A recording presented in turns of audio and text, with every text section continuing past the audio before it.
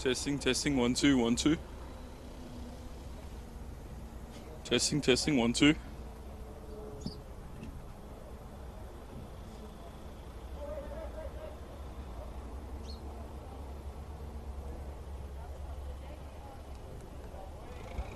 Testing, 1 2.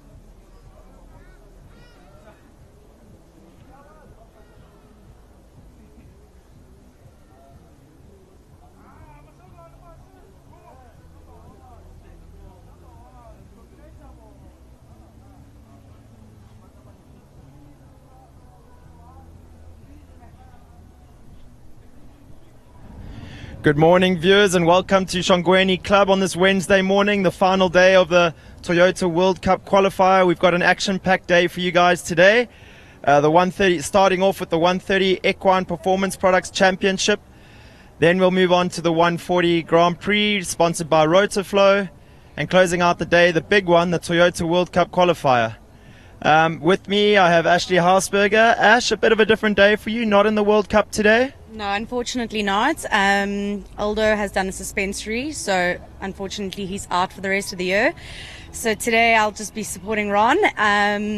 But I've got my 130s now, and I've got a Sir Crumble in the 140s. You say you've got the 130s with a very exciting young horse, Laredo, Callahoo Laredo. Really starting to look the part with you. I must say, he jumps much better for you than with Ronnie. Tell me a little bit about that horse and his production. So we bought him on the 2021 auction from Callahoo, obviously. I produced him for a little bit, and then he almost went a little bit green with me when we got into the 120s. So I asked Ron to give me a hand with him for, it must have been a year now. And he's sort of brought him through the 120s into the 130s, and we swapped back a couple weeks ago, and now I'm trying to see if I can ride him instead of Ron. I must say he's looking much better with you. You know, sometimes it's good to have someone like Ron who can miss a little bit, open the horse's eyes, really keep them sharp for you. Ash, you've had a wander around this track. What number are you this morning on Laredo? I actually have no idea. I think I'm 20-something. Okay, hopefully not early. You've had a little wander around the track. What do you think? I think it's really friendly and, well, not friendly, but a nice track for the 130 top 30. The horses have jumped well, and obviously we've been so lucky to have Stefan here building for us, and he's built some really sort of different types of tracks, different layouts, long canters between the fences. I haven't jumped too many clears yet, so I'm hoping to jump one today. I think you've got a good shot with Laredo and Crumble. Crumble looked magnificent in the Grand Prix. Like you say, this track a little bit more spread out than what we've seen over the last couple of days. So it'll be interesting to see how the horses and riders handle that. Viewers, we're going to cut up to the commentary box with Brendan McNiven shortly. Give Ash a chance to go warm up her horse. Ash, good luck for the day. Wish you all the best. And I'm pretty sure with Ronnie, you know, you say you're not in the World Cup, you're supporting Ron. There's usually lots to celebrate with him. Yeah, I hope so today, especially. Obviously, today's the biggest day, being the last leg. So hopefully we'll be having big celebrations later, but we'll see.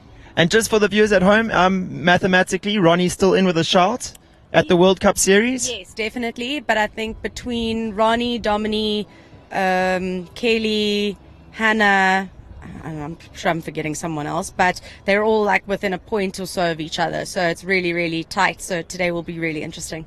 I think even George Cutler said mathematically. I forgot about Gorgeous. He's going to kill me. He said even there's a mathematically he's in with a shot. Yeah. So viewers, a lot to ride for these riders here today. An exciting day, 3 big championship classes. Stay tuned, don't go anywhere. There's going to be a lot of action. So to get it all into just 30 seconds, I've asked for a little help. All right, take it away. What do you say? 4.4 litre fuel consumption, touchscreen, central locking, power steering, electric windows, park distance control, Apple CarPlay, Android Auto, airbags, ABS, and an EBD, and a VSC, and an HSC, 7 color options. Look at that, boot space. Sold. Well, I'm sold. Toyota Vets, more car, less cash.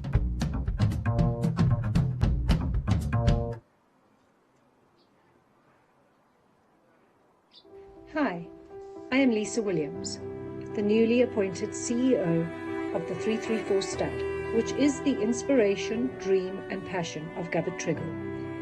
I am proud to be part of a team and an organization whose vision is to be nothing but the best.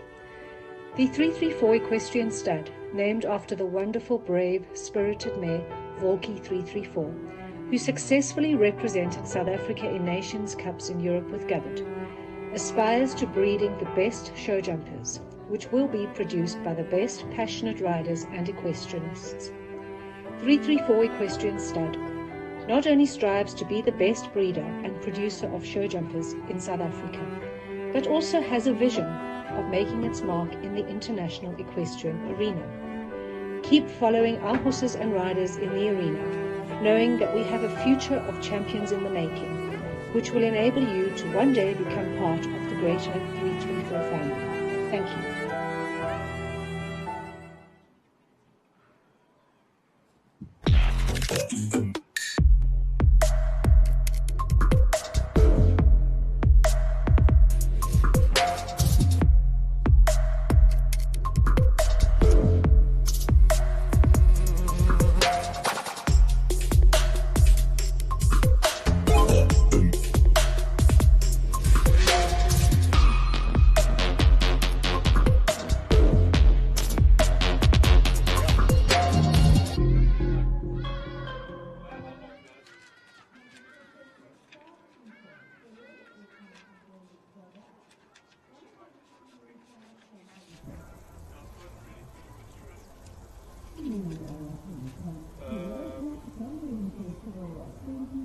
Yeah, I'm ready when you are. Is Sten on his way? Are you wanting to start without Sten? Should we wait for him?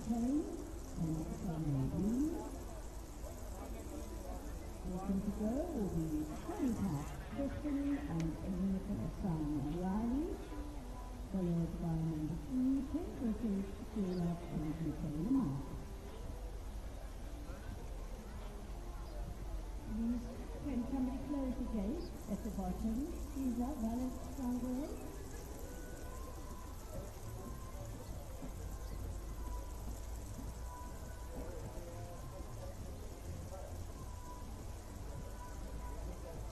Is that Valet Shongweni?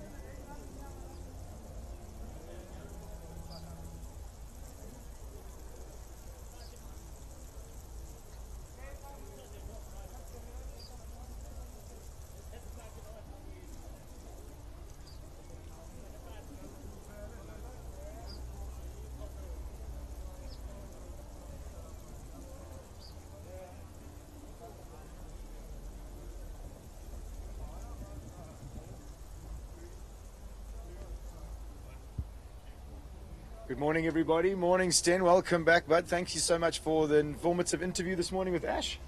I don't know how informative that was, but always a good laugh with Ash. Exciting day, championship day, as you were mentioning, World Cup day, Wednesday. Very strange day that we're watching show jumping here, but for all you viewers at home, I hope that you're going to enjoy the day as much as Sten and I are. We've got front row seats here. This is the Equine Performance Products 130 Championships. These are the top 30 riders in the class. Saluting the judges there. Our number one rider, One Insurance Capital Chicane, Shanae Bean, riding out of the RH equestrian setup. See, she's been on form all week. These riders had to qualify for this championship class, so it is the top 30 riders who've competed throughout the week. They've qualified to ride in this champs class, so we're in for a treat. If anyone saw Leona van Amstel's jump off yesterday, I think we're going to be seeing a lot more of that today. And watch Shanae as she navigates her way around this track. We walked 9 strides. A little bit cantering from 2 to 3. I see the spooky wall is back in on World Cup day. See, Stefan has made it a little friendlier in its size, Brendan. Balancing 6 down the hill, beautifully ridden. That plank definitely looks like it's on upside down cups, so it's going to need some careful jumping. That oxer rides quite big coming up the hill at 6A. Oh, she is an acrobat, this horse. Something I think the viewers at home will notice today, Stefan's definitely made the jumps a lot more spaced out. Yep. Really tests rhythm riding, and as you're saying that, then you get a really tricky sweep up the hill here. Triple combination.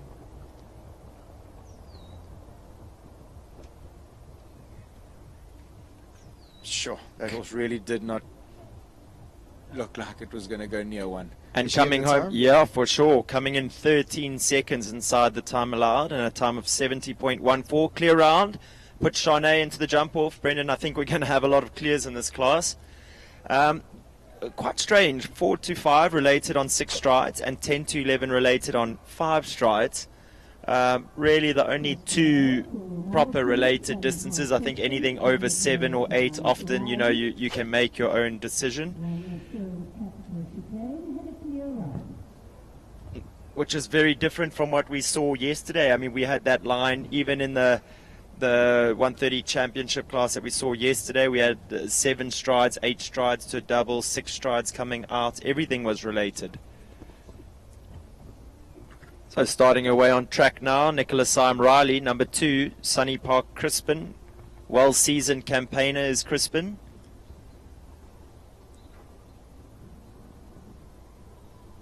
Again, not wanting to say too much. He really is a competitor for Nicola. I do love his attitude and his way.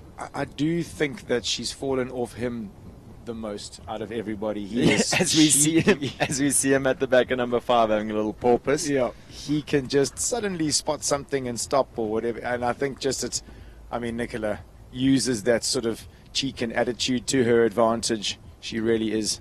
But Brendan, correct me if I'm wrong, I think often it's more him playing at the back of a jump definitely. once he's done something well. I know Gonda's always reprimanding Nicholas, saying, don't let him play so much. Nicola doesn't seem to take much notice, though. We've seen a few horses look at that Slazer jump over the week. Let's see if it plays a role today. It's definitely in quite a tricky place for the line that's coming after it. Well recovered. A little bit of a Houdini move there inside the treble. Doesn't phase Nicola, though. Brendan, I think it would be amazing to know the number of podiums that Crispin has earned for Nicola throughout the years. Or just general clear rounds, and he's a clear round machine. But I think clear rounds is like selling him short, because when he's clear, he's on the podium usually. Yeah. He is super quick as well, you are right. Number 3 up next, Penbridge Sherlock, Michaela Martin, riding for Mom Belinda Martin. Belinda having a nice finish to her show yesterday. Getting a good ticket in that 130 class. 120, wasn't it? Sorry, 120 champs.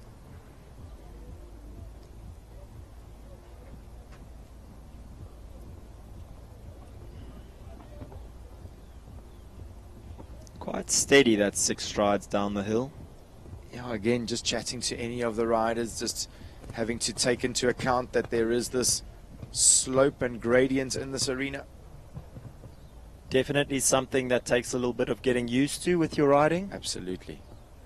Whoops. Wow, running out of a bit of space, but really making a plan.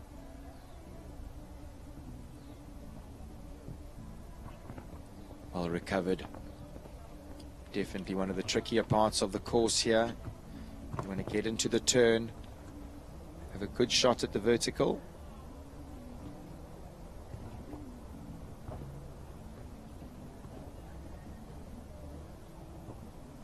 Yeah, super. Michaela Martin making it 3 from 3, so 3 starts, 3 clears, 100% clear round rate. This is going to be a quick jump off. Absolutely. Interesting where that CLE Oxer is right at the end, right by the gate. We have also seen that fall. But I think, Brendan, much better weather here today. Sun's out, no clouds, no mist, better lighting. And I think that definitely plays its toll when jumping those darker coloured fences. Making her way on track now, Janine van Sommeren, riding number 4, Bauman's Drake. Janine rides out of the Bergview stable setup, coached by Carol Nurden.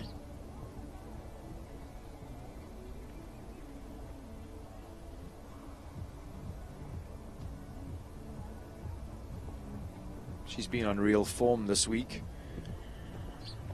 I don't think that has anything to do with luck. It looks like 100% organization and plan.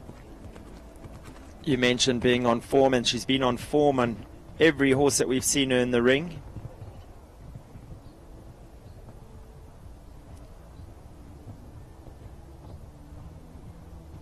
sure you can ride that better. No, she just really is well organized and effective around the courses. Always seems to have the horses in the right place at the right time.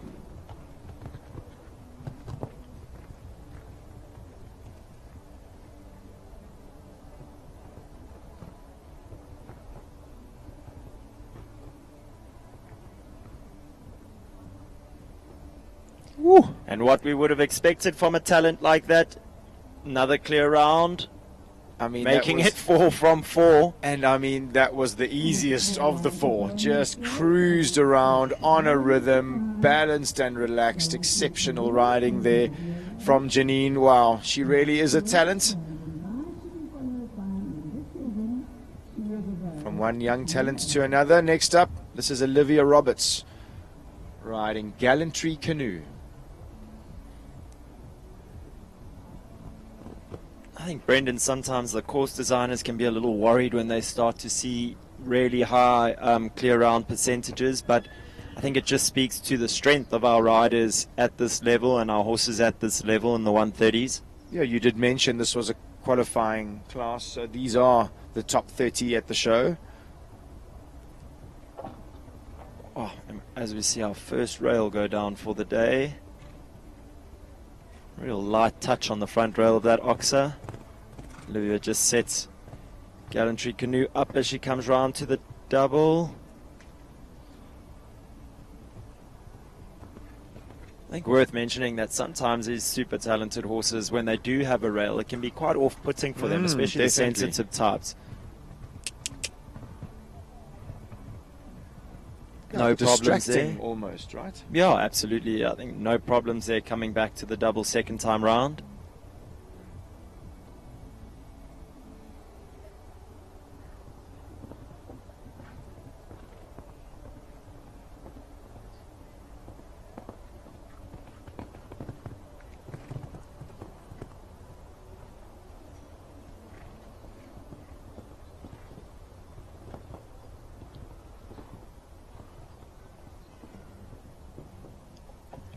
So after a real good week of show jumping, not panning out for Olivia in the championship class here today.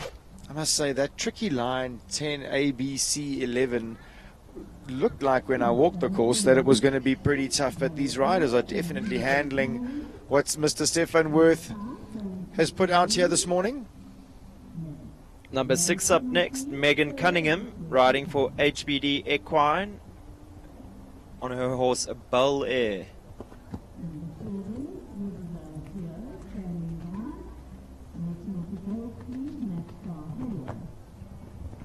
Yeah, that horse really kicking off the ground there at number 2.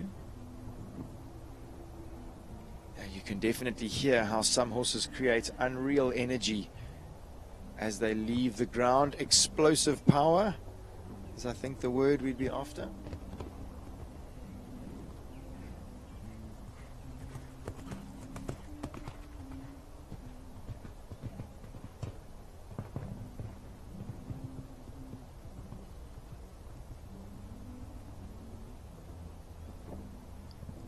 I must say again, you know, that sort of 6A and B up the hill, Oxa jumping in on a rolling sort of open distance up to the hollard there, you would think would be quite tough. Has ridden really well this morning.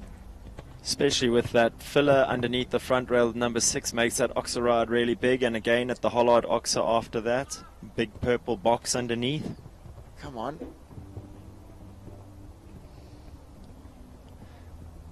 This is going to be a proper jump off. Makes it 5 clear rounds from our 6 starters, and I didn't get to the end of my comment earlier. I was saying, you know, when the course designers start to worry a little bit about their high percentage of clear rounds, I lick my lips because I know exactly what's coming in the jump off. They're going to be going low flying.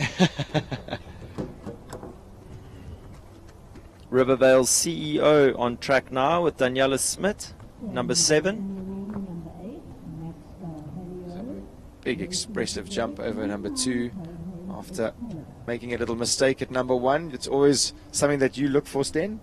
Yeah, I think it's so important to know your horse, Brendan. You know, some horses need a little bit of relaxation before they come into the ring and make their way to number one. And then other horses need to come in sort of fired up and ready to go. I think you want to leave your warm-up a little bit late and have them sort of barely over their last warm-up jump before you make your way to number one. I prefer that for myself. I don't like to come in and let the horses sort of cool off or go to sleep too much. When we went on a trip to America, I noticed that a lot of the riders left their warm-ups very late. Brendan, as late as like 2 horses. There'd be like 2 horses before them and they'd go over their first jump. Gee, isn't that amazing? Sometimes here, I mean, we've seen horses where people start 10 horses out almost jumping. And I guess that's just knowing your horse, but I think definitely does also work to keep horses sharp and awake when you can, well, if that's what the horses need. If that's absolutely, if that's going to benefit you, them and the round. So 12 penalties there for Rivervale's, do you think it's CEO or CO? And Daniela Smith? CEO just sounded so cool to me. Next up, number 9, this is Maxstar Halley O. Aaron Dempsey in the saddle.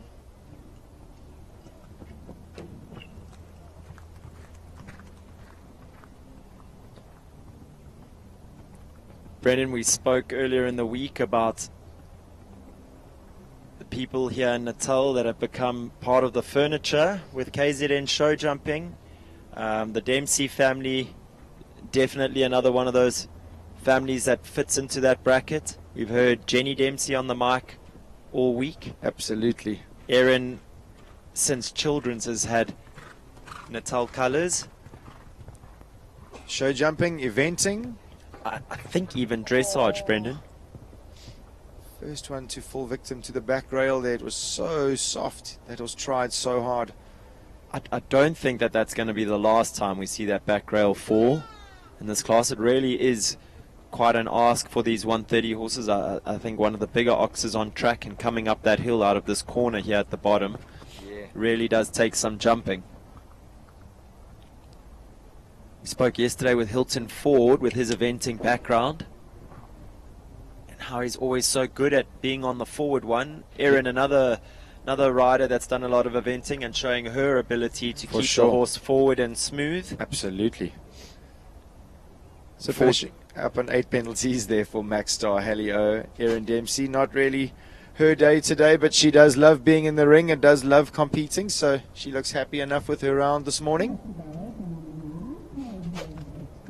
Next up at number 9, Coldhame's Excalibur, Kathleen Selleck, riding out of the Sandy Lane stables, trained by Jethro Bauer.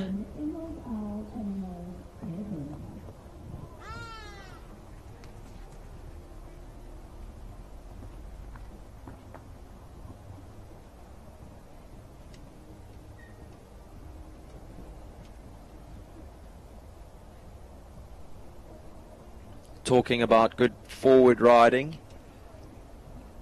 seems to be part of Kathleen's repertoire here as well. Gosh. Forward and positive. That horse jumped that ox out of his skin.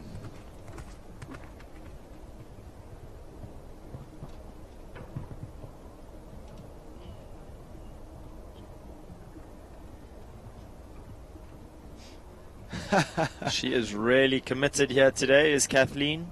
And how is this horse's ability to get his body out the way? And Brendan, not a pull off a turn so far. Picking the forward ride everywhere, making the horse's job a little easier.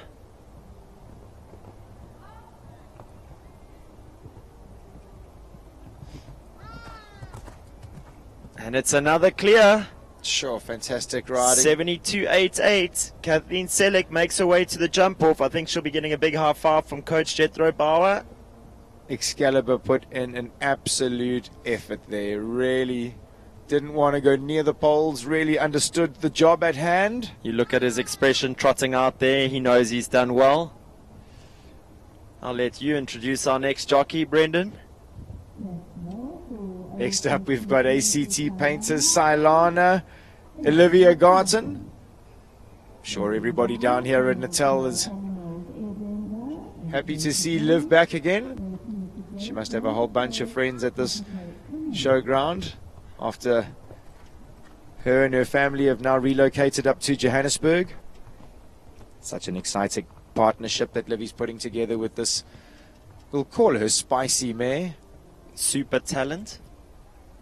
Spicy, super talent. Absolutely, just she's got it all. I think the most exciting thing for me is just how she suits the way Livy rides.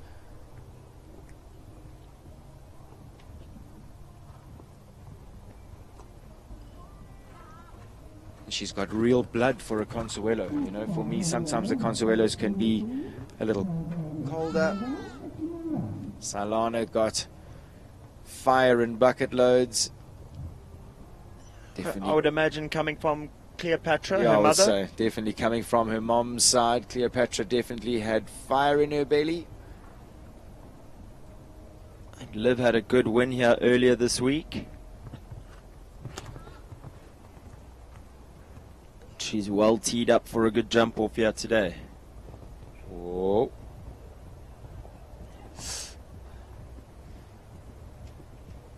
Yeah, well ridden down that last line. Another one in the jump off. Careful as a cat.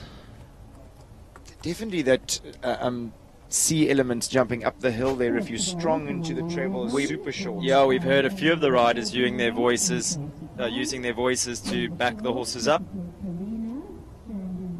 Next up at number 11, Emerald Isle Animo's Airbender, Tracy Khan. Tracy had a really good ticket on an exciting young stallion in the 120s yesterday.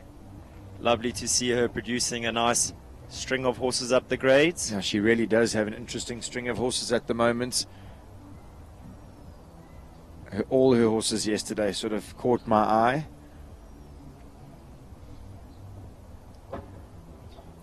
That fell so late.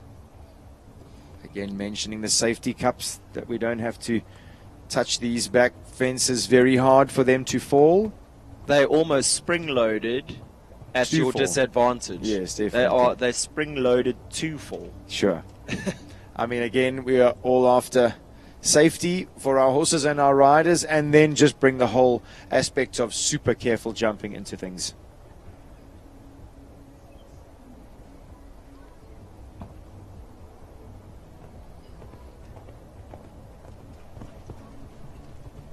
I shudder at the thought, Brendan, but I wonder if it's ever going to be on the cards to have these shallow cups that we have on the front rails and on the verticals. I wonder if that's ever going to come into play, that those become safety cups as well, that they fall even easier, making the job to jump a clear round even more difficult.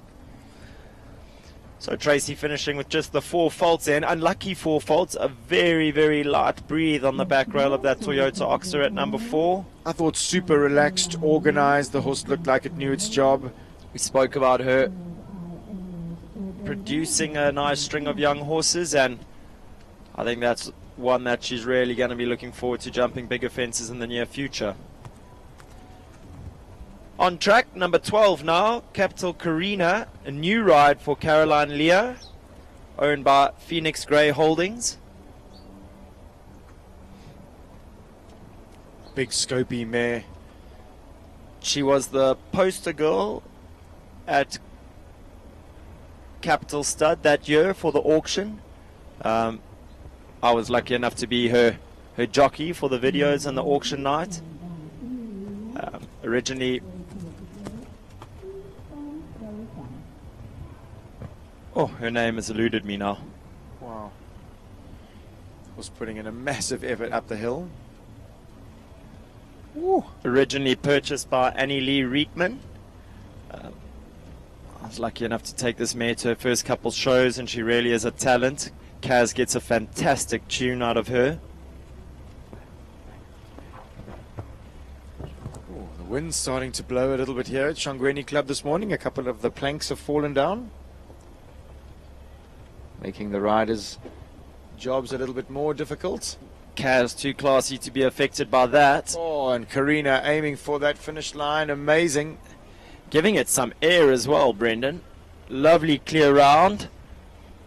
spending a bit of time in the air over the jumps. One of our slower clear rounds that we've seen, but clear nonetheless, and she'll be back to gallop in the jump off. I think just spending that time in the air is going to add a few seconds onto her round. Oh, but Kaz knows how to go quick. Must give quite a nice feeling, that.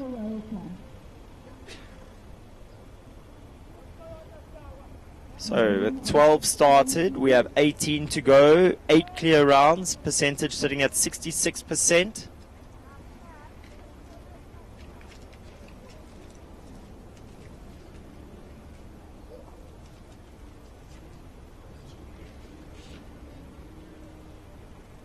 First of those 18 remaining competitors to go, number 13, 334 Madalifi, 28. Carolyn Duprier for the 334 Sports Horse Stud.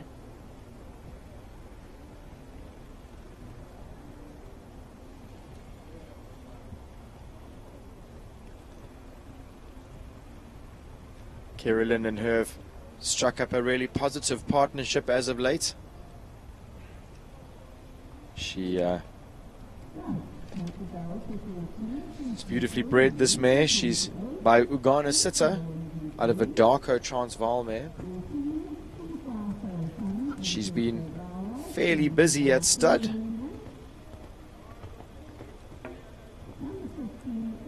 She has 6 foals on the ground. Some very interesting breedings in there. The 334 have decided to put her to Casemiro, to Ultimato, Don Rato, twice to Brandon, and then once to Trinidad. So most of Govett's favorite stallions in there. He obviously thinks the world of this mare.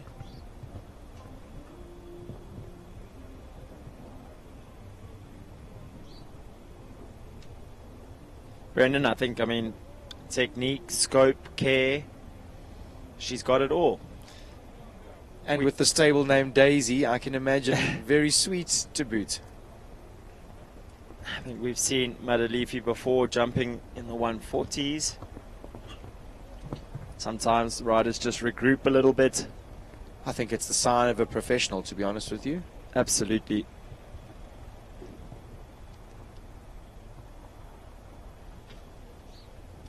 Easy as you like. That's another one through to the jump off.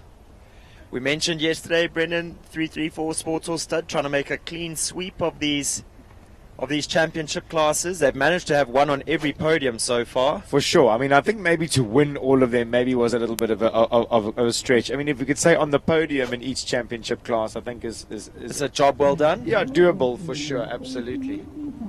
Jethro Bauer up next. Number 14, Fee 5 Fo Fum, riding for Shane Watkins. What a cool name. Very cool.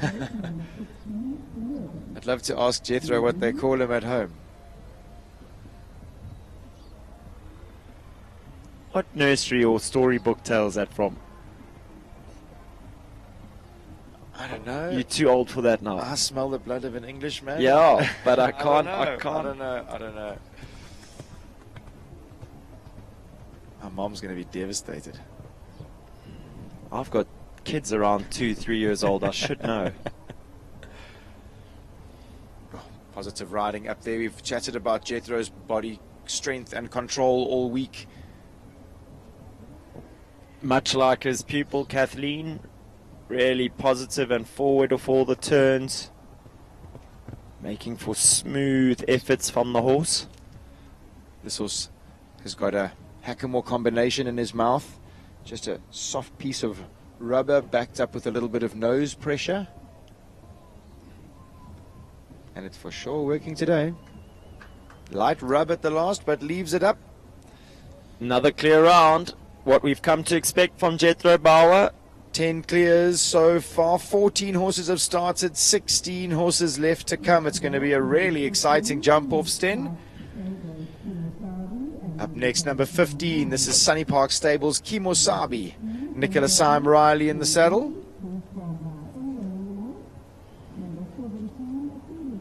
Nicola just adjusting her girth. I think this is one of my favorites, to be honest with you. I was going to say, I love this horse. sorry, Nicola's got so many horses and a lot of plain brown ones. Yes. Brendan, this is the one that goes quite high over the fences. Oh, man, it and just... quite high. It was underplaying it by a mile, hey? Yeah, you know, I think it's got so much ability. Nicola was just saying to me she's got to try and get it back on the ground so that it can concentrate. But I think this is an exciting horse for the future for Nicola. You mentioned she has a fair number of horses, but I'm sure this one's got to be creeping up into her heart.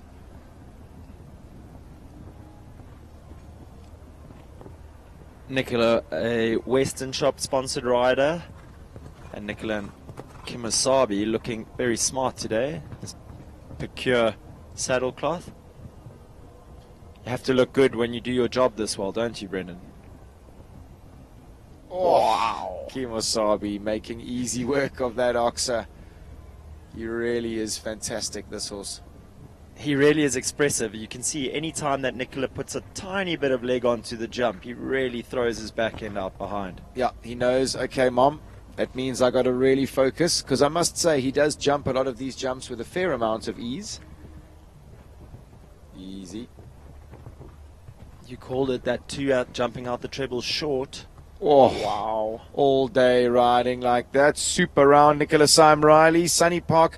Kimosabi makes it 11 in the jump off. Halfway through the class, and our percentages sits at 73%. This is a strong field of riders. And they only look like they get stronger as we go. Next up at number 16, Gelurven BB, Amelia Campbell Horn. The lady behind HQ magazine. Yeah, all our information and our stats shows that she's got a touch of riding talent to go with it. Absolutely, and isn't this horse looking an absolute picture this morning? Magnificently turned out. I know Amelia takes looking good very seriously. Oh, she's very good at it. Definitely a lady who's built to ride. Long legs. Something you and I would know nothing about. Long limbs. Brendan, that Hartford house jump definitely jumps better with the boxes at the bottom and the poles on top. I mean, I know it needs to be a wall for the bigger classes. Sure. It's funny how none of the horses have a problem with it until it's a wall. It'll be interesting to see if they put that little Hartford house emblem underneath the wall again today, or if they leave it just as a gap. Yeah, well, we're going to wait and see. Exciting times. The World Cup qualifier coming up at 1 o'clock this afternoon. Sure, Amelia's body control there over the Epel Oxa, quite a picture.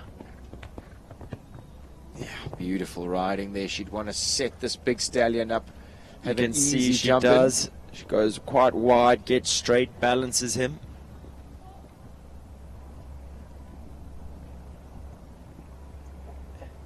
And the clear rounds keep coming. 12 clears so far. Wow. 75% clear round rate. That, as you were saying, Sten, we're all licking our lips for a really sparkling jump off. From one set of long legs to another, Kerry Muir up next, riding for partner Oliver Bishop, the Phoenix Quarrel. I saw Oliver this morning. He's got his white breeches on, so he's obviously going to be doing his thing today as well.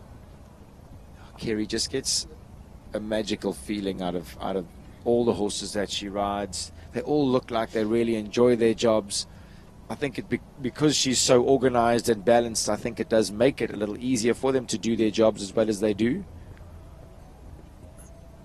I think much like Oliver, I was going to say that I was just thinking their personalities, they're both cool, calm and collected, very relaxed characters. But incredibly competitive. When you're walking, I was going to say, when you're walking around having a chat, I mean, they seem a little bit like almost disinterested sometimes. Yeah, that's the word. Yeah. They get on a horse and you've never seen people faster, quicker or more passionate about their riding than these two. Must be a competitive household.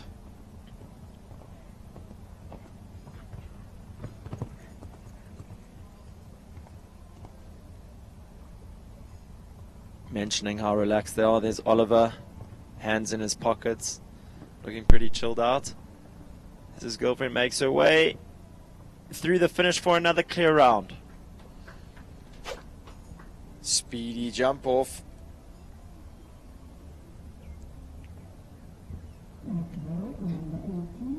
So a lady that I was fortunate to interview earlier up next, Ashley Healy, riding for Hausberger Financial Services. It's the Hausberger's Calaho Laredo entry, number 18. And viewers, if you'd like to see an unbelievable example of a modern day sport horse, watch this horse do his job. I don't know if you were listening, Brendan, but Ash was saying how she's so lucky that Ron has been able to help her produce this horse up the grades a little bit. I said to her, it's always nice to have someone that can be a little bit inaccurate like Ron, because really helps to keep the horse's eyes open. Wow, this horse is jumping. Keep your eyes up, Ash. Someone needs to whisper in his ear that this is only 130. Good shot. He is an acrobat, this horse. It's such a testing and trying sport is show jumping. Unfortunately, Ash sounds like her big horse Aldo has got a slight injury, so he's not going to be jumping the World Cup today. But this horse thinks that he's stepped up to the plate to jump the World Cup. This must feel like he's jumping the World Cup. Ash keeping her lines really neat and tidy, because this horse does spend quite a lot of time in the air. Yeah, and I just think going back to their team, it's amazing to see how effective it is. Ronnie, an integral part of that clear round, but beautifully ridden today, Ash. She'll be thrilled to have that horse back in her string and looking like it's actually easy game, to be honest with you. Yeah, a really well judged round in a time of 81.64. I mean, look how big he jumped over that Toyota line. That is crazy. Wow. Is exceptional. Alexandra Mazeski up next, riding for sister Sophie Mazeski, number 19, Regenesis vet, Conchita M. See Coach Damien Stevens sitting at the in-gate there, watching on closely. His team of pupils have been well represented at this show. I believe their route was they were at the show at Plet. Then they made their way down here to Shongweni for this show. Then a lot of them will be returning to Johannesburg for SA Champs before making their way back to the Cape. So these horses really have got their Voyager miles racking up. Yeah, and it's quite a trek. I mean, that's pretty much all around South Africa. Oops. Again, that back rail proving to feel a little far away for some of the horses jumping up the hill.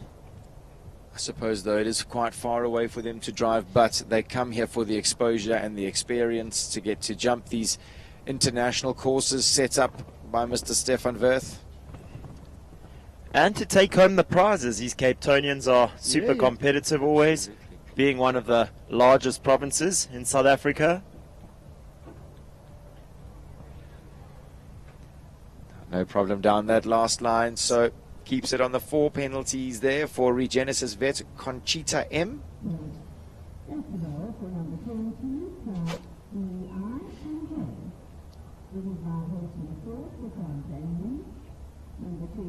Sten, I'll let you introduce the next horse. Brendan, amazing how I don't think we've seen any riders have that Toyota plank down yet. And you mentioned earlier it's on a flat cup. Yeah. Horse is really showing some good care today. So yesterday's 120 championship winner, Hilton Ford, riding Fly DL&J for owner Grant Langley. I said to Hilton yesterday, I mean, he's obviously been doing all the right things at Langley Equestrian Centre to be given the privilege of riding a mare of this caliber. Oops.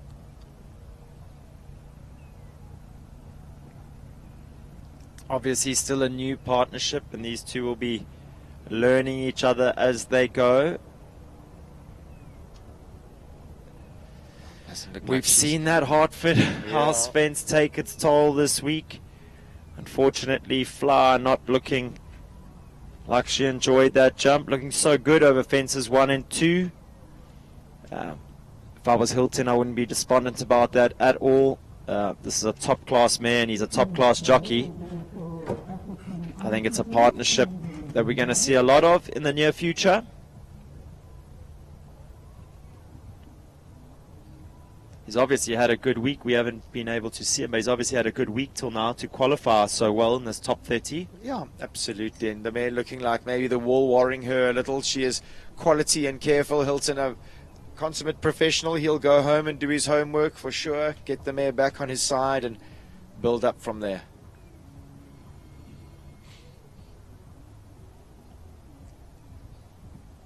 Back with her second ride of the class, Olivia Roberts up next, riding number 21, African Artisan.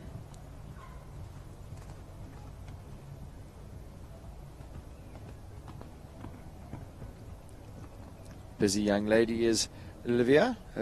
She has multiple horses scattered across the open grades. She hasn't managed to book herself into the jump off yet today, and I think it's a round that she's going to be desperate to be a part of. She'll be looking to keep it clear here.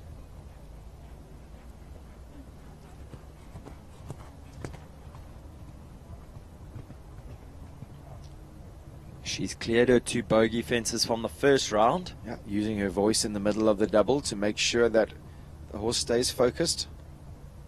No problem over the Hollard Oxer.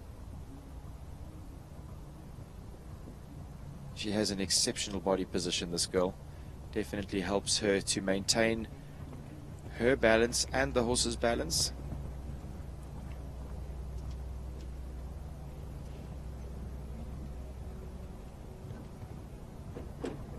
Oh man, that was a soft fence. Soft fence so late in the class. She did everything right also for me.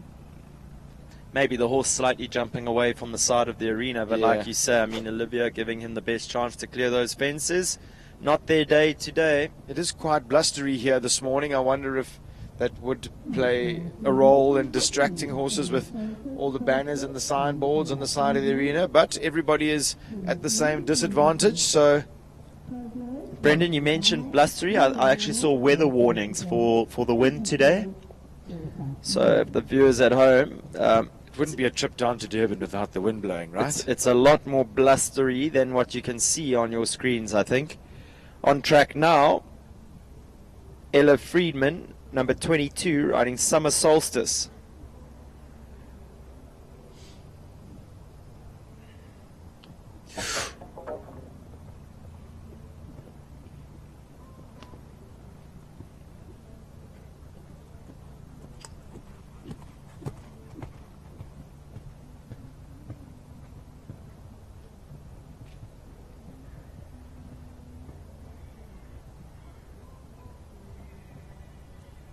Really good up that line, the double to the Hollard Oxer.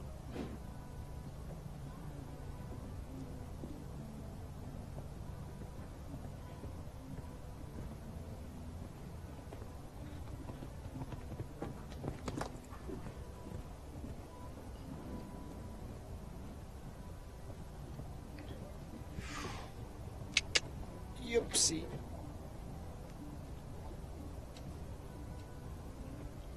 Oh man, I was going to say quite some effort from African Artisan there, from Summer Solstice there, to try and make it through that treble.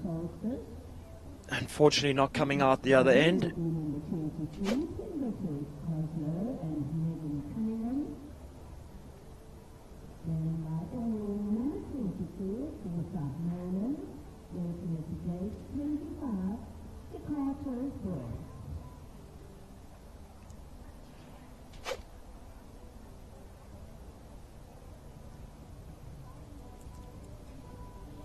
So it seems like Ella is all good as she makes her way out the arena. 23 is going to be up next. Penbrit's Coslow, Megan Cunningham. Returning with her second ride.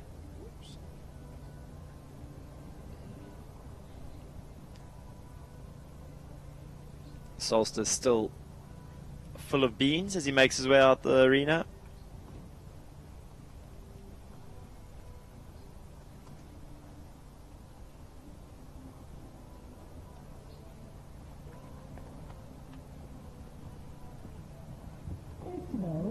So Megan's bell sounds.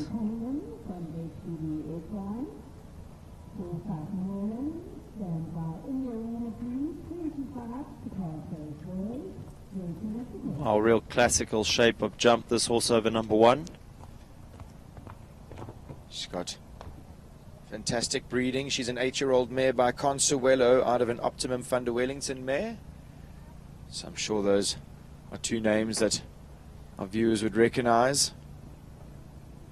Megan already in the jump off on her other ride of the class, and we saw that really works in your favor when we watched Hamza and Leona yesterday go like the clappers in the 135s. Like the clappers. I think they both managed to improve their time each time they returned to the ring.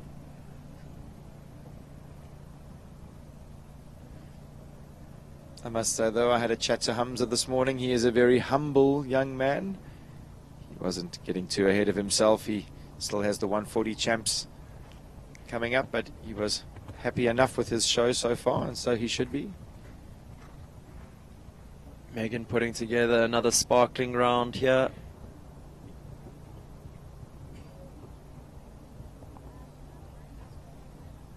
Absolutely foot perfect. Neat, tidy and clear. Gives her 2 rides in that jump off. 2 shots at being on the podium, Brendan. Yeah. Maybe she can replicate Hamza's achievement yesterday, getting 2 places on that podium. Something that doesn't often happen, but exceptional riding has taken place over the last few days. Grant Langley is up next, number 24. This is Foresight Merlin. Another beautiful stamp of a horse out of the Foresight stud. Wow, good jump over number 2. Merlin, quite new to this level, but had a little tour of Joburg recently for 2 weeks and managed to string together multiple clear rounds and prizes in the 130s.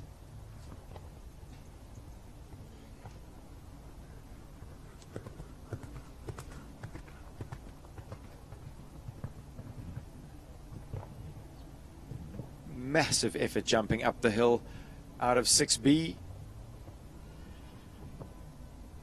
Disciplined distance up the hill there to the Hollard Oxer.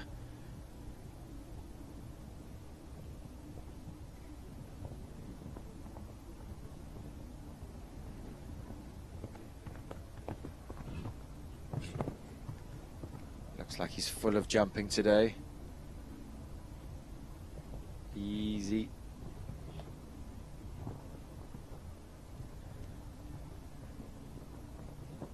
True to the script, another clear for these strong Natal riders.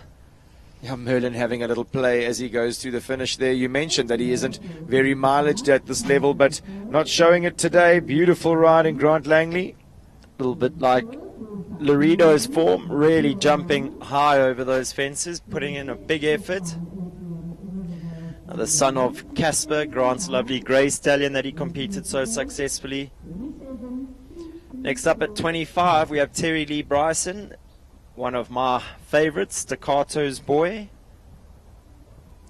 Sten, you had the opportunity of competing this horse a little, did you?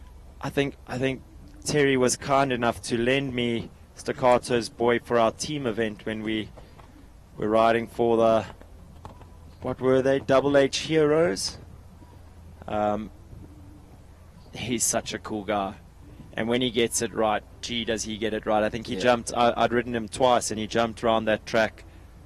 He jumped double clear, I think, for the team to put us on the podium that year. It's the first time we've seen that plank go down. Yeah, you could hear Terry using her voice there, realizing she was getting a little deep. He's got so much step. And expressive. Huh? Yeah, power off the ground. Brendan, you were involved in this horse's early production, weren't you? Yeah, I really, and it's great to see him perform like we all hoped that he would. You know, I think when you ride young horses, you never know whether they. Oh, Terry's just canted past that e-pole fence. And in fact, actually just thinking back to it, Brendan, my wife Kirsty was, almost want to call her an agent. She's a young lady that found this horse as an unbacked 3-year-old. He had quite some jump in a free jumping lane. He really did. I think the horse was through Janine Burnett in the Down UK. that last line, easy as you like. Oh, and a score that doesn't really reflect the round. I think a really good round from Terry there. Like we said, sometimes these horses can get a little distracted once they've had one down, these sensitive types. Yeah, he definitely doesn't like making mistakes. Does try his best. Talking about horses that don't like making mistakes, up next, a young man that definitely doesn't like making mistakes, and you don't see it often. Ivan van der Sade riding number 26, Equilibrium. Rivervale's barely a minute. I do believe this is this horse's sort of first big show at 130 level, Brendan. Shame, just maybe showing a little greenness there. It's only a 6-year-old. Interesting pedigrees by Bono van der Kikkerhof out of a Belle Notte mare. Not sure if the viewers would remember Jody Peters riding Belle Notte. Very successful with Jody. Originally owned by Derek van Rooyen. He was stabled at Langley Equestrian Centre, as so many horses are down here at Natal. Grant had a hand in producing him in the early days, and then Jody and Sue purchased the horse. And I mean, this horse's sire, Bono, needs no introduction. Jeepers, he's bred winners in the sport for us. Really just fantastic partners to be in the ring with, so solid in their brains, rideable, kind, do their job with such ease. Ivan had great success on another Bono, best wishes. So I'm sure he's going to be trying to put another partnership together that was as successful as the last one. So finishing up on 8 penalties there for Equilibrium. Rivervale's barely a minute, and Ivan van der Sade.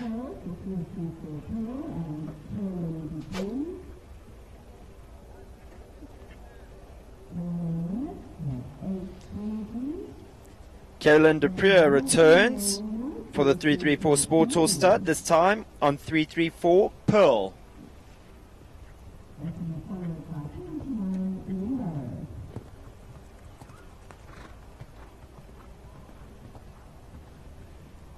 So some interesting information about Pearl, as she comes from the same breeder as 334 Brandon.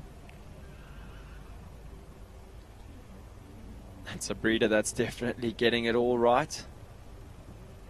Wow, look at her jump over that Toyota Oxa.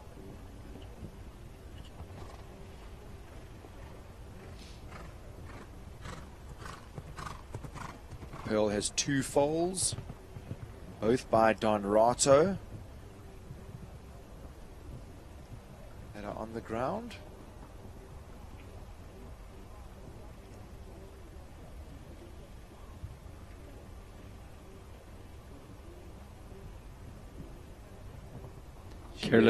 Carolyn keeping a good ground speed here. The horse really moving forward, throwing an amazing shape over the jumps. She does have an unreal pedigree, this mare. Her grandmother is the mother of a horse named Perrette, who is the same sire as Pearl, Pessoa VDL. Perrette went to go on a jump 170, competed for the Canadian team. So interesting fact is that Govert actually owned Perrette as a young horse. It's amazing. Clearly has a good eye for a horse, does. For a good horse, another one into the jump off, doubling up on her chances at a podium finish again. Yeah, come on, Carolyn. Willing on those 334 riders to give it a clean sweep of podiums in these championship classes. Next up, looking to do much the same. Chris van der Merwe riding his namesake, 334 Nunu. I did chuckle when I see Chris van der Merwe and Nunu in the same sentence. Not much. I'm That's not Nunu sure about Chris. I was going to say I'm trying to come up with a situation where Leona calls Chris Nunu, but it just doesn't. You can't create that. Nunu is a 9-year-old Oldenburg mare. She's by Naldo out of a Kalido 1 lacrosse mare.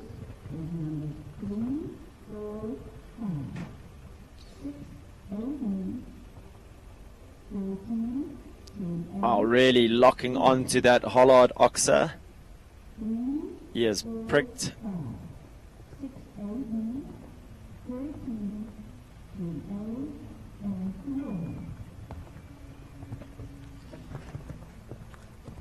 She definitely sizes up the fences as she makes her way to them. Just looking at a bit of information about these horses, you see the length that the team goes to find these incredible mares. This mare, 5th generation dam line, called Dygart, who is a full sister to Paul Schockermoller's Deister, who was a triple European champion. So the pedigree's all there, and it's another clear round for the 334 Sports Horse Stud team. Great riding by Chris van der Merwe there.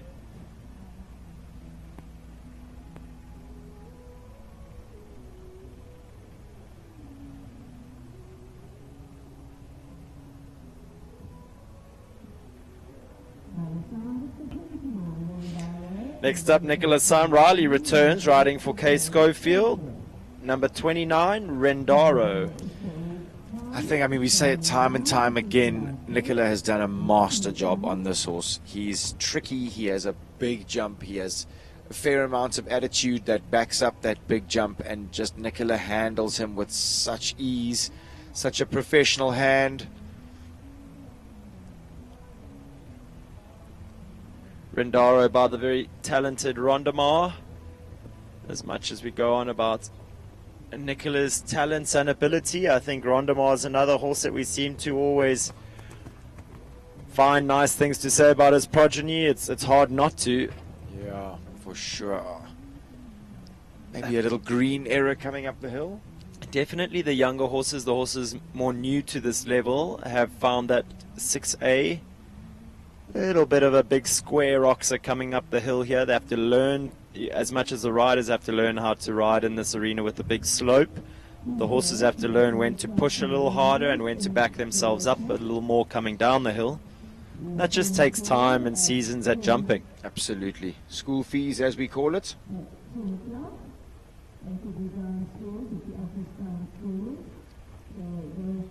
Nicola is such a fantastic jockey, I must say.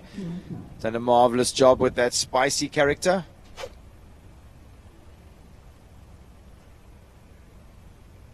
So next up, our final combination for this class, Thomas van Rekevorsel riding number 30, Kalaho Shahrukh Khan. Brendan, we saw Thomas having a little canter around the polo fields yesterday on this horse. Nice little hack with his trainer, Dominic Alexander. Yeah, keeping things relaxed, but obviously all horse-orientated. Mostly horse-orientated. I mentioned he's learning Hillcrest fairly well these days. You spoke about nice for Olivia to come down to Natal and have her friends around and be able to catch up with old friends. I think Thomas does a lot of the same.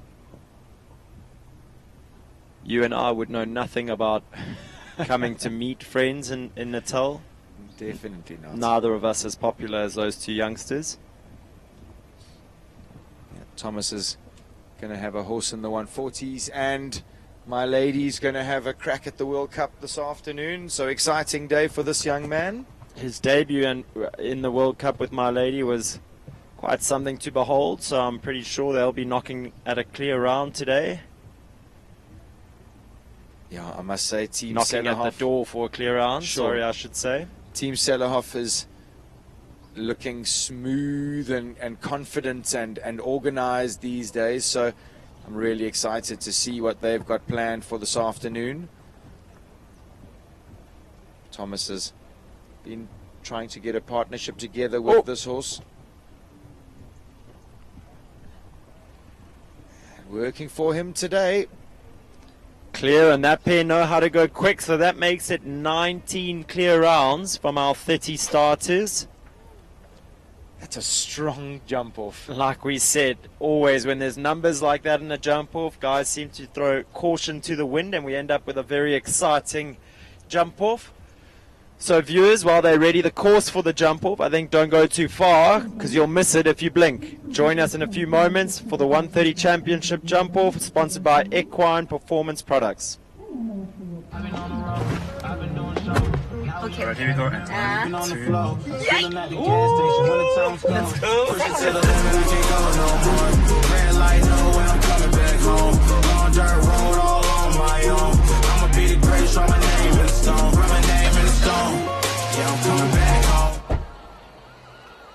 Push it to the limit, I can't go no more. Red light, no way, I'm coming back home. Long dirt road, all on my own. I'ma be the greatest, my name in stone. My name in stone. Yeah, I'm coming back home. Yeah, I'm coming back home. Look at this. How do they even find these places? Push it to the limit, I can't go. The Toyota Urban Cruiser. Go find your fun.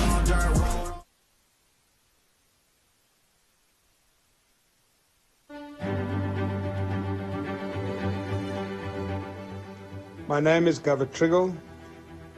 I'm the founder and owner of the 334 Stud. It is a well-researched fact that a mare contributes 60 to 70% of the attributes of the foal.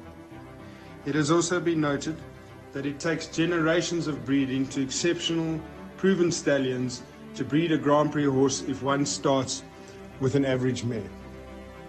Therefore, at 334, we breed from an unrivaled group of selected performance-tested mares that have competed at Grand Prix and World Cup level. Our minimum criteria is that a mare must have at least been successful at 1m40 level.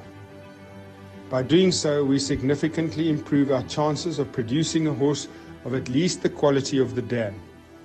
We improve our chances of producing a sound horse, as the dam needed to be sound to compete at the highest level.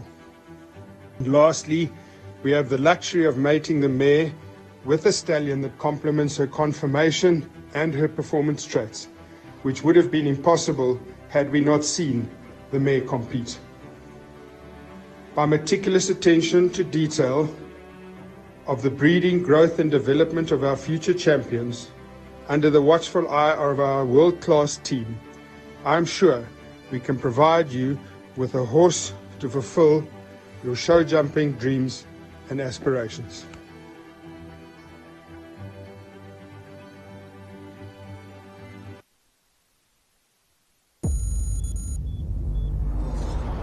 Control to Fortunate, you're heading into uncharted territory. Over. Copy that, Control. We've got this.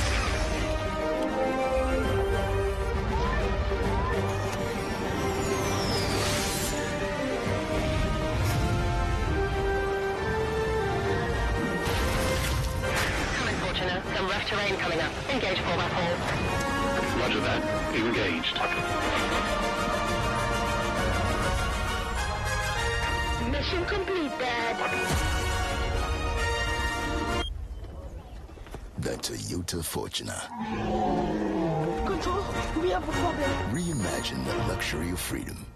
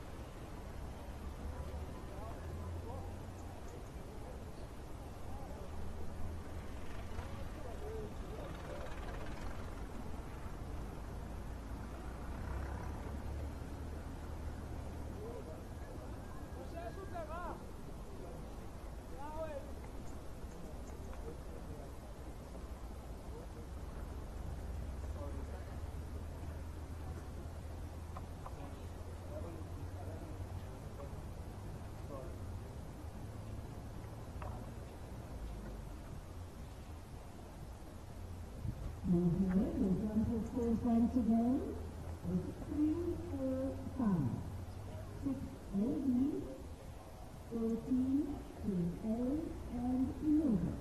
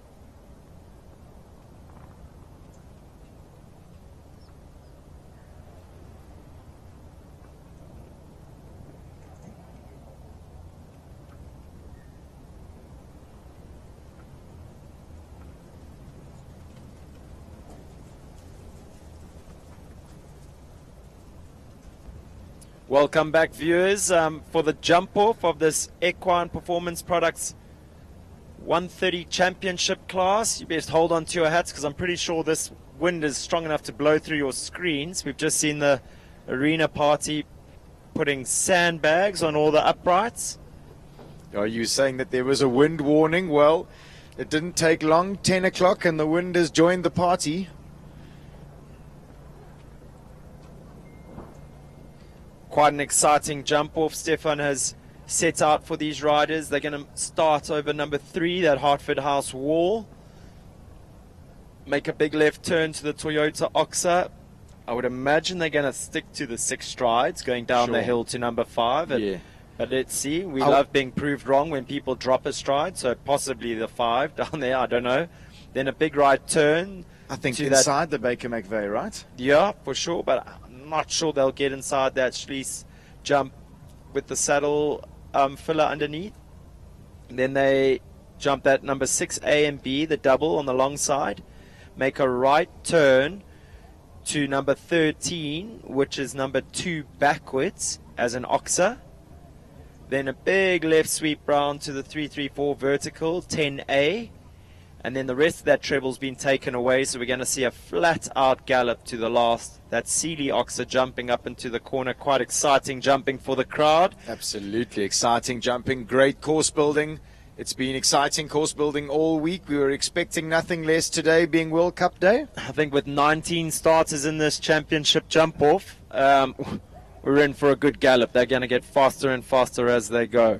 I think just the word you used there, gallop, to me it looks like a galloping jump off. It's sort of 1, you got to gallop around to 2, then steady up for 3, nip inside, and then you got to go 6A, 6B, keep moving to the Western Shop, keep moving to the 334, and absolutely hammer it down to the last. I think our winning combination is going to be the one that thinks when they think they've kicked too much, they're going to kick 3 more times as they go around each turn. Well, we saw Leona van der Merwe leave nothing out here yesterday. I'm sure that the riders were all watching it, what that took to win that class. Let's see what it's going to take to win this class.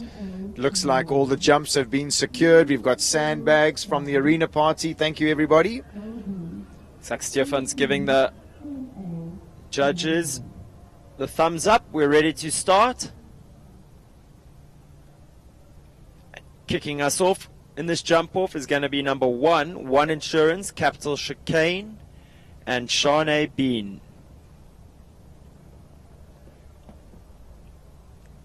Shane looked relatively quick already in the first round. Chicane putting in quite a big effort over a lot of the fences. She'll be looking to up the ante a little bit even more on this jump off. I'd say the only thing that would work against this partnership is the time that this horse spends in the air. It's desperate to be careful.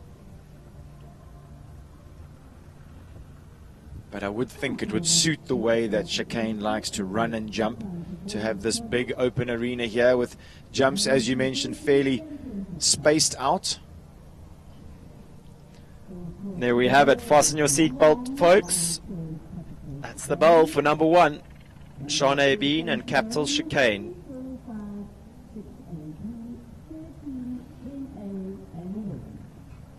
I wonder if we won't see a few of the riders take a wider approach to number 3, that they can be thinking of going left a little earlier. She's nipped inside the hollard.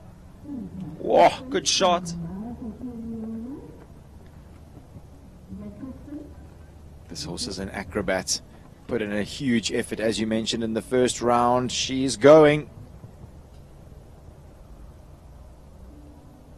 If you wanted to know what we meant by going forward off the turns, this is it. Wow. Inside again.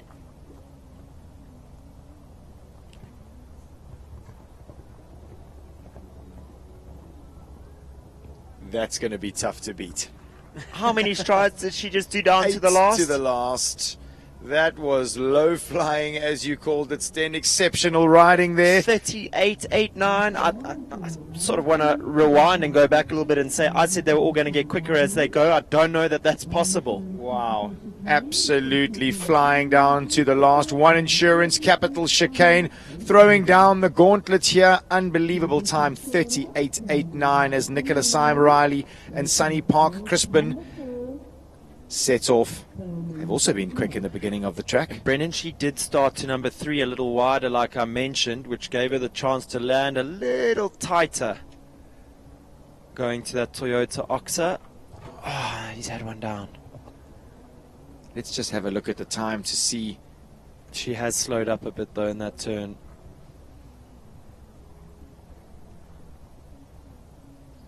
Ten strides down to the last, time of 40.42. It just shows you, I mean, Nicola wasn't hanging about, and she did 10 down to the last. Shane was flying. You said 8. Yeah, flying, wow. flying, wow.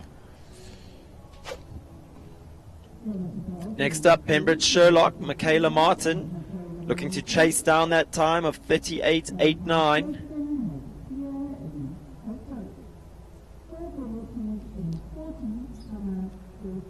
She's gone around from 1 to 2, so her game plan might be to just put up a good double clear.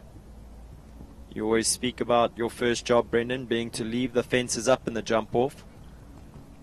And you know, it can often happen in a rat race like this where there's lots of horses in the jump off. You end up with quite a few horses having 4 faults. So if you can put up a good clear and quick enough. Michaela praising him as he goes through the inside turn. Good boy, she says. So she goes flooring it down on the 9. 9. Chicane showing that she's got step. Fantastic riding there from Michaela Martin. Double clear, 44.28. So good enough for second at this stage. Next up, Janine van Sommeren, riding Bowman's Drake. We've seen her be quick all week. Can she be quick enough today? Let's see. See, she creates the angle. Shawnee was so quick there, Brendan.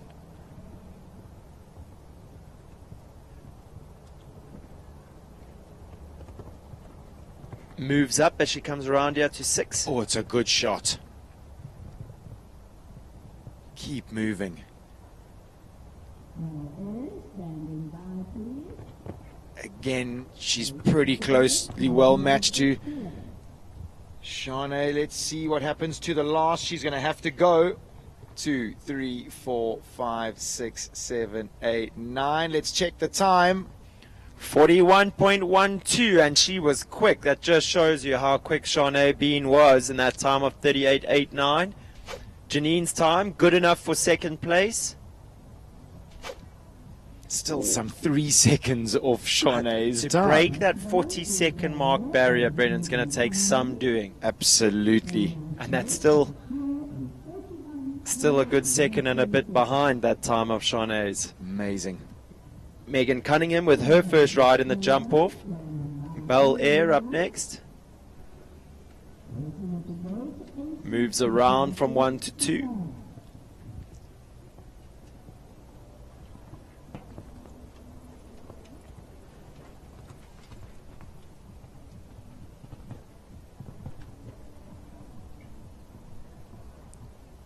She's nipped inside there.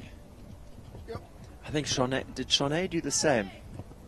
And inside there. She's gone a little tighter. We haven't seen anyone else do that. She's getting a bit of encouragement from the grandstands.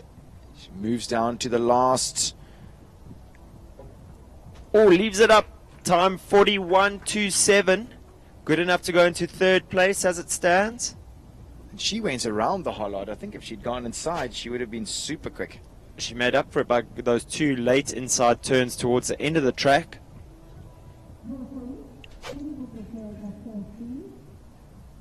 Next up, a lady that really looked like she meant business today, Kathleen Selleck.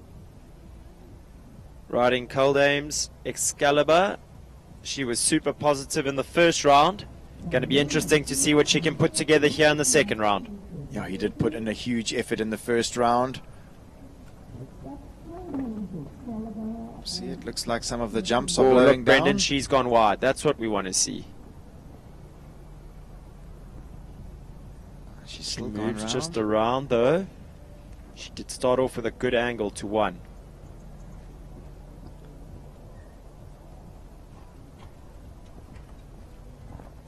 Take it. Go. Go. Yep. Good shot. And keep going. On the angle, inside and inside. And floor it. Go, Kathleen.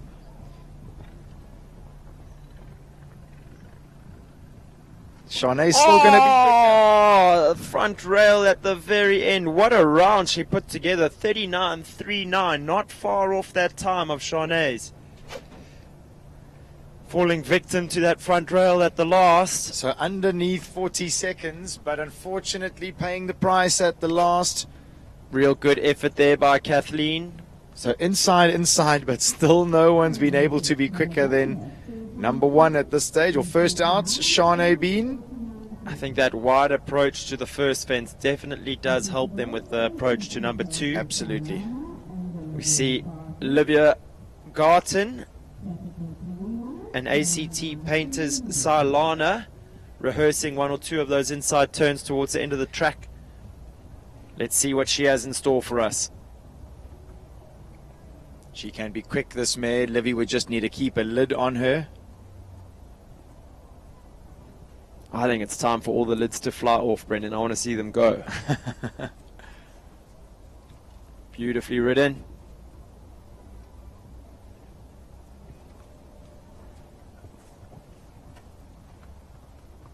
Another good shot, Liv.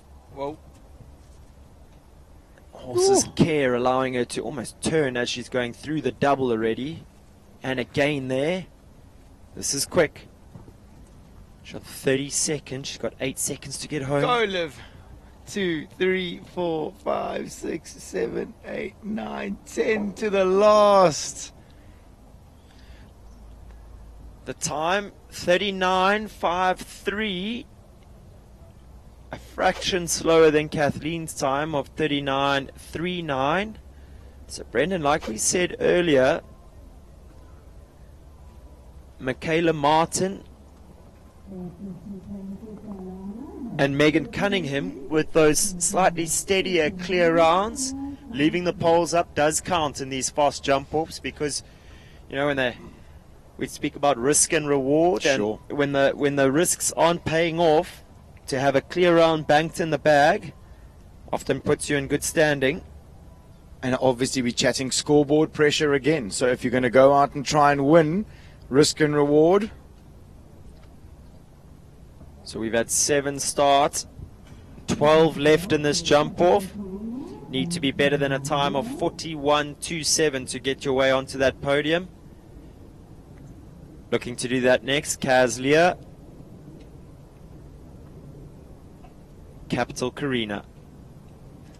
I think sensible there. This horse still very new to this level.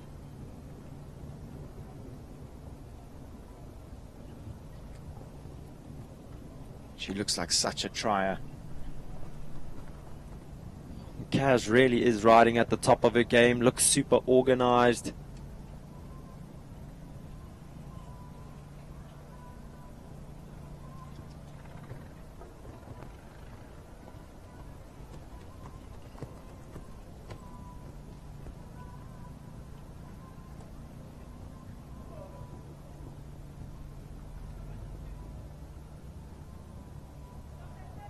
Lovely double clear, 47.26. Do you think I counted right with Shonai doing 8? I mean, puts her into 5th place as it stands. Brendan, maybe I'm wrong. I've got to go back and watch the replay, but she was absolutely flying.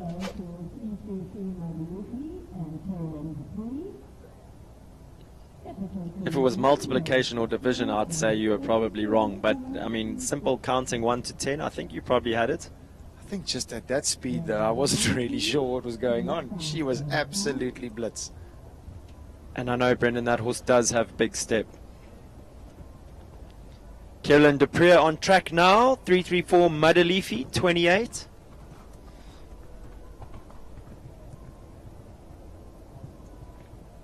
Textbook through the double.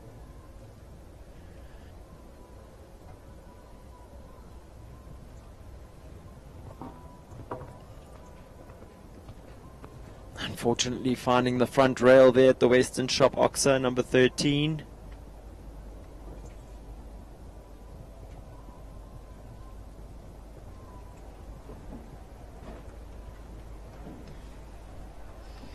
Beautiful jump at the last. Finishes on a time of 50.97. Good enough for 9th place as it stands.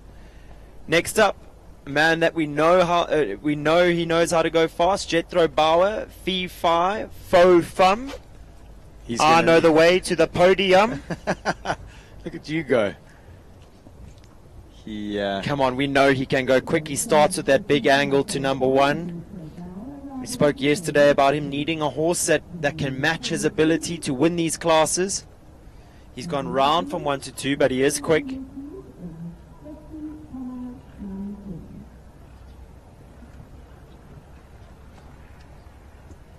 Neat and tight after that Toyota plank. Back to the double. Good shot. Whoopsie, fraction deep. So I think when you're moving that quick, you get there so much faster than you realize. Again, though, the riders are all feeling the pressure that Shonai's put on this class. And Brendan, I think rightfully so. They're all just throwing caution to the wind and having a go. You want to be on the podium today, championship day. For sure, championship day. And with the standard of riding that we've been seeing, these really guys know. They know they've got to be that quick. You got to bring your A game. You got to be quick. You got to be balanced. You got to be inside.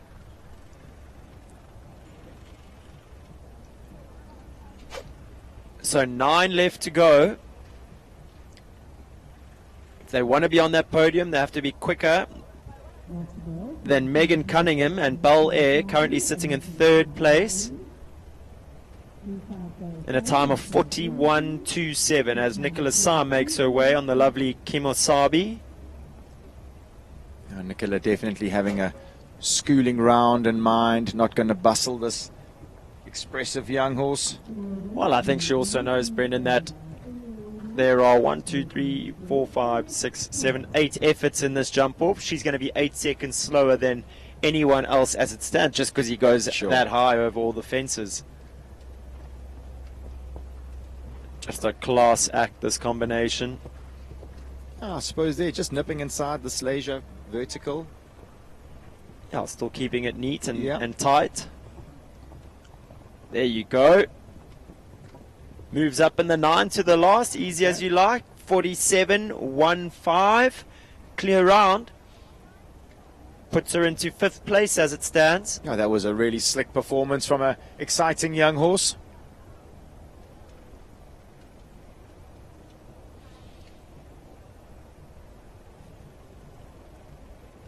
Up next, Amelia Campbell-Horn, the face behind HQ magazine.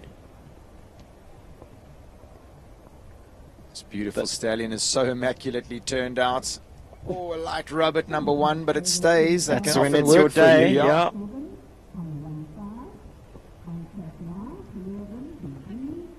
5. And he's big stepping, Brendan. I think you'll get your next 8 from 10 to 11. Oh. Come on. Good squeeze out there from Amelia. Sees the forward one off the turn. Good line. Come on, 8 strides to the last. She gets the right. Yeah, she gets the ride. Move, Amelia. Go. 2, 3, 4, 5. Yay! 100% you counted right. Oh! Almost no. too easy on the 8. 100% you got Shawnee's right, because that was blisteringly quick now. Shame, unfortunate there, but throwing caution to the wind. Fantastic round nonetheless for Amelia Campbell-Horn. Brendan, our first rider to do the 5 strides from 4 to 5, really knowing her horse and where he can be quick. Fortunately, that 4 faults.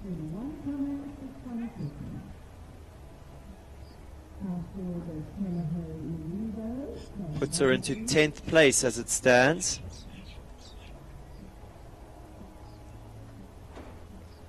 Kerry Muir on track now, riding Phoenix Quarrel. She nipped inside the Hollard. Wow, what an effort. She asked for the bigger step. She got what she wanted. A little growl from Oliver on the sidelines there. She'll do 9 to the last.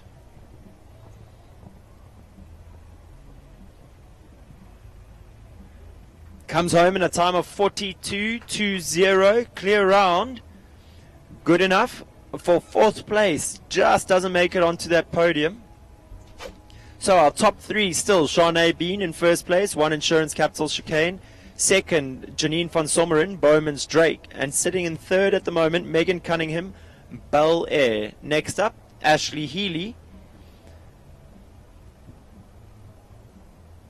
riding Hausberger's Callao Laredo. Brendan, you mentioned a horse still in the early days of his production. She'll be looking to put a neat, tidy, clear round in here. He's just an absolute pleasure to watch, this horse.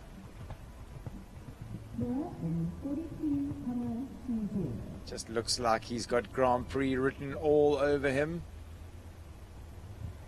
And for sure he's got the right jockey and in the right system to be getting the best out of him. Whoops, he nips inside.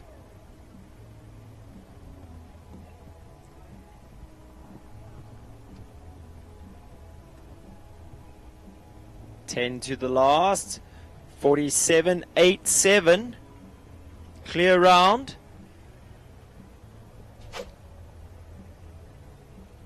Good enough to go into 8th place. So she sits in 8th place. We have 8 prizes for this class.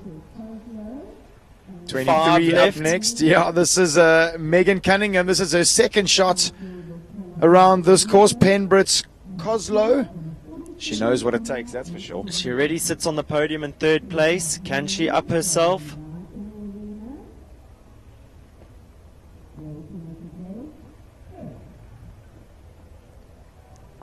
she's quick around here.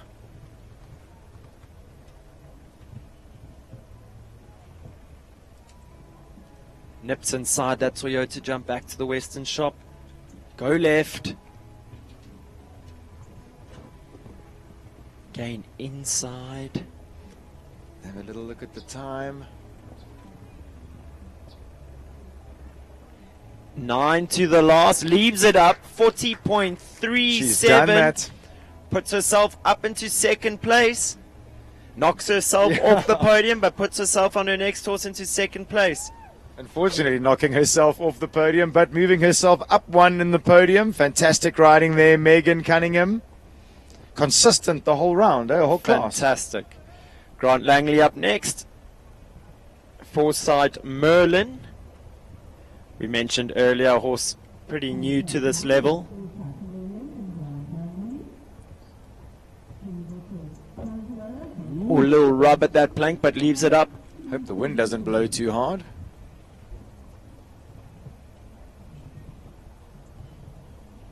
Easy as you like out the double. He's a scopy character, isn't he? Another horse that really sizes up the jumps with his expression on the way in on the approach.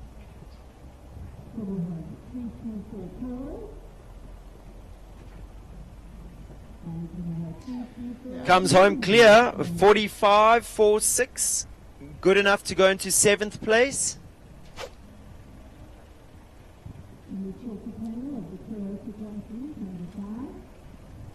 So still Shanae Bean. One Insurance Capital Chicane out in front. Unbelievable time, 38.89. Only 2 other riders to break that 40-second barrier, but not able to leave all the fences up. Carolyn de Prieur up next on 334 Pearl.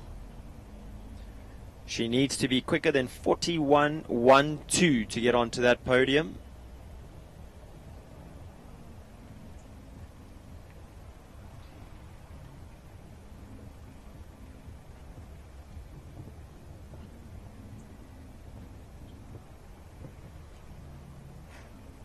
Got such a lovely way, this mare.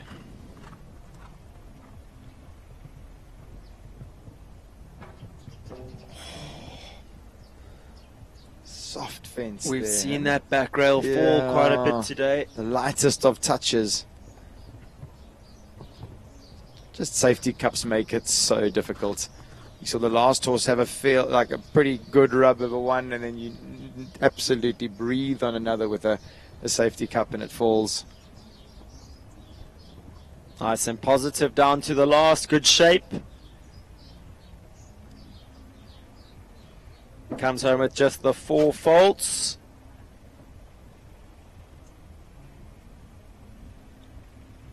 Time of 51.70. Chris van der Merwe up next for the 334 Sport Horse Stud. 334 Nunu. Let's have a dip here, Chris. Starts on a good angle, 1 to 2.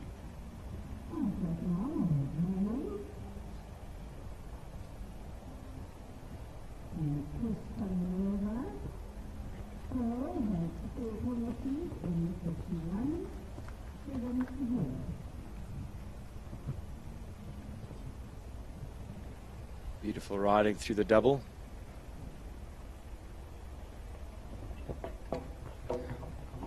Fortunately, that front rail of the Western Shop goes down.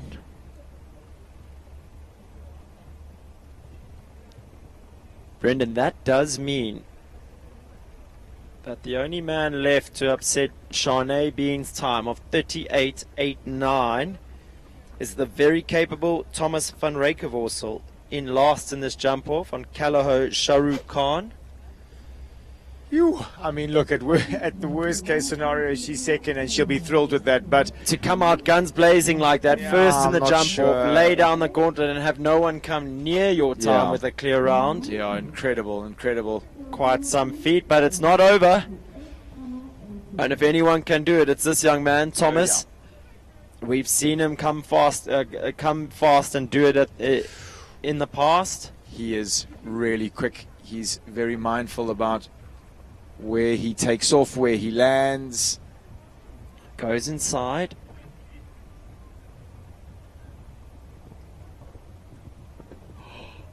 Thought he was going to try and do 5.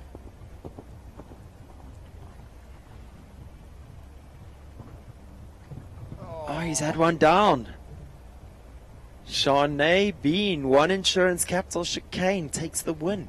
I mean, that was one of the quickest jump offs I've seen. We're thinking back to Leona's round yesterday and then Shanae's round today. Unbelievably fast.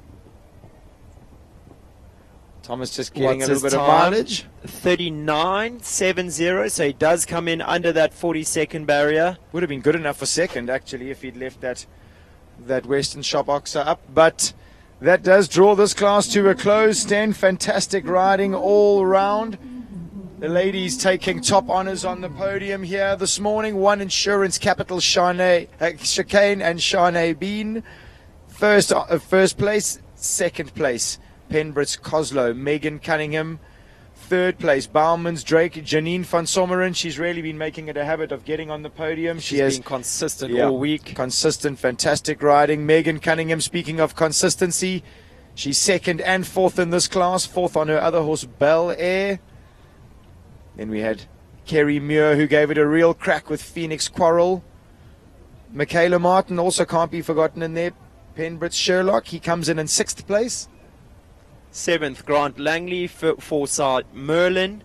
Rounding out our places, Nicholas Syme Riley and the very classy Sunny Park Stables, Kim Asabi.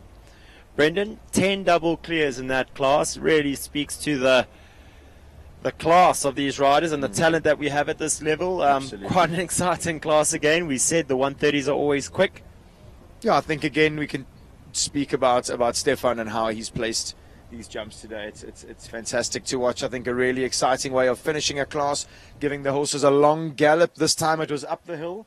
I wonder what's going to be in store for the next class, which is the Rotoflow 140 Grand Prix, which is going to be super exciting. And I think just fantastic riding again. Shanae, so well produced at RH Equestrian by Ronnie Healy. I know Taryn Combrink had a lot to do with Shanae's production. I'm sure if she's watching, she would have been shouting her home. An unbelievable win for her here this morning. Yeah, and as a young lady to come out against these experienced adults, win a class like that, a big field of very strong riders to have qualified for this class already, and then to win it as well. Fantastic. And from the front, I think we've seen so many people maybe watch how other people have ridden and sharpened their pencils from there. Shanae definitely put the gauntlet down. They all had to catch her, and nobody could catch her today. Fantastic riding, 38.89 blistering time in the jump off. Brendan, much the same as Leona van der Merwe yesterday. Someone needs to tell Shanae you only need to win the class by 1 split second. You don't have to win it by 2 seconds every time. You can take your foot off the pedal a little next time. I must say, though, just that horse looked like it wanted to go at that speed. You mentioned just before she started that she had a positive first round. So fantastic result for her, for RH Equestrian. I think, viewers, what we are going to do is wait for the riders to come in for the prize giving, and we will be back shortly. Hey, Uncle Smooth. Okay, cool. Check your map. Are we going the right way? I'm following you.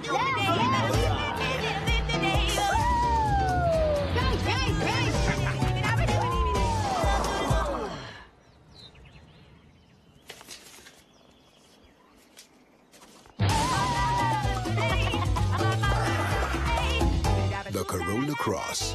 Cross boundaries.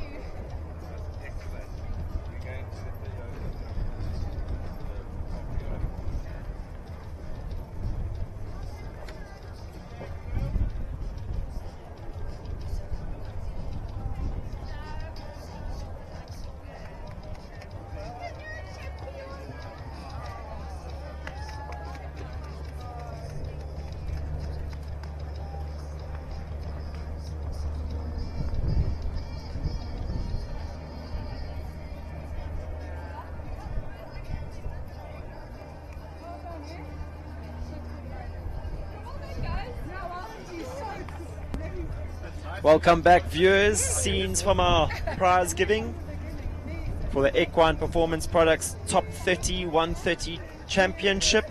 What a class it was. Big smiles all round there for the team from RH Equestrian.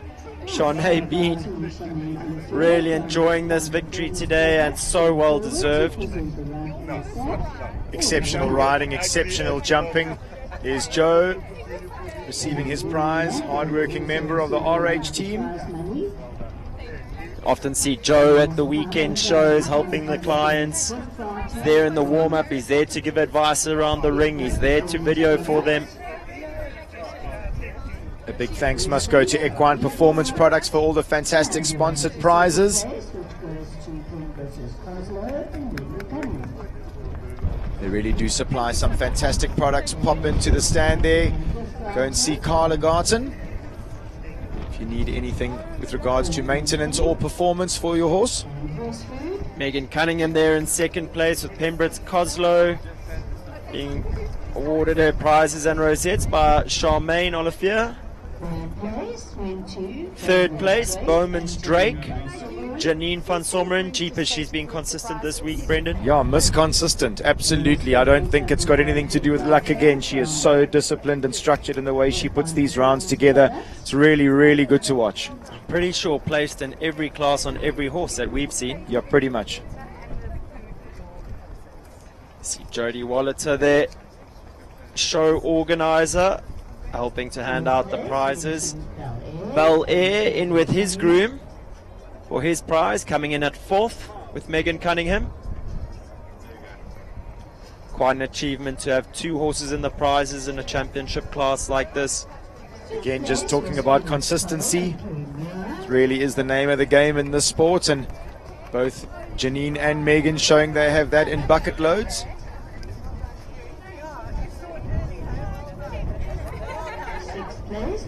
Fifth place, Phoenix Quarrel, Kerry Muir. Big smiles all round. She gave it a valiant effort, but it was a really blistering class.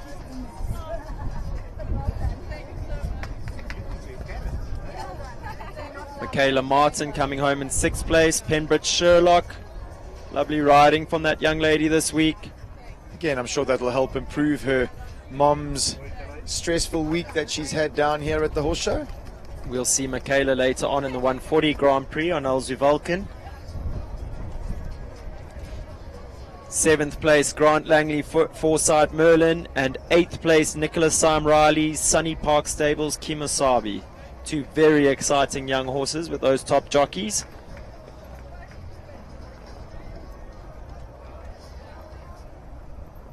Fantastic prizes here for the riders. Equine Performance Products supplying them this morning. Gift vouchers for first, second, and third. See a very proud father making his way into the arena with Shanae there. I must say, parents are so invested in us. Just from where we are sitting here, Sten, I could see Shanae's dad was on the edge. Actually, he couldn't sit for the most of the round, and for the last few riders, he was sort of pacing around there, obviously feeling the pressure. but he had no need for that today. Shane was well out in front.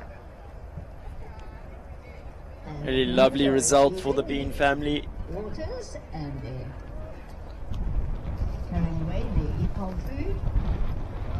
And the winning horses. To see a shot of those Rotovettis in the background there, those yellow Rotovettis.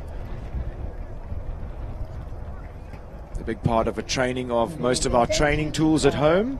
Immigrant from KJB Incorporated Accountants for their pack of thirsties for the grooms.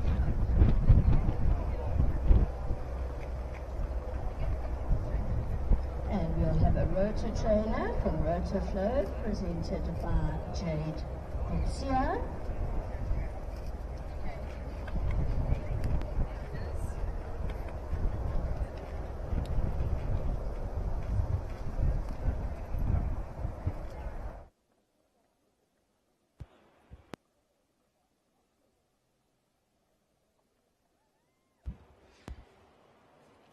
So Shane Bean and One Insurance Capital Chicane, top of the pops here this morning, winner of this 130 championship sponsored by Equine Performance Products.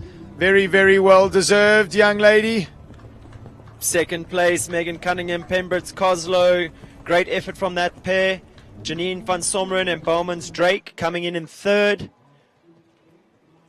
Megan also in fourth on Bel Air. Fifth place, Kerry Muir, Phoenix Coral. And sixth place, Michaela Martin, Pembroke Sherlock. Jeepers, Brendan, what a class. Yeah, absolutely. If this class is anything to go by, viewers, don't go too far. We're going to have the Rotoflow 140 Grand Prix up next. And then 1 o'clock, first horse in for the Toyota World Cup qualifier. The big one here, Wednesday afternoon. A bit of a strange day for jumping, but you've been treated to a fantastic 130 class here. I'm really excited to see what's going to be unfolding for the next two classes. We're going to go try get our hands on Shane for an interview. When you guys come back, we'll have Brendan McNiven and Shane Bean for the interview of the winner of our Equine Performance Products 130 Championship. Control to Fortunate, you're heading into uncharted territory. Over. Copy that, Control. We've got this.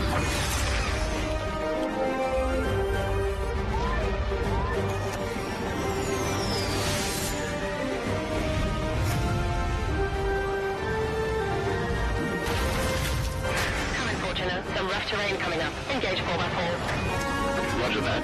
Engaged. Mission complete, Dad. The Toyota Fortuner. Control, we have a problem. Reimagine the luxury of freedom.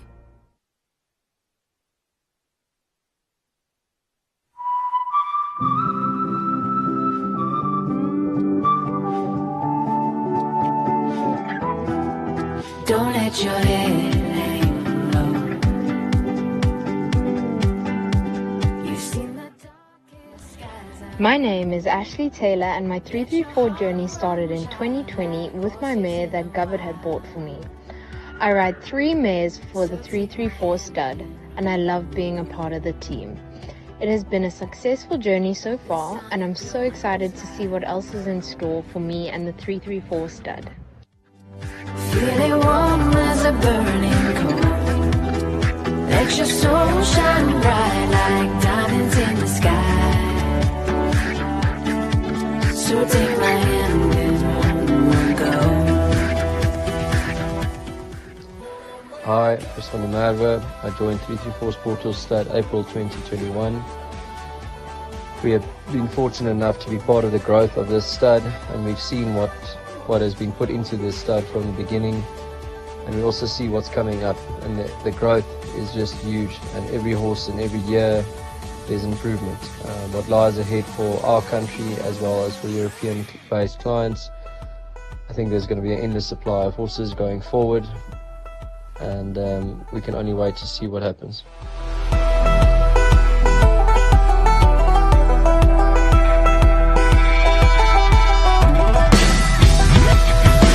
It's a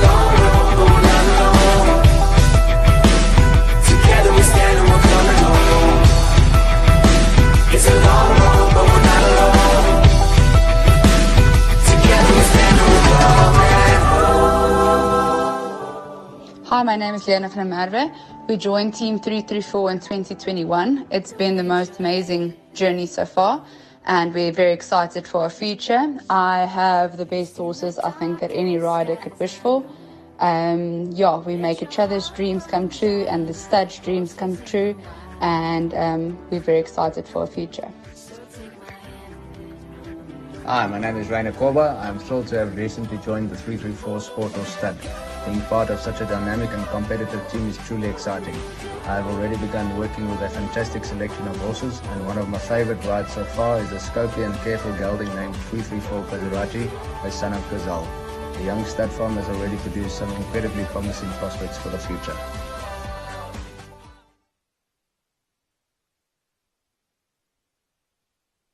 Imagine a car what runs on water. No more diesel, no more gasoline, just water. Turn on the tap, put your horse into the car, and off you go. That's what this saddle is. This saddle is so incredible. No more damage to the horse's shoulder. It actually levitates over the horse's shoulder.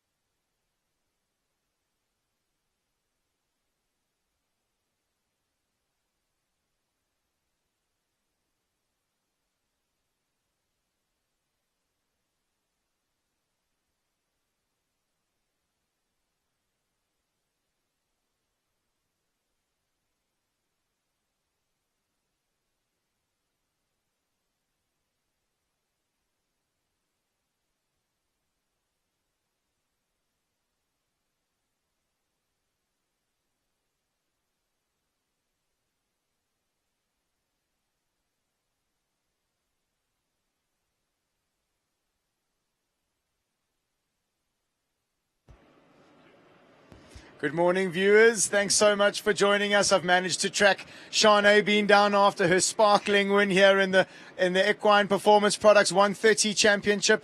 Wow, Shanae, what an absolutely incredible performance today. Let's just go back a little bit. You know, you're fairly new in the 130s. You sort of mentioned off air that you haven't. How many shows have you jumped in the 130s? This is my 5th show. Okay, amazing. So you haven't had a huge amount of experience. No. You are under the watchful eye of Mr. Ronnie Healy at the moment. I believe he has played a huge part in your riding. Yes, no, he's such an inspiration, and he's always believed in me. I've had a few coaches that didn't think I could get here. And yes. He's the one that believed in me. Oh, amazing. Look, a good coach goes a very, very long way. I think that you need a very good horse along the way, and my gosh, you do have an amazing partner in Chicane. He does have everything in bucket loads. Just chatting about your first round, Sten and I noticed that he was so positive from the beginning and just gave a huge effort. It must give you an incredible feeling, right? Yes, he is always so positive to every jump, and I trust him so much. Yeah. And I just know if I point him to a jump, he's going to do it. It does look like you have a fantastic relationship with him. So first round, it gave a huge effort, fantastic through the triple combination. Did you feel like you had a good win in you today? I actually don't believe it, because I went first and yes. I was pretty nervous. I'm like, okay, let me just try my best. Okay. And that first turn, I originally wasn't going to do it. Okay. But then I walked it, and I'm like, you know what, let me just go for it. Okay, for and sure. And it paid off. It really did. Self-belief definitely worked today. So your inside turn to the Toyota was quick. And then you kept moving after the plank here, had a fantastic shot at the double, and from there, Oh my gosh. Yeah, he's got such a big stride. Yes. So I know if I just open him up that he covers Yes. so much ground. Okay, and I mean, then let's talk about that here. I mean, I wasn't really sure if you had done 8 to the last. I mean, I got it. We sort of chatted to Ron before to try and get you down here. Ron said, no, definitely you did 8, but you'd planned 8 to the last, Yeah. right? And he can drop stride so easily, so I knew he could do it. Okay. There's a whole lot of self-belief going on here, viewers.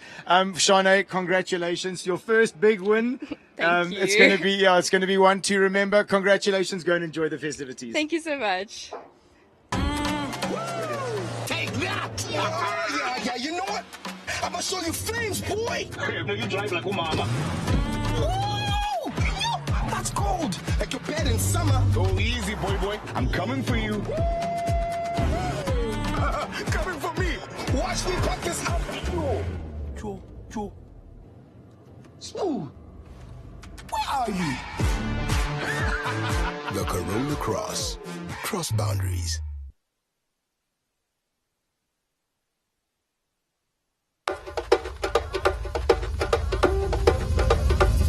Well, people called me Mr. Kentari is the head boy in my stallion barn. The way he presents himself, his mannerism, as well as the talent that he shows in the arena. Kentari is a very well-defined stallion. He's a specimen to look at. He's a very good breeding stallion in the progeny that he already has in the ground.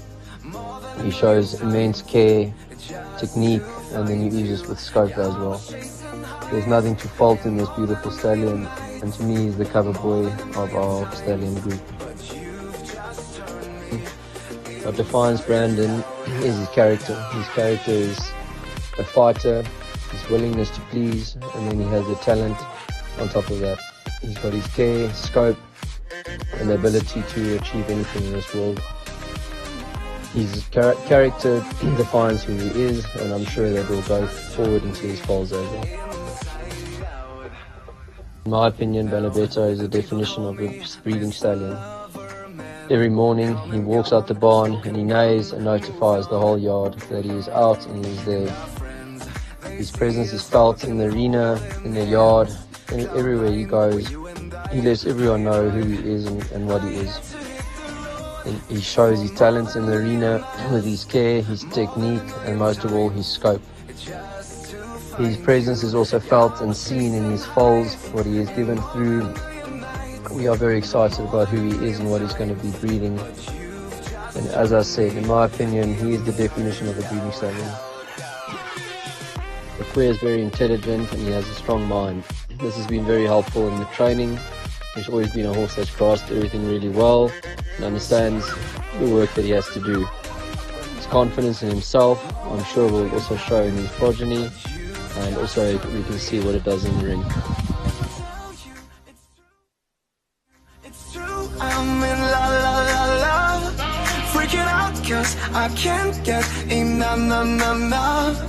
Would you stay then, keep playing right by my side, so I can hold you, you can hold me all night.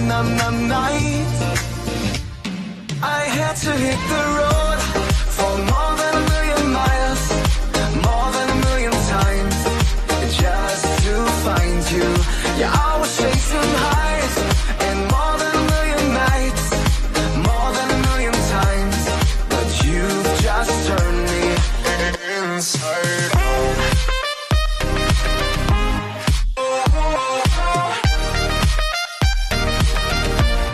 Inside out.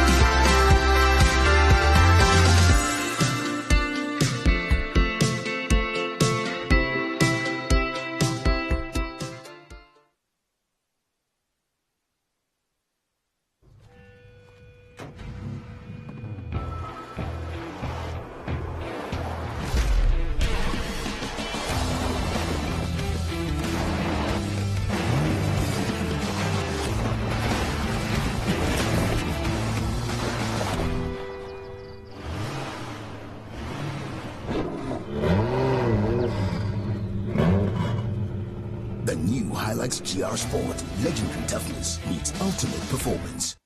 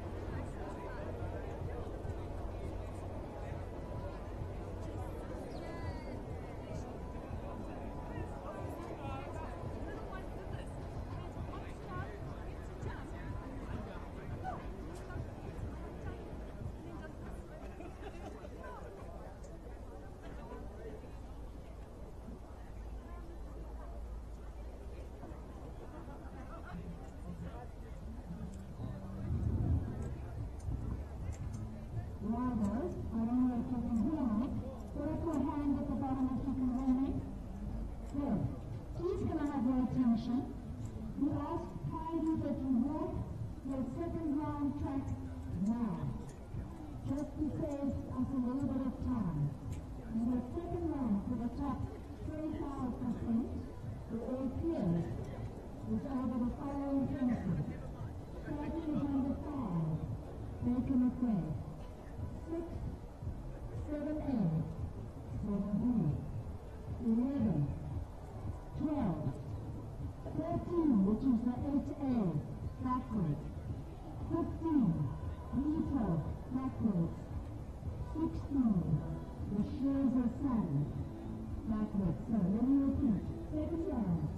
5, 6, 7A, 7B, 11, 12, 13, 15, 16. These riders just help us to save a little bit of time and be as punctual as possible. So we have to find start time in the World Cup qualifier to work that second cup now. Thank you and good luck.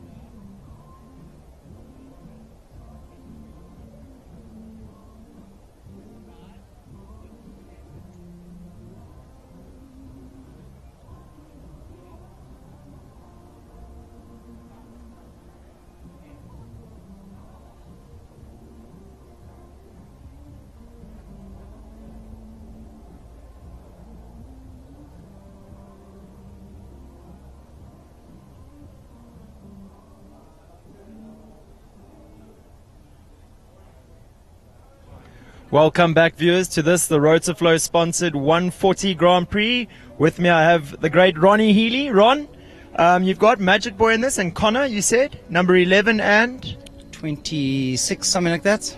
Two horses in great form so far this show. What did you think of the track set by Stefan Wirth today? Yeah, he's a really clever course designer. He, already 1 to 2. I think there's a few of us guessing whether it's going to be an 8 or 9. I think it depends on your horse. Mine are 2 smaller horses, so yeah, probably a little quiet 9. And he's clever. Like distances down there. I mean, this arena is quite a steep gradient down to the corner, and he uses it to his advantage. Very clever with his course building. 6 and then a 7, and then an oxer through the middle. Nice 9 to double. Combination through the middle. Yeah, and he's clever. Like in these European course designers put jumps miles away from each other. Yeah, and I think, like you say, like the 9 strides there, like some people would think, 9 strides doesn't really matter, but it definitely will affect your ride into the double if you end up doing 10, and if you flatten and you go on 8, it does affect you. So those longer related distances definitely coming into play. What number have you drawn for the World Cup later? My nominated horse is Goofy, Julian Van Ossoff. He's number 3. And then Cornet's Mandarin, I think, is last at 16. It's not a big field, but it's a strong field. I'm excited. It's all tight at the top. I know what I have to do. We'll see. I was going to say, there's about 5 of you that mathematically are all still in with a shout at winning. It's very tight at the top. Everything to ride for today. Ronnie Healy, good luck. Wishing you all the best for this 140 class. Always nice to finish on a podium before you go win the World Cup, isn't it? We'll try. From my lips to God's ears, I would imagine. Please, from your lips to God's ears. Everyone lives in hope. All right, viewers, we're going to cross back up to Brendan in the commentary box, but don't go anywhere. We'll bring you the 140 Rotaflow Championship, the Grand Prix up next. It's going to be an exciting class.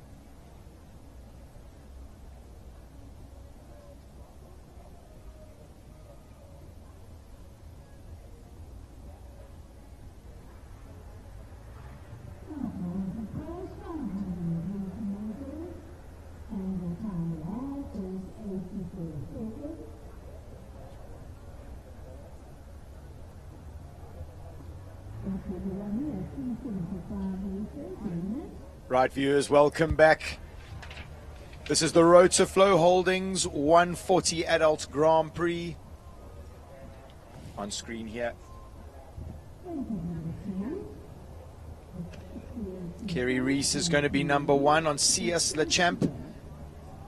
She's going to show us around this 140 Grand Prix. Sten, you had a little walk around this course, this Grand Prix, I should say. What are your thoughts? Oh, Brendan, already a question 1 to 2 whether the riders will go on 8 or 9. I think a positive ride up the hill on 8. Otherwise, if you have a slightly smaller striding horse, they'll be on 9. Then a right turn to that Hartford House wall. 6 strides down to number 4. Then 7 strides, a little bit on the inside line maybe, to the Baker McVeigh Oxer here by us at 5. Right turn to the Western Shop Oxer at 6. 9 strides on the curve to the 334 double at number 7. Then they make their way around left to 8. 2 strides and 1 stride, that treble coming down the hill. Right turn to the Schließ vertical at number 9. Off their eye up to the Epol Oxer at 10. 11 the Hollard. And a little bit balancing 7 down to number 12. Let's see how Kerry Reese gets on CS Le Champ, our number 1. Really a star-studded lineup this is, Brendan. Just looking at the first 10 horses. Out of the first 10, I think we have 8 of those horses that jumped in the Grand Prix on Monday. So I suppose the Grand Prix doing its job by sort of readying horses for the bigger classes, but after jumping a Grand Prix potentially on a greener horse, you would put them back down to the 140s with that constructive building mindset, keeping the horses sweet. Kerry looks like she's riding the high that she had on Monday, jumping her first Grand Prix. Hacking around this 140 class here this morning, looking very organized.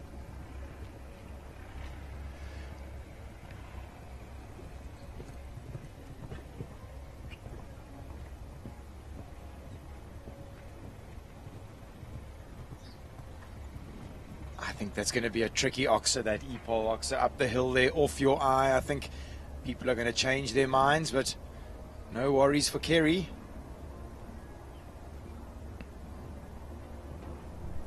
Seven down the hill there, leaves it up, comes home, 83.40, clear round. Perfectly judged, perfectly judged round. Always nice when you have a horse like that going at first, because the other riders get to base a lot of their decisions on that round. Great round. Up next, Leander D, Jenna Eager.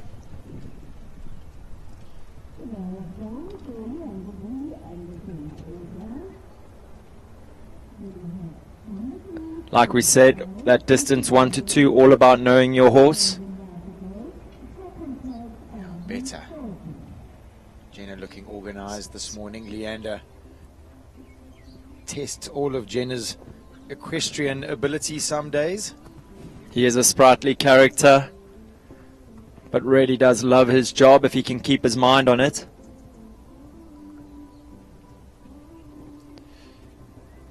She definitely just did 8. Trying to be a little bit positive there. I think also difficult with a horse like this that spooks at the side of the arena. Sure. Hard to get him up against those fences, so maybe the 8 suiting him. It worked.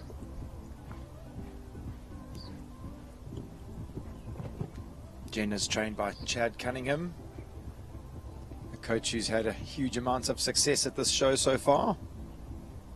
Wow, like a rubber band, using his body over that number 10. Real elastic jump. Come on. Excellent riding. Brendan, like we mentioned, star-studded lineup this. I mean, our first 3 riders, all riders that competed in that Grand Prix. This is going to be a strong division today. Absolutely. I think that Leander definitely looking like he's got his head in the game this morning. Next up, Daniela Smith, riding First L, another horse that jumped a clear round in the Grand Prix on Monday. He definitely rolls up on the 8, 1 to 2. Big stepping, big jumping guy.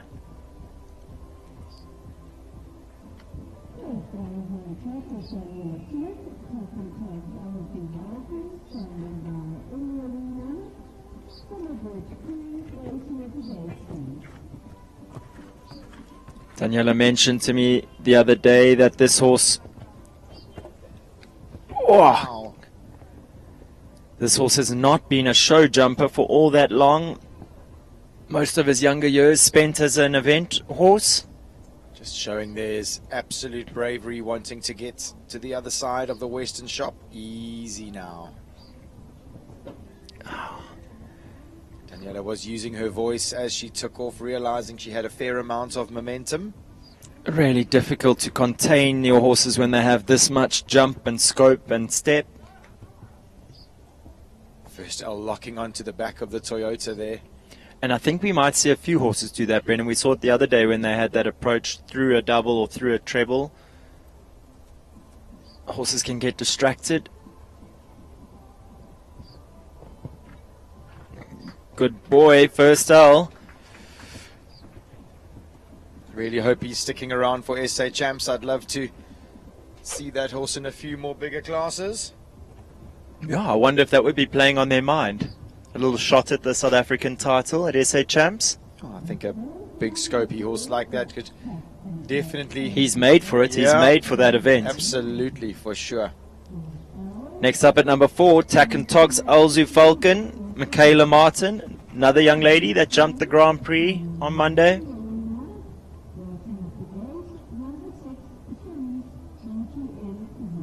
Elects to roll up on the 8, 1-2. Must say that respect is earned in my books, and Vulcan has my respect. It's just the way he does his job and how much he's taught his riders. It's been amazing over his career.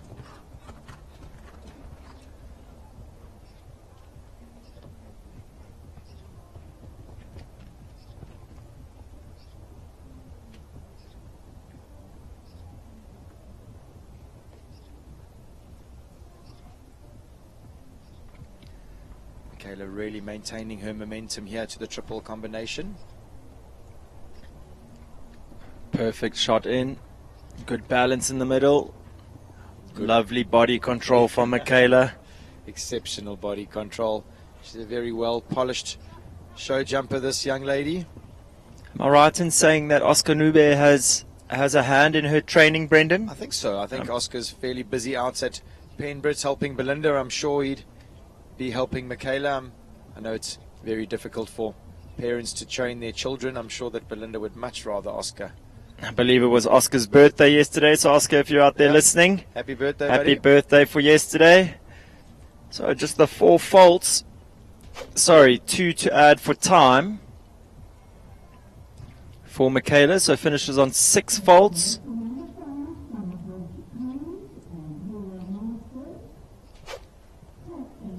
Fantastic slow-mo shots there from our cameraman. So next up, number 5, Summer Bridge Cruise.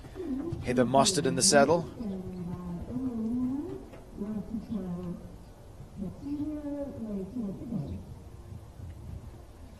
I'm going to stick my neck out and say that this is definitely Heather's heart horse. He's carried her around some 150 classes. Great to see him back up in the bigger grades.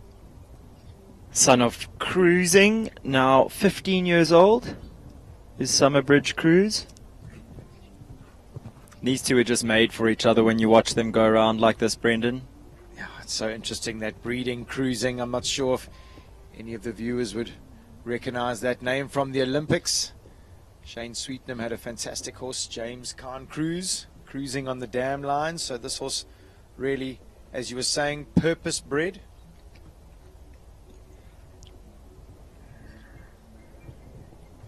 Easy as you like inside the time.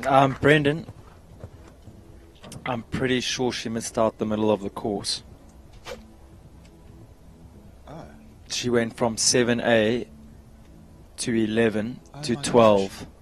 Sorry, I was looking down. I think that's the confusion there from the I judges. think even the judges are a bit confused. They're trying to figure out how she did the course so quickly in 50 seconds.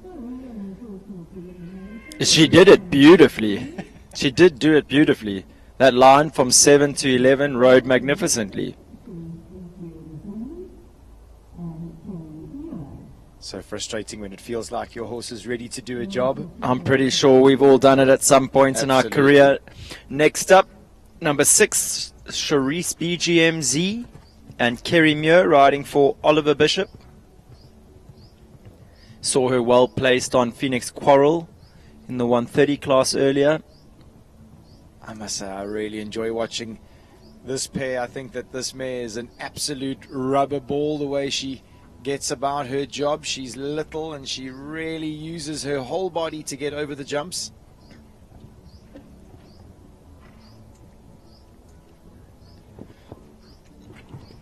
Kerry will be looking to add to her tally of prizes from the show here in this 140 Grand Prix. I mean, as far as technique goes, I'm not sure that you get a whole stack better than that. Absolutely.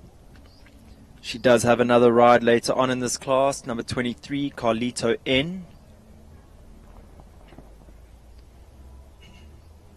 So again, 2 shots at getting onto the podium for Kerry. You hear her using her voice just to balance the horse coming down the hill here, as they can sometimes lose balance.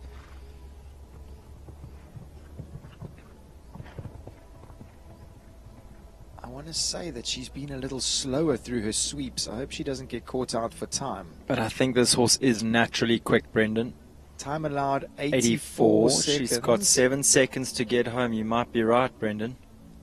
This is the first time this week that we might see she's going to have time. Oh, this is the first time this week that we're seeing the She's clock smiling, come into play. That She doesn't smile's going to realise. turn upside down in just a second. I almost thought maybe after the treble and then after the E-pole, she just took a breather to settle that fiery mare, and unfortunately it's worked against her today. So 3 for time for Kerry Muir. Still only the 2 in the jump off. Leander D, Cias Le Champ. Next up, number 7. This is Rotaflow Coutinho. Jade Coetzee in the saddle. I'm sure the viewers would recognize this name. Jade joined me in co-commentary yesterday. She was chatting about her family and how instrumental they have been in South African show jumping and backing South African show jumping, sponsoring, being involved. Would be lovely to have a Rotaflow combination in this Rotaflow sponsored Grand Prix jump off. Come on.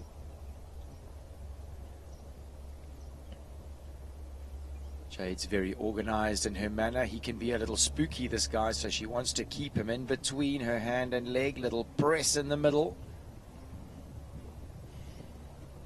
Textbook through the treble. Yeah, she's got her eyes on this Slager vertical early. She'll want a good shot here and get organized.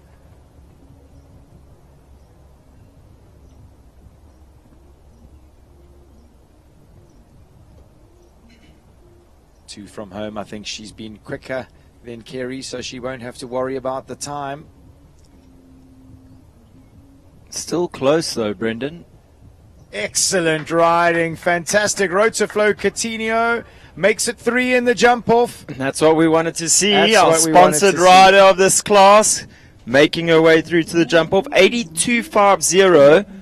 That time is a little tighter today than what we've seen the rest of the week. I think Stefan realizing that a lot of these horses and riders were in the Grand Prix, so they are a very strong field of riders. Yeah, I think he's going to slowly start tightening the screw, getting closer to the World Cup.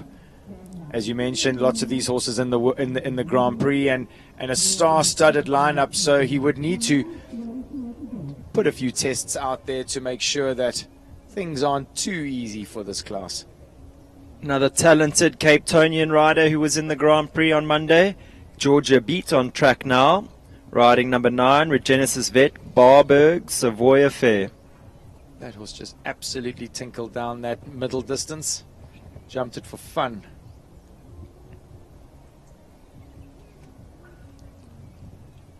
Looking very relaxed here this morning, super organized, definitely has his head in the game.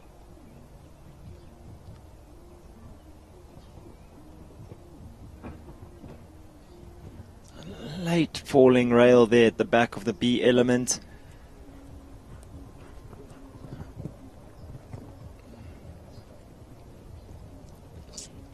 Remember, with 37 horses, this is a Grand Prix, so we will be taking through our top 10 horses through to the jump off, or all the clears, whichever is more, I would imagine. Just brush up on your maths there while you were sorting that out. You know, for me, what's really interesting is putting horses up into the Grand Prix and sort of seeing them learn their way around, and then you bring them back down to their more comfortable grade, and they just look a little bit more comfortable, like they've sort of done this a lot. It's really sort of confidence round. Just looking, Brendan, is that possibly a tack change from the Grand Prix? I see she's in a hackamore, no bit. So you're saying that maybe the horse could have jumped better in the hackamore? Possibly, but I'm just saying, I mean, it looked so easy and organized. There wasn't any of that reefing that we saw from him the other day. Yeah. Georgia really doing a great job here today. I thought the horse jumped outstanding. You are preaching to the choir. I do love hackamores. Sunny Park Stables in Suggy DB up next with Nicholas Sam Riley, a former World Cup Series winner, is in Suggy DB.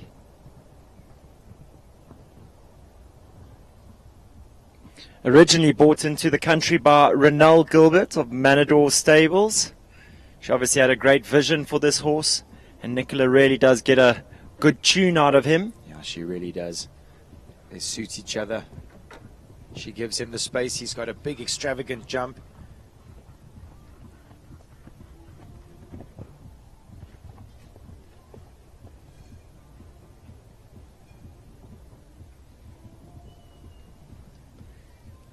Suggy back in the ring after a little bit of time out, and really nice just to see him back fit and healthy, so confident in his job. Sten, I mean, I hope I don't put the markers on the rest of the class, but for me it's looking like the horses are more aware today than they were in the Grand Prix that jumps are coming quickly off the turn. Sort of from 6 to 7 down that 3-3-4, maybe it's a fraction, the angle's a fraction easier, but the horses look like they're handling the test that Stefan Wirth has been putting out. And again, I think that's the sign of a fantastic course builder, that he's been building these horses through this show. Yeah, and I think the rider's also understanding the questions that he's asking. In Suggy, having the last 3 rails down there, definitely for me a sign of him just not being back to full fitness yet. Absolutely. Really showing, I mean, he was a class act the first 9 fences and running out of a bit of puff towards the end. But lovely for Nicola to have him back at the top of the sport, and I'm pretty sure he'll be in the Grand Prix again and heading his way back up to the World Cup classes in the new season. So number 11 up next. This is Verdant Capital's Callagho Connor. This horse is owned by Verdant Capital and piloted this afternoon by Mr. Ronnie Healy. You had a chat to Ronnie about this course. I always love hearing his insights. He's such a technical guy. Well, he's already changed his mind 3 times since then, because he said for sure he was doing 9 from 1 to 2. I think he saw how easily the horses have flowed up in the 8, and he's adjusted his plan accordingly. Kind of looks like he's got enormous step, got down that distance really easily to the Baker McVeigh. I think Ronnie's way of riding, Brendan, always just gives the horses so much step and scope. It's always got them well connected, moving up to the fences with a lot of power. Absolutely. He likes to maybe put them a little bit deep at the fences, but the horses learn his way. And for me, then you back that up with this ultimate body control. You don't often see Ron even move an iota out of place. I know that his current trainer, Gonda Beatrix, would be happy with that, but Ronnie was almost hand-groomed by the great Ronnie Lawrence. Oh, gets away with a little rub at the back of that E-pole oxa. Yeah, the most movement you see from Ronnie's body is often in the evenings. Often around about 10:30, 11, he starts to come alive. Anyone that likes to see those moves on the dance floor? Well, maybe that's the old Ronnie. These days, only movement his body sees in the evenings is him running after 2 toddlers. How times have changed. So Ronnie Healy and Verdant's Capital Connor making it 4 in this Rotoflow 140 Grand Prix. There'll be a quick combination in that second round. Looking to stamp her mark on this class up next. Lauren Pretorius riding the lovely Capital Cashmere.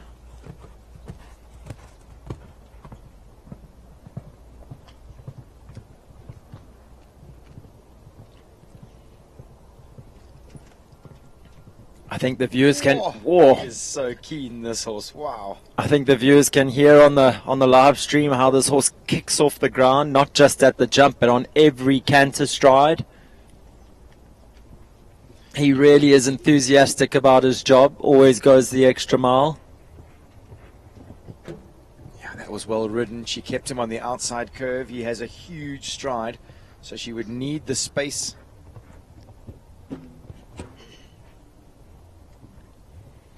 That extravagance almost catching him out a little bit behind there. Really is amazing to watch him almost dislocate his hips as he flicks his back end away over the oxes.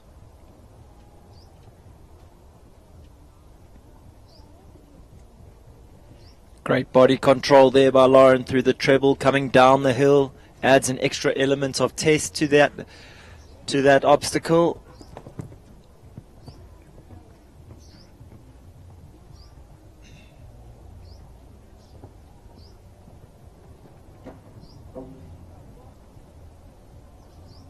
For me, I think if you have a horse that's a little on and off the contact, that 9 to 10 long canter can be quite tricky. Yeah, I think the horses also start to anticipate, where is the next jump? Where is the next jump? Sure. Am I finished or is there another one? You would know all about that with the horses that you ride. So 16 penalties for Capital Cashmere and Lauren Pretorius. 13 up next. It's going to be Biogen's Lexus and Paisley Gitch. The lonely Paisley Gage. I see it's the first time her and her partner George Cutlass have travelled to a show without Shawnee and Team Shayton and Havana behind them. This has been quite a strange show, but I must say this horse's performance the other day in the 142 phase was fantastic. A little light rub at number 1. And then looked like he really meant business. Absolutely. Definitely Page is working out his sensitive ways, how he likes to be ridden.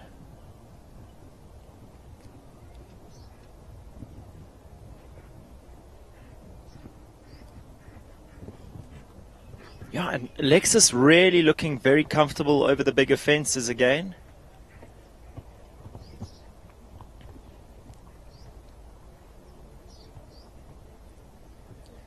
Well done, patient there in the 9 to that double at 7. She'd want a good shot here, keeping him relaxed.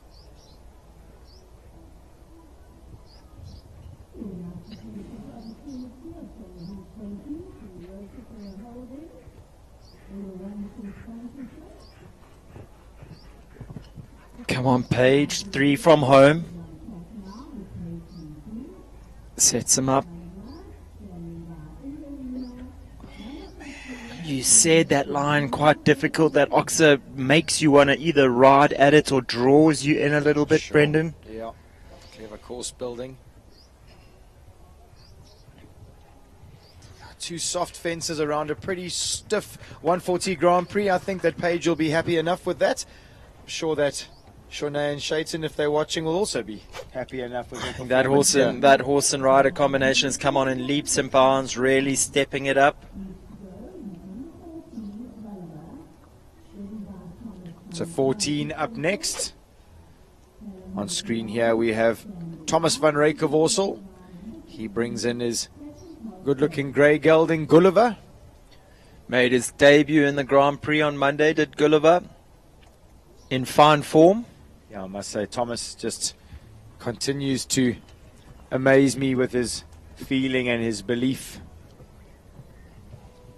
I think belief is so important. I had a little chat with Shawnee Bean earlier, who won the 130 championships in blistering fashion, and she just said, I really believe in my horse and I believe in his ability and I believe that he will look after me, and it really does go a heck of a long way.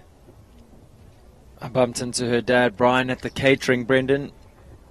I think if he didn't have 2 ears, his smile would have gone right round his head, right?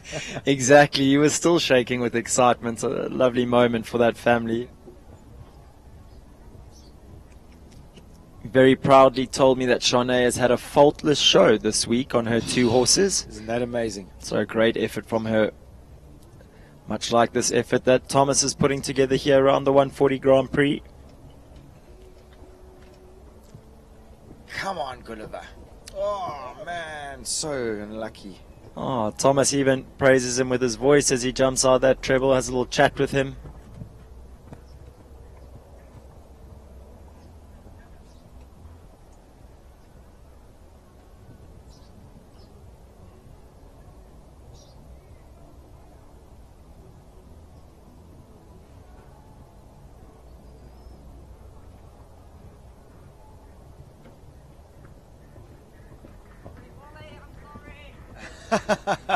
I'm sorry, Ollie, he says as he canters through the finish. Thomas is always owning the mistakes in the ring. You will never ever hear that young man blame his horses for anything. Incredibly refreshing to see. Brendan, I think it is the only way that you get better at doing what you do. Absolutely. If you're always passing the buck, how do you ever improve? Absolutely. So 15 up next. This is Callahoo Talana. Jean Corba owns and rides. Lovely 9-year-old mare by Tulano van Riethoff out of an Argentinas mare. Oh, very uncharacteristic rail there at really number 3. We never see this mare have one down, it feels like.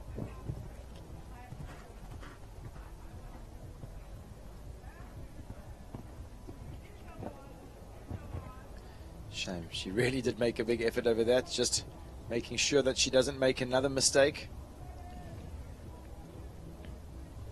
Jean looking very stylish in her Equiline Bel Air airbag safety vest. As I mentioned, she's a Western Shop sponsored rider. Just some more.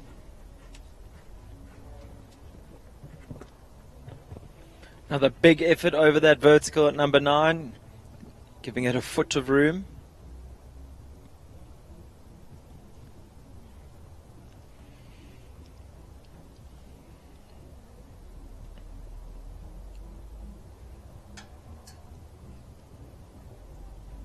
Seven to the last, leaves it up, comes home 84.36, 1 foot time, leaves her on a score of 5 penalties. So the time is gently squeaking in there. Definitely, we haven't seen the time being a factor all week, but this class, it definitely looks like the pressure's on a little bit, and I think well judged by Stefan, because otherwise this class could have been very high percentage of clear rounds.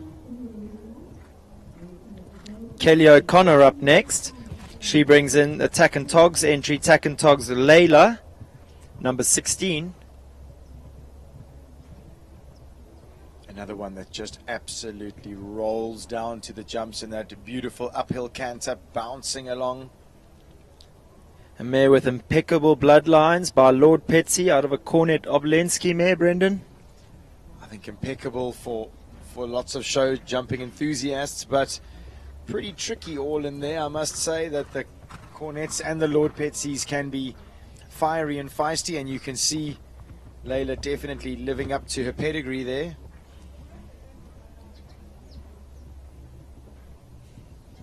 Just her keenness to do the job, maybe getting her a bit the better of her there, Layla. Yep, for sure. It's so difficult to just manage how much fizz is enough. Speaking of fizz, we've got Helen Kritikos coming up next, who's hanging on for dear life as Layla goes along.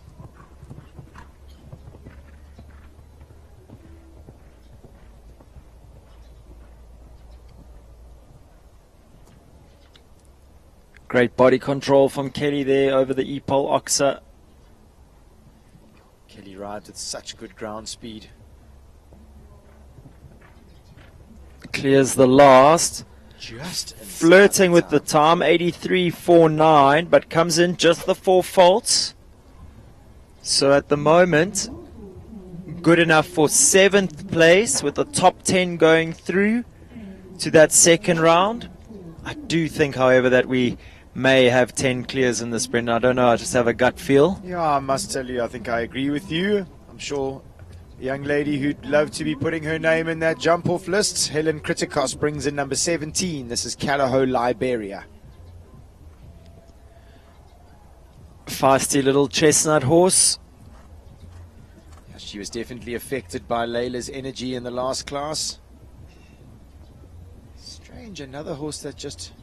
Like Talana, an early rail there in front, rubbing that Hartford House vertical down in front. Something we're definitely not used to seeing from this mare. Wowza. She really does have her own way of doing things. She is like an absolute cat, this mare.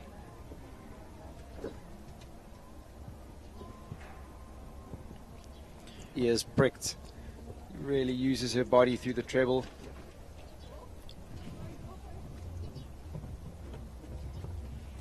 It would be interesting to see, Brendan. I see Callao Talana and Callao Liberia, this mare, both out of an Argentinus dam. I wonder if it's the same dam or the same line, the same family. She's definitely got her eye on the clock for a fast 4-falter. She rolls down to the last, leaves it up. 79.59. I think that's the quickest time we've seen around this track so far. Puts her into 6th place. So with 16 started, 20 still to come. Sitting in 6th place, she's going to be on the cusp of qualifying for that second round. It was a valiant effort, though, I must say. Hannah Garten up next on number 18, Equine Performance Products Will. Equine Performance Products, the sponsor of our 130 class this morning that saw an exciting win from Shanae Bean.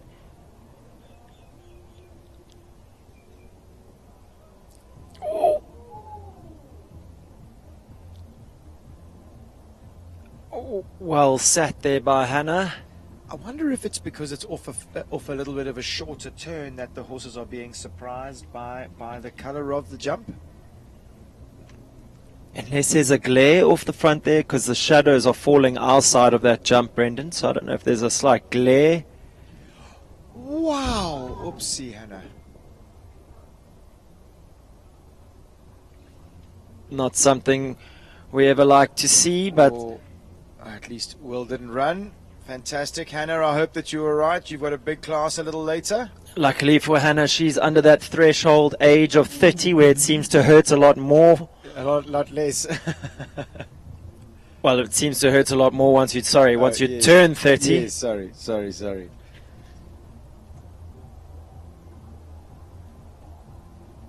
So Will not liking the look of that Hartford House wall today, unfortunately.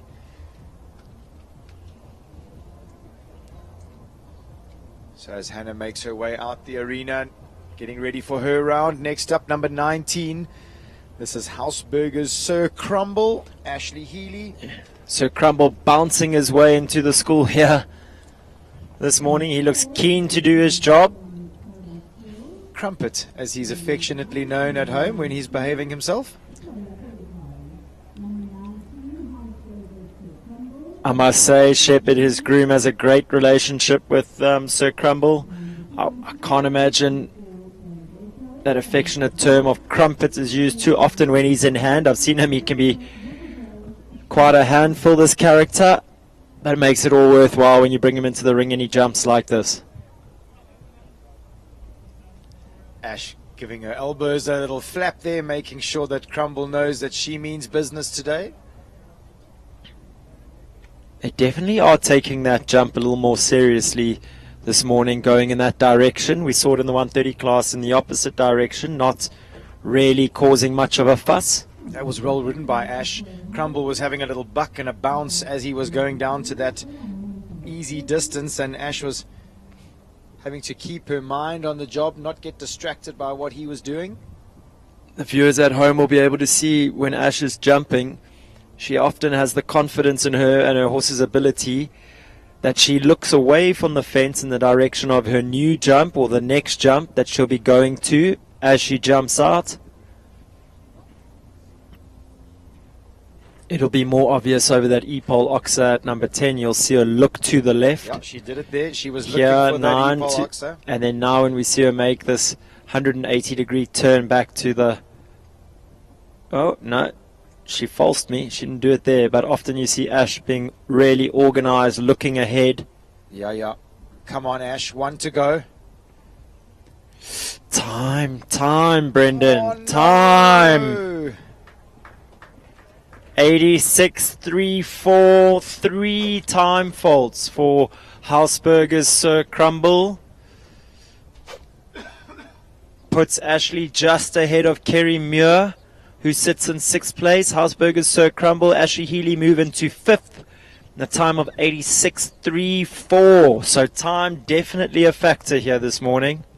I hope that somebody's whispered that in Chris van der Merwe's ear. Number 20 up next. This is 334 Balabetto, the stallion owned by the 334 Sport Horse Stud.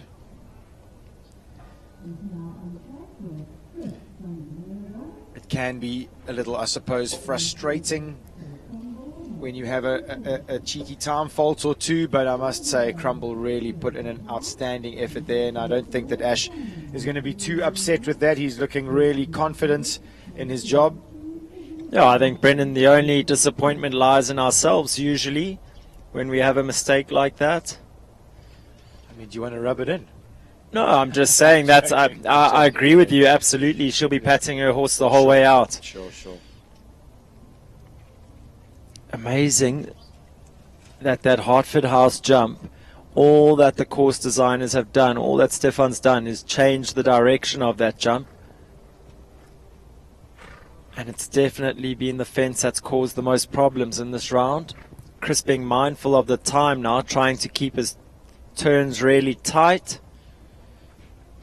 Impeccably bred 7-year-old Holstein stallion by Balou Durouet out of a Diarado Lovari mare. He's been a busy stallion. That stud has Balabetto. Has 12 horses that are going to be rising too. He's got 3 3-year-olds on the ground, which is really exciting for the South African public.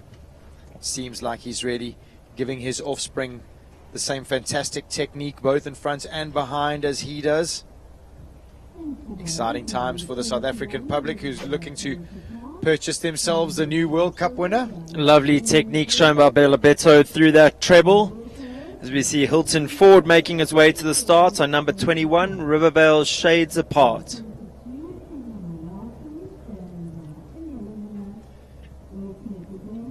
I must say that I'm not too familiar with Hilton, but Sten, you did say that he really is a humble guy, and when he popped up here for an interview the other day, I must say I do agree with you. He was incredibly humbled by his victory and by the training that he's been able to receive at the moment. And shame, I know it didn't go according to plan today with his new ride, but the look on his face when he said that he had this new ride yesterday, he really smiled from the inside out. And it's great to see that riders still have that unbelievable passion that burns inside them to better themselves. And I definitely think that we've still got to see the best of this young man.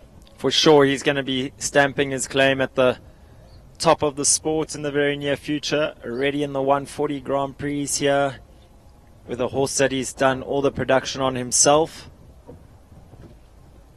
Falling victim to that question of balance coming down the hill through the treble. Up to there was clean jumping.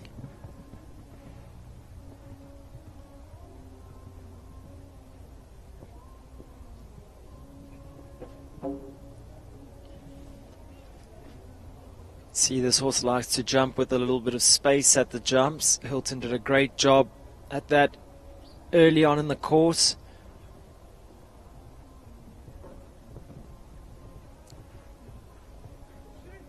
And the horse maybe just getting a little keen towards the end. But Brendan, for someone who's so passionate and so hungry to get to the top of the sport, don't think it's going to be long for that young man.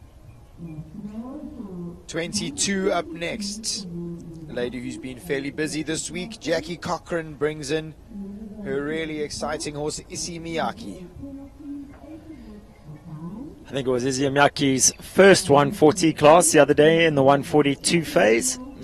Jumped with such ease that they've decided to leave her in this 140 level for the Grand Prix today. I always feel you've got to make hay while the sun shines when your horses are fit and well. jumping in good form. Ride the wave. Absolutely. I suppose then our job is generally to back up the form that they are showing. And that Jackie definitely has been doing this week.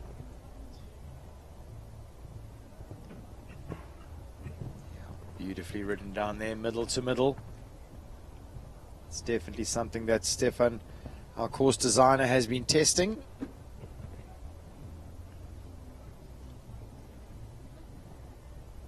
Bounces up on the 9 to that 3-3-4 double.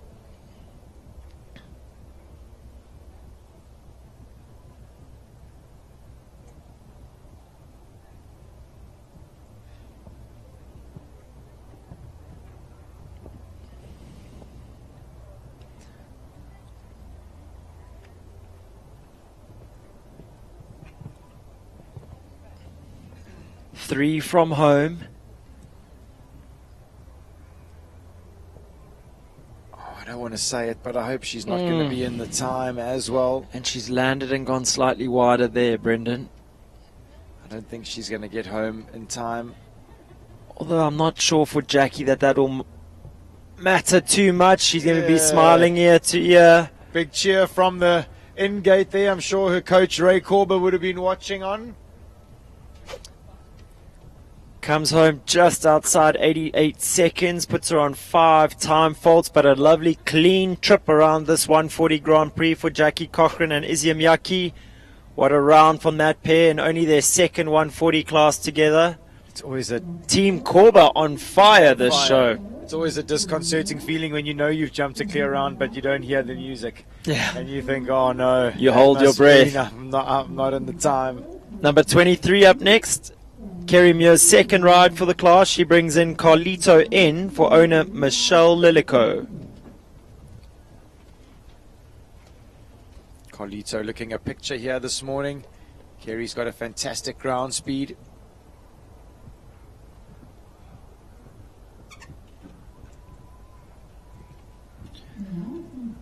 Oh. Carlito can be quite a playful character and almost looked like he just didn't lock onto that fence, not realizing that there was another jump in that line.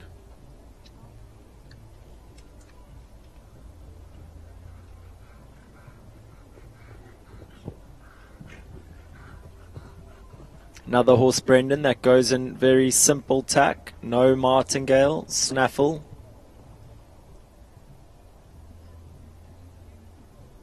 He looks like he's a little too well today, maybe. I think he's really enjoyed his relocation down to Natal from Johannesburg, originally brought into the country by Liam Stevens. Looks like he could do with that higher altitude. A little bit of a lack of oxygen in the air would do his case well, would help Kerry's side of the rideability a little bit. So 24 up next. This is Olivia Roberts. She brings in Koskar FZ. I'm sure she'll be desperate to have a good quality round today, put herself in that jump off. I love this horse, I must say. It looks like he's just designed to jump.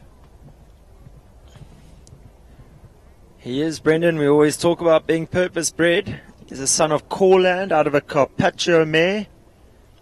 And at 16 years old, he's had plenty of time to really learn the best ways to do his job. Oh, leaves one out, but this is going to prove. Wow, that was good plan B riding.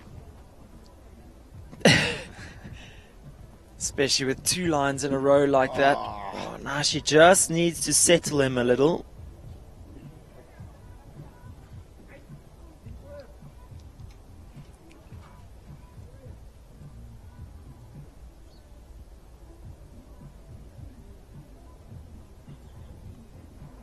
She definitely looks like she's settled him down there. Jumps beautifully through the Toyota triple combination.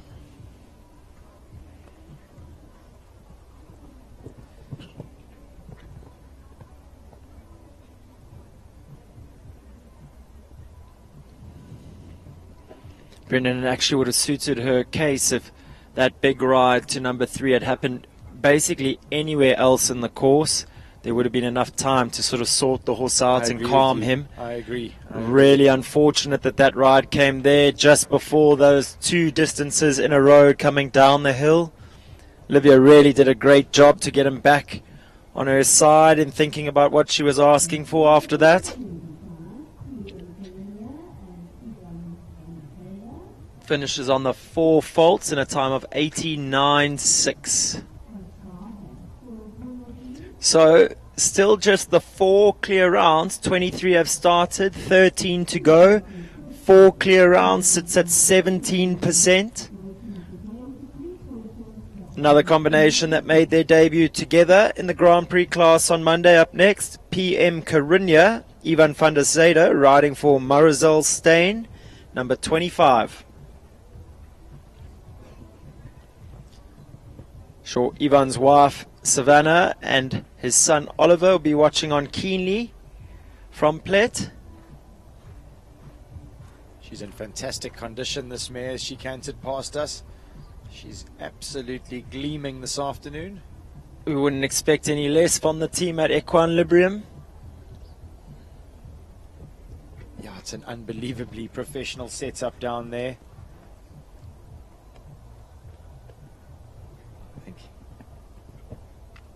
I know some people's wish that their parents owned a brewery. I kind of hope that mine owned a horse rehab center. Absolutely. It'd be much more useful in my life. Ivan's basically got his own personal horse wellness team. Not basically. He has. Yeah, he literally does. They're a fantastic group of. What an amazing tool to have at your disposal. Fantastic team of horse enthusiasts, and well-educated, well-qualified horse specialists. And not only down in the Eastern Cape, they all over South Africa. They are also up in Johannesburg, a very busy bunch. Brendan, dare I say it? In the time, not. Another one falling victim to the clock. 4 for time. Good clean trip around here, but 4 for time. 87.51.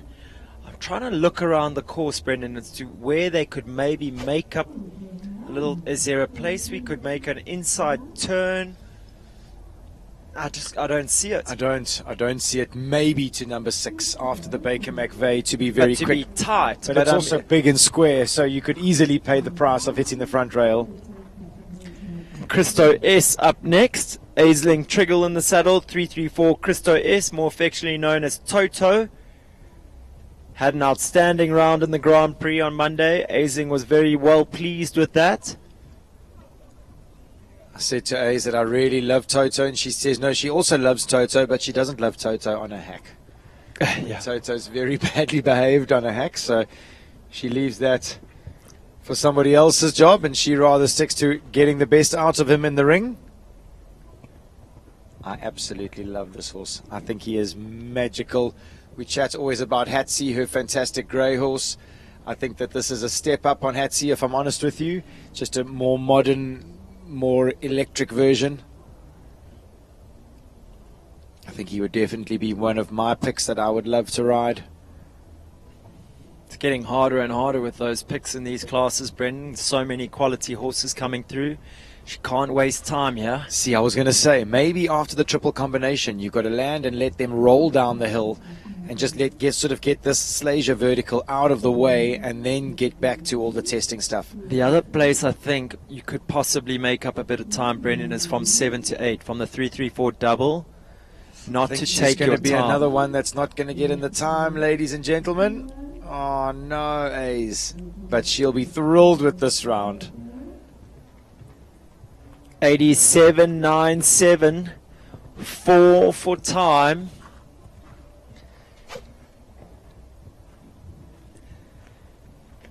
So the Foss 4 falters still looking pretty good here in this class.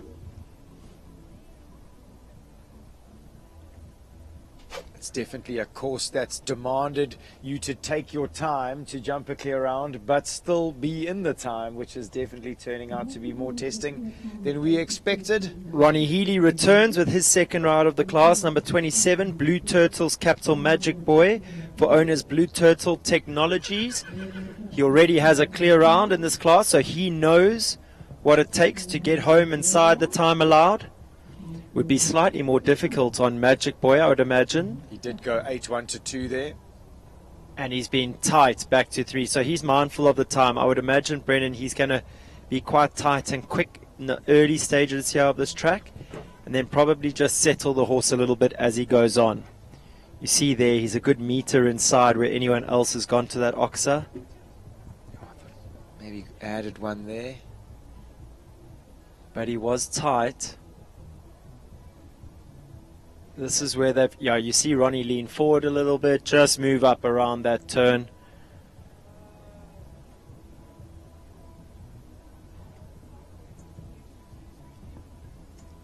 Textbook through there. Amazing see how he technique. falls right, he gets in close to that Baker McVeigh oxen, not wasting any time, back to the vertical at number 9.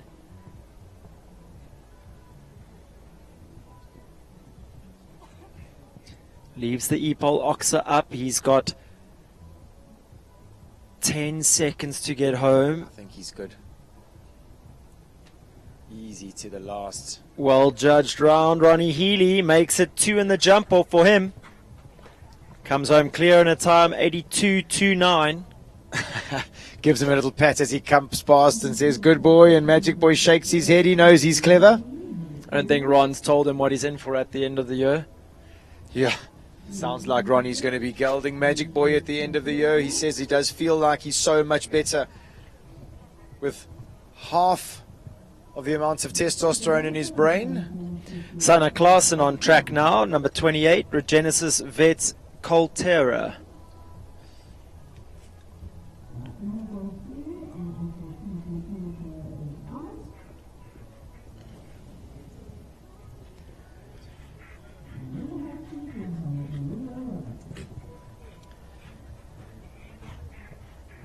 Trainer Damien Stevens watching on closely here.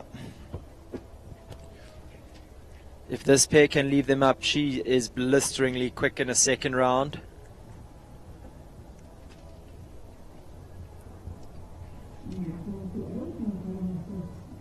Also just trying to be mindful of the time, not going too far towards the edge of the arena, sticking close to that purple oxer.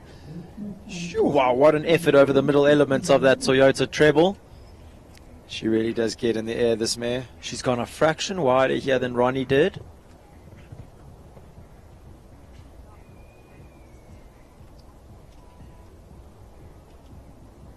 I say mare confidently. She is a 15-year-old mare by Colter Z. Come on. What's the time like? She's going to have to move. It's going to be close. Does she get it? Oh, heartbreak. 0.2 of a second outside that time allowed. 84.20. Puts her on 1 for time. Look, I think at this stage, she's there and thereabouts, right? However, at this stage, that puts her in 6th place, Brendan. 6th place with 9 to go. Looking to add to that list of clears. Up next, Tamaru Wada, riding Regenesis Vet, just on time Z. So 5 clears so far, Sten, with 9 horses left to come in this class. We did sort of say we were hoping to get 10 clears. Not the first time I've been wrong this show. Well, but I mean, if you didn't specify and say inside the time. There have been a few that have left all the jumps up. We've had quite a few that have gone clear, just being caught out by the clock. I think one that definitely springs in fact to we've had 11 clears. Amazing. But not all of those have been inside the time allowed. I do think that Aisling is going to be over the moon with Toto. Definitely an exciting horse for the future. Tam's going to need to keep moving around here on Justy. As she does, you see her land, move left early and keep moving forward. So this horse not naturally quick, so she would have to be pushing him out of his comfort zone to keep moving.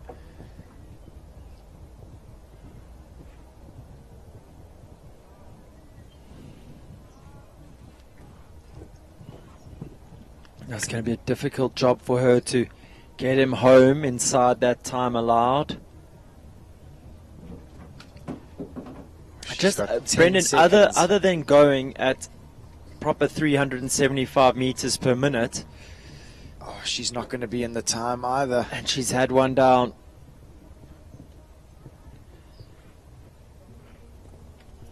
Oh, so unfortunate there for Tam. 4 for jumping, 3 for time. Regenesis vet just on time, Tam Rueda. For any Tamara fans out there, don't stress. You will be seeing her a little later in the Toyota World Cup qualifier, starting at around 1 o'clock this afternoon. Maybe a little later then. Looks like Anne-Marie and Stefan are going to have to be on their A game if they're going to stick to that 1 o'clock starting time. One man that won't waste much time, Thomas van Reyk also back for his second ride in the class, number 30, Pippa de Axmar. This horse owned by Hetty Potgieter.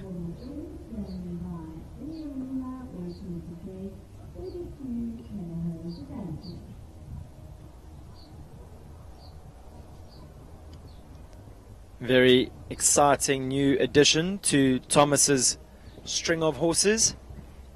Pippa de Axmar, a 9-year-old mare by Tangelo van Zuthover out of a Wandor van der Mispleer mare. Purchased through Michelle van Eck under the guidance of Dominique Alexander. This mare really is a machine. Thomas gets the very best out of her. It's going to be so exciting to see them jumping in the World Cups, I'm sure, in the not so far future. Brendan, you often make mention of tack. This also looks like it goes in a polo gag, one of those big ring rope gags. Yeah, I suppose used just to ride Lord Jack in one of those. Just really help the horse to keep their head up, help with their balance. 1, 2, 3, 4, 5, 6, 7 to the last. Leaves it up inside the time. Another one for the jump off. Thomas van Reyk of Orsel. Take a bow, young man. True to the script, in a time of 80.72 shows that while it almost started to look undoable to get inside that time, Thomas shows not too tricky if you have a good ground speed. Yep, some 4 seconds in the time there. So Thomas in the jump off. Jean Corba up next, number 31, Pretty Woman M. Burlington Cup winner some 2 weeks ago. Jeepers, did she go quick? Yeah, I must say that this mare's really is something special. Spoke about keeping your ground speed up, Brendan. Jean looks like she means business here. I must agree with you, Stan. It does look like she's had Ray in her ear there, just mentioning that you got to keep moving.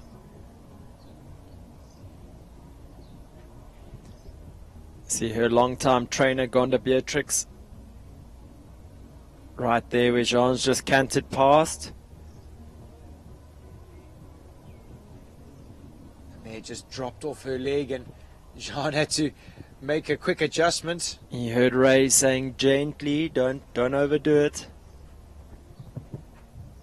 She really does jump with great care, does this mare.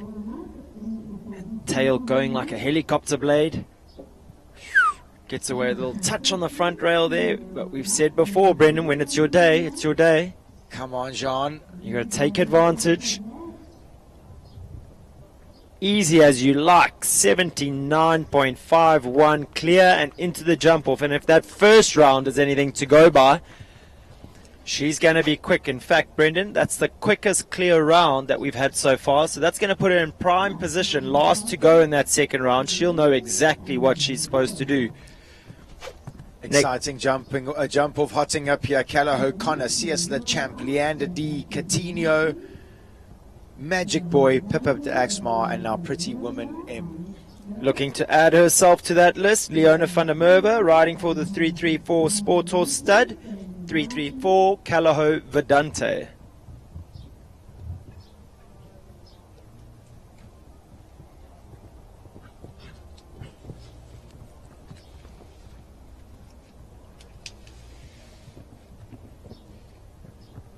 Sure, she puts in a huge effort there. Does Vedante. She is a 10-year-old South African warm blood mare by Victory Forever out of a Diamante Semele Don Juan mare.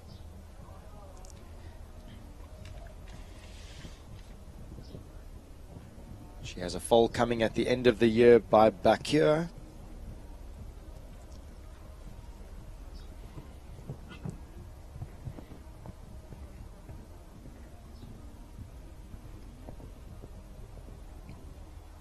Leona keeping her ground speed up, moving forward off these turns, not wasting any time. She's going to be good for time. Whoop, and quick. 76.78, Brendan, They're by getting far quicker. the fastest round that we've seen so far. So I spoke about John being in prime position. She now will sit in that second to last go spot. Another man that's going to be quick.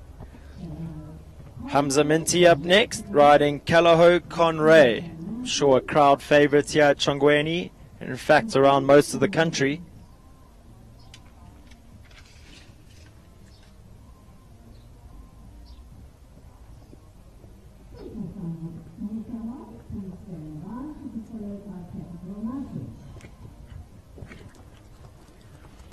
He's been a very busy young man, has Hamza at this show so far. Conray by the legendary stallion Concoriano, who unfortunately passed away recently. And out of a very good dam line, out of a Stolzenberg mare. Exciting times for Hamza. He's just purchased this horse's full brother off the auction. So keeping it in the family. I know you were chatting to him a little bit this morning, Brennan. What did he have to say about the full brother? Yeah, he hasn't done a whole stack yet, just sort of letting them... Oh. Barely a toe on the back rail there, but those spring-loaded cups fall for free. He is, however, our fastest four-faulter at the moment, but that's not going to be good enough to bring him back to the jump off. So now it looks like you either have to go clear or be better than 3 time faults to come through to the second round. So we are getting closer to our 10 clears. I would bet my bottom dollar that we're going to get there, Brendan. Double or nothing on that pot of tea from yesterday. I'm putting my neck out there saying we're going to get our 10 clears.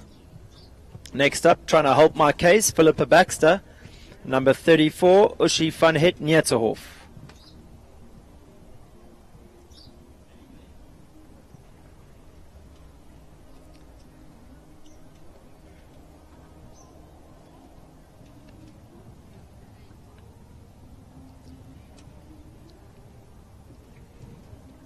Come on, Uschi, take us home. So Philippa very kindly lending her sister Caitlin Morgan as she puts together a fantastic partnership here with Uschi.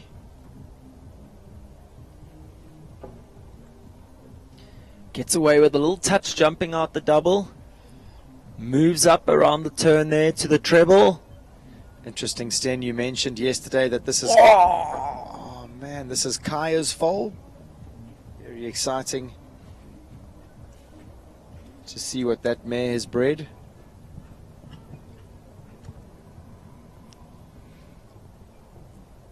I wonder if owner Bronwyn de Santos has been breeding with Kaya now. I wonder. If you're seeing what she's producing, it would be interesting to see if she had any more in her. Oh, I must say, and soft fence there. She really did make a fantastic effort around this 140 Grand Prix this afternoon. Brennan, this really has been fantastic course design by Stefan. I mean, we haven't seen much other than a couple time faults or 1 down, possibly 2 down. But still, like you say, clear round percentages sitting at only 24%. So it's been a tough track to get round.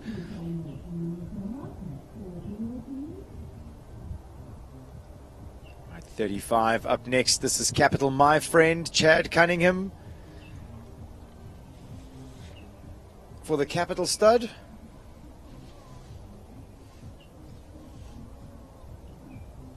Lovely son of Nabab Derev out of a Heartbreaker mare.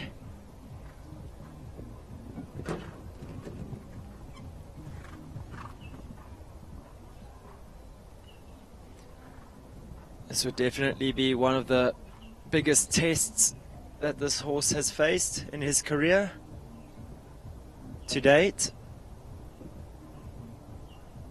Great to see Chad back in the saddle. He's usually very busy in the warm-up arena and at home preparing all his students for their Grand Prix and such.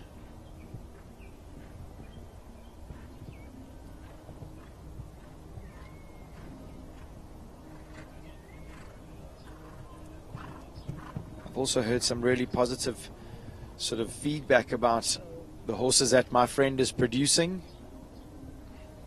All his progeny seem to have fantastic attitudes and fantastic technique as he does. Wonder if SA show jumping is correct or not, Brendan, but it looks here like they say he's now a gelding. I don't see any yellow tag on him. I wonder.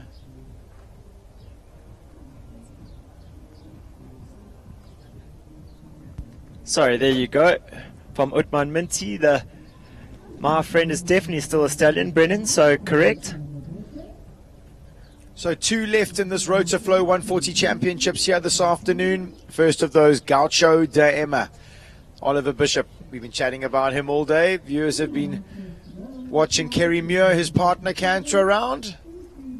Now it's time for Ollie to see if he can put together a clear round. He's had fantastic success with this horse. You might recognize his face, viewers, the poster boy of this show. Willing him on for a clear round here. I need 2 more for my 10. Come on, Oliver. Come on, Ashley. I also like to see Oliver flap his elbows in the jump off. That means he's serious. Because he's silky smooth in a jump off, isn't he? He can be so quick. There you go. Look, putting his foot down. He wants to be there. Now, Stan, you mentioned that Jethro Bauer can ride a dirt bike a little. I think for any of you viewers that want to get shocked out of your shoes, Oliver is unbelievably potent on a dirt bike. So Basically, a man of many talents. Basically anything that goes quick, though, Oliver. And jet skis as well. Oh, big effort at the Epol Oxa. And we're going to throw Gaucho's name into that mix as well. Oh, changes his mind. Come on. He's got 4 seconds to get home. Is he going to get inside the time? Get it. Oh! No! Can't be serious. 0.06 of a second outside that time allowed. The gods are not on my side today. We're not going to get that 10 clears. Those 10 clears, Brendan.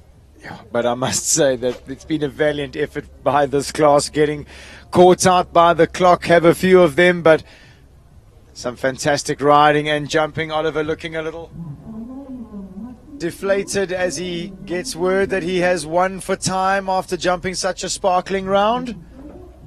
Last horse in this Rotoflow 140 Grand Prix. We've got 334 Franz EU, owned by the 334 Sport Horse Stud and ridden by Ashley Fox. Brendan, as it stands, that does put Oliver into 9th place.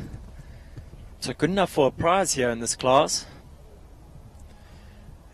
He would have been really, he would have been really keen to come back here and lay down the gauntlet for some of the others. And he really did seem to have his mind on the clock. He moved to the triple combination. I suppose Gaucho maybe got a bit distracted at the Hollard. Maybe took a split second away from him. Well, it was just a split second out. You called it. I think that Hollard Oxa made the difference. Ashley's had an early rail on Franz EU.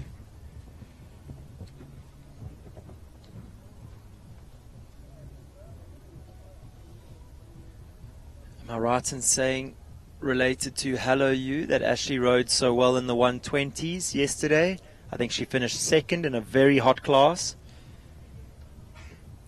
Absolutely, you are 100% right. And a new ride for Ashley, Brendan. So really putting together a good partnership. I mean, when I say new, I'm talking about weeks or a month or two. Sure. So to be able to compete at this level so early on in their relationship, just testament to this being such a fantastic horse and Ashley having so much talent. She's an 11-year-old Holstein mare by Casal out of a Laurentine 1 Sandro mare. She had loads of step, rolls down to the last, easy, big pat. So just under the number that we were after. Sten, we wanted 10 clears. We've got 8. We will be taking through 2 of our time falters, which is going to make it 10 into this jump off. So I think, viewers, what we're going to do is we're going to let the judges box crunch the numbers and verify everything. And I think what we will do is cut to a quick break, and we'll be back shortly. Imagine a car what runs on water. No more diesel, no more gasoline, just water. Turn on the tap, put your horse into the car, and off you go. That's what this saddle is. This saddle is so incredible. No more damage to the horse's shoulder. It actually levitates over the horse's shoulder.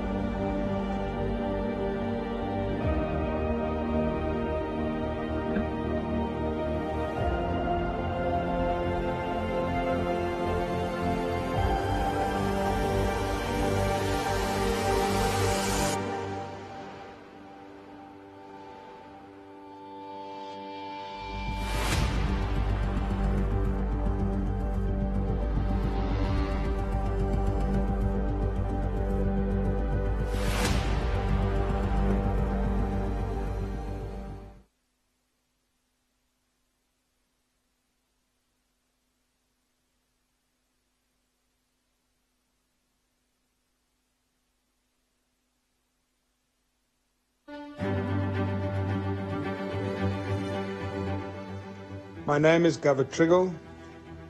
I'm the founder and owner of the 334 stud. It is a well-researched fact that a mare contributes 60 to 70% of the attributes of the foal. It has also been noted that it takes generations of breeding to exceptional, proven stallions to breed a Grand Prix horse if one starts with an average mare. Therefore, at 334, we breed from an unrivaled group of selected performance-tested mares that have competed at Grand Prix and World Cup level. Our minimum criteria is that a mare must have at least been successful at 1.40 m level. By doing so, we significantly improve our chances of producing a horse of at least the quality of the dam. We improve our chances of producing a sound horse, as the dam needed to be sound to compete at the highest level. And lastly, we have the luxury of mating the mare with a stallion that complements her conformation and her performance traits, which would have been impossible had we not seen the mare compete. By meticulous attention to detail of the breeding, growth and development of our future champions, under the watchful eye of our world-class team, I'm sure we can provide you with a horse to fulfill your show jumping dreams and aspirations.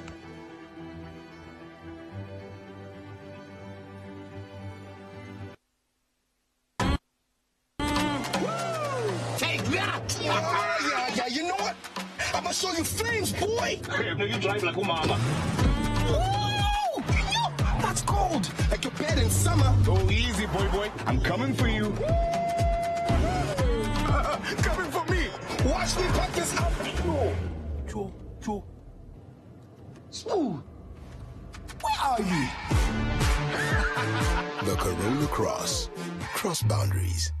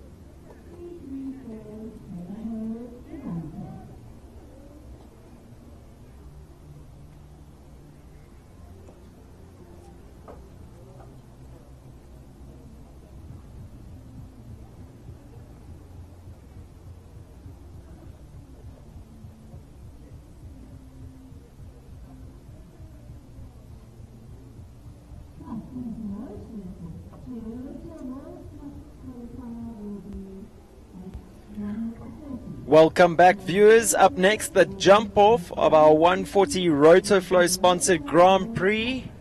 See Oliver Bishop making his way down on Gaucho de Emma. Brendan and I got our wish. We're going to see him here in that second round, putting the pressure on the others. They'll be jumping off over fences 5, the Baker McVeigh Oxer, 5, 6, the Western Shop. Wonder if they'll dare to go on 8 strides instead of the 9 to that 3-3-4 double. Then a left turn. Heather Mostard's unlucky she's not in this jump off. She practiced that line already. To number 11, the Hollard. Wonder if we'll see them hack down in 6 strides to the Toyota Vertical. Then they make a left turn back to the A element of that treble combination backwards. Number 14 now. Right to the E-Pole Oxer at 15. And then a big gallop down the hill here to the Schließ Saddles Vertical, jumping towards our commentary box. Brendan? Sten, do they jump 14 and go inside the Hollard like they did in the other way of the 130 class? Absolutely. Absolutely. We're going to see Oliver have a dip here. So first up, Gaucho de Emma, Oliver Bishop carrying through 1 time fault from the first round.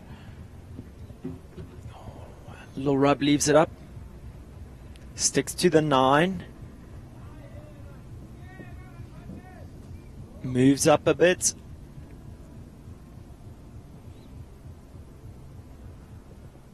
Easy 6. Hacks down on the 6. Good controls on landing. He'll be looking for that right turn, Brendan. Oh, I wonder if it's going to be a bit of a big ask. I don't think so. I do think that somebody's going to nip inside there, if I'm honest. Brendan, maybe the 7 down the hill to the Toyota, that you get a tighter turn and then you're jumping across 14 to the right, possibly. And Oliver did 11 to the last. I wonder if maybe 10 would be on the cards. We're going to see. Going to be nothing left up for guessing here on this jump off. 8,500 reasons for these riders to go quick. Next up, a man that's going to lay down the gauntlet, I'm sure. First of our clear rounds, Ronnie Healy on Verdant Capital's Callahoo Connor. Yeah, Connor's got a big step. I'm sure Ron's going to use it to his advantage here. It really is going to be down to what works better, that Hollard down to the Toyota and then the turn back to the other Toyota Vertical. Good shot, Ron. 4, 5, 6, Easy. 7, 8. Sten, you got your wish? Now I wonder, 6 or 7 here? 6. 7, turning left. 7, turning left. Well thought out, Ron. Yeah, that's the way. Now you jump this vertical, little on the angle, going right. Yep. If you wanted to see how to ride this jump off, I think this is the way. 10 to the last. Ron. 1, 2, 3, 4, 5, 6, 7, 8, 9, 10, 11. Leaves it up. 44.98 clear round. Ronnie Healy's put the pressure on. I think that was quick enough in a lot of places to really put the pressure on. I must say, maybe one less to the last. But I must say, scoreboard pressure seems to be counting for a fair amount here this afternoon. I think also that possibly one less to the last could result in a whole bunch of splinters up here in the commentary box. I think they're going to have to go quick to get down there in the 10, Brendan. You've been right all day, though. Let's see. Kerry Reese next on Sias Le Champ. That was a really slick turn there. Does she do the 8? No, sticks to the 9. I wonder if the others would have watched and seen here. Yeah, I think the 7 and the turn back is quick.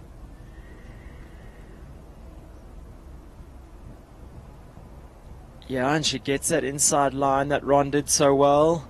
Brendan, is she going to go 10 to the last? She'll need to beat him.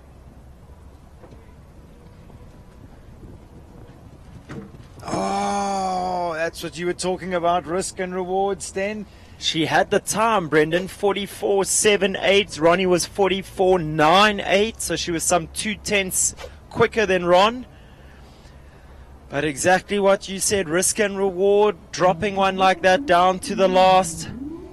Got to make sure the horses remain careful. Absolutely. I think just another big test set out by our course designer, Mr. Stefan Wirth. Little horse that can be quick, Leander D and Jenna Eager up next.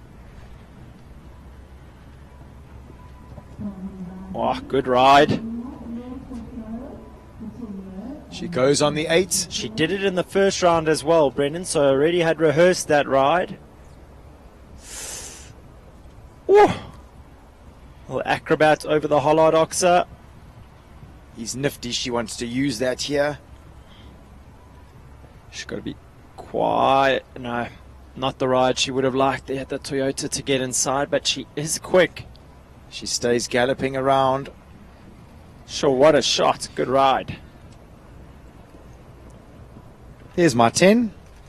Beautiful riding, Jenna. What's the time? 45.07. Wow. 900ths of a second off Ronnie's time. Exceptional effort there, young lady.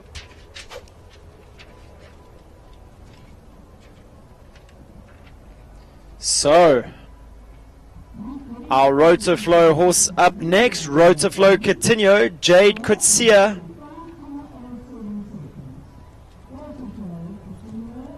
What a win this could be for her. Oh, she's a little deep. Oh, it works for her. She loses her balance, but loses her stirrup as well. A lot like Martin Fuchs, though, showing her good leg position. Oh, she hasn't got it back, I don't think, Brendan. This is going to take some riding. Sore thighs in the morning. She still hasn't got that stirrup, Brendan. She's trying to get it. There you go. Oh, there you go. That is such a relieving feeling, that. Wow. Good turn. Well done. Great turn there.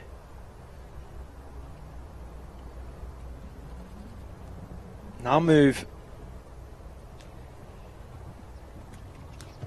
Oh, great shot at the last. 48.29, clear round.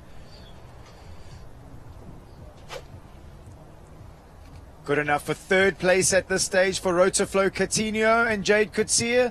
Valiant effort, young lady. So our top 3 as it stands. Ronnie Healy sits in first place. Verdant Capital's Callagho Connor, 44.98. Leander D, Jenna Eager, 45.07. In second, and in third, Rotoflow Coutinho, Jade Kutsia. Time of 48.29. So they need to be quicker than 48.29 to get onto the podium. Jean Corber with her will to win. I'm sure she'll be eyeing out that time of 44.98 of Ronnie Healy's. Oh, for sure. It's definitely not done in this class. We've got 4 riders left to come. We've got Blue Turtles, Capital Magic Boy, Pippa Daxmar, Pretty Woman M, and 334 Calaho Verdante. All 4 of those horses know how to win one of these classes. It looks like Jean's coming a little early while Ron changes horses. She says she's ready to get this show on the road. Brendan, we saw her go extremely quick in the first round already. She is very comfortable at going fast. Is this big mare, and I must say, I suppose encouraged along by Jean's will to win. It's not surprising that they often find themselves on the podium. So next up, 31, Pretty Woman in Jean Corba. Will she be able to emulate that result at Burlington Cup just a few weeks ago?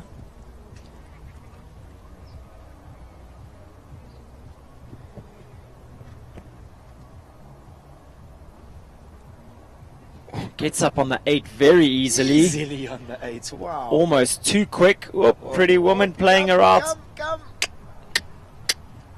Oh, magnificent riding there by Jean. Just seems to be a little stuck on all those left rein turns. Ew, she gets inside again.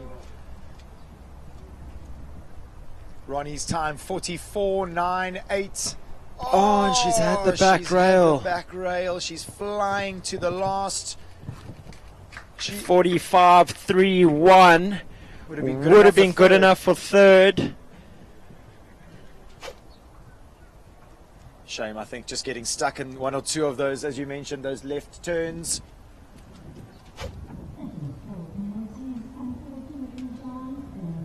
Still a fantastic effort there. Jean Corba, Pretty Woman M. She is fiery, that's for sure.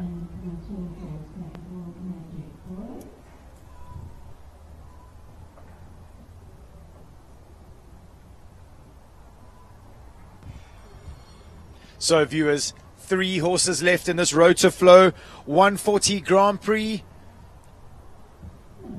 First of which, number 27, Ronnie Healy, Blue Turtles, Capital Magic Boy. He does sit in first place. We've been speaking about doubling up on podium finishes this whole week. Can he do it? I wonder what his plan would be here. I think Ron is naturally competitive. Magic Boy likes to go fast. But he doesn't look like he's riding with quite the same intent here, Brendan, as he had when he came out on Connor. Definitely not.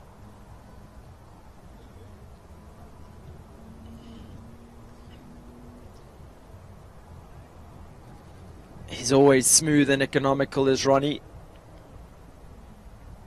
Much smoother at show jumping than he is at golf.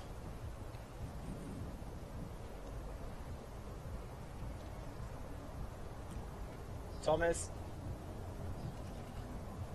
2, 3, 4, 5, 6, 7, 8, 9, 10, 11, 12. Schooling strides down to the last. Takes the pressure off Magic Boy. Beautiful double clear there for Ronnie Healy.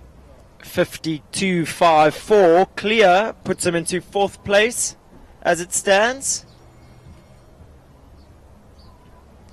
With just 2 left to go, Pippa de Axmar up next with Thomas van Rekevorsel. Any of these classes are never over until this young man has had a go. Let's see what he can put together here. He means business. Starts jumping across number 1 already to make that turn to 2. Huge step does Pippa. Easy down on the 8. Oh, big effort there at the Hollard. 6 down the hill and gets that tight turn. And leaves that up. Oh, Ronnie's time on Connor is going to be under pressure here. He's got to leave these last 2 up. He's going to fly the last. Ronnie Healy's time 44.98. Does he leave it up? 44.19. He did have the time. The time was there. We spoke about it, Brendan, saying that the angle of this vertical coming down the hill, we really needed the horses to lock on. Coming down the slope can prove quite difficult for the riders as well. Heartbreak there for Thomas. The time was fantastic. Great to see that partnership really starting to come together. Right, have we saved the best for last? Brendan, yesterday we saw her do it. Sure. Is she able to do it again? Last to go in the Rotoflow Holdings 140 Grand Prix. This is 334 Calaho Vedante, owned by the 334 Sport Horse Stud, ridden by Leona van der Merwe. Husband Chris van der Merwe perched on the edge of his seat. He'll be willing her on. She was our fastest round of that first round. Come on, Lee.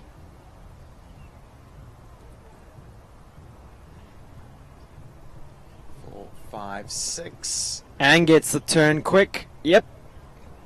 Now she's got to be thinking inside. Ooh, like little rub. Stays. Come on, keep moving, Lee. Keep moving. A huge effort, leaves it up. They're screaming her home from the grandstands. Ronnie's time not going to be beaten, is it? It is 44.46. Leona van der Merwe, take a bow. She's done it true to form. Half a second ahead of that time of Verdant Capital's Connor. Leona van der Merwe saving the best for last, takes the win. Amazing. She turned to the EPOL Oxer, Barry Taylor, her coach, growled, come on. He wanted one less stride there. He got one less stride. You were talking about your 10 to the last. Leona was pulling at the end for 10. I actually stopped counting, I to be thought honest she was with going you. on 9 for a second. So isn't that incredible, folks? Best for last, 334. Calaho Vedante, Leona van der Merwe riding in an unbelievable wave of confidence and form at this stage. Real team effort there. I must say the 334 team has been on sparkling form this show. Big fist pump from Chris van der Merwe. They say happy wife, happy life. Well, he's the happiest man around these days. She really is riding at the top of her game. What a result for Leona. Not forgetting that she won the 135 class yesterday in some fine form. Absolutely. Wow, what an effort. And she still has the World Cup class to come today. She really has been on fine form. I think it really needed somebody on fine form today to take all those risks. She risked it on 8 strides down to the 334 double. She risked it on the inside at number 14 and then risked it at the last. And Brennan, much like Thomas, did the 6 strides down from the Hollard to the Toyota vertical. Absolutely. She left nothing out there for second guess. I mean, it almost looked like a carbon copy of her last round where she won the 135s. She did the inside turns and dropped strides. She did that again in the 140s. Incredible to watch. We're going to have to warn them to maybe water these arenas a little more. She's a fire hazard these days. She goes so quickly across the ground. I think... folks at home, we're going to take a short break while we tally up the final results, the official results, not the Brendan Stenyak results. And when we come back, we'll have the prize giving of this Rotoflow sponsored 140 Grand Prix. Control to Fortune, you're heading into uncharted territory. Over. Copy that, Control. We've got this.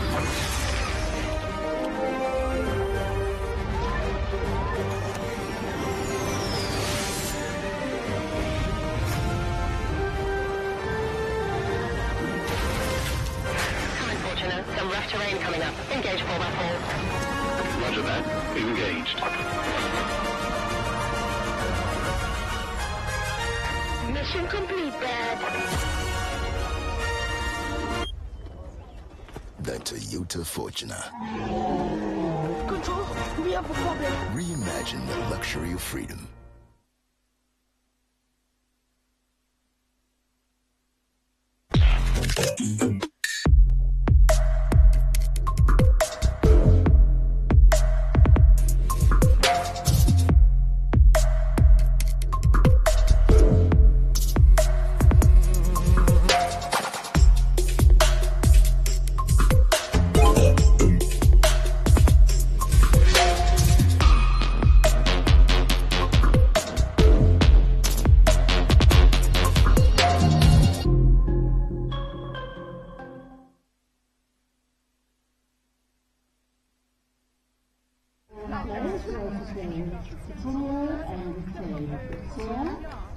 Fifth place, Total Capital Motor 4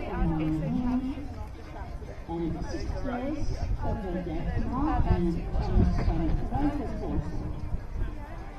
And then,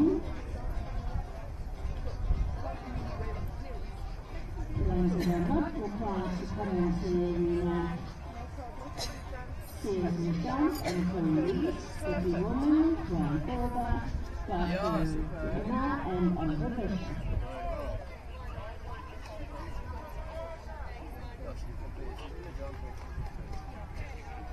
And the 10th place was Genesis, Victor Clara and Sam Clarkson. Surely you're getting a blanket. Sure.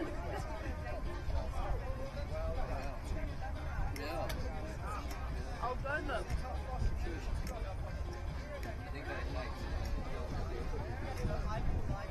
Is it like anybody over?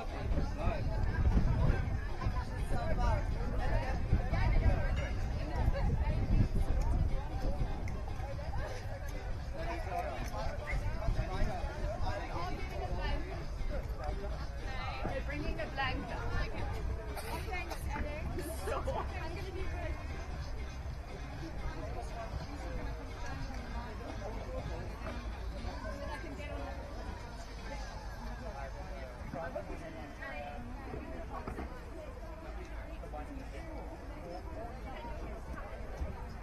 The top 6 horses and 4 grooms, please. The top 3 grooms and the top 6 horses, please.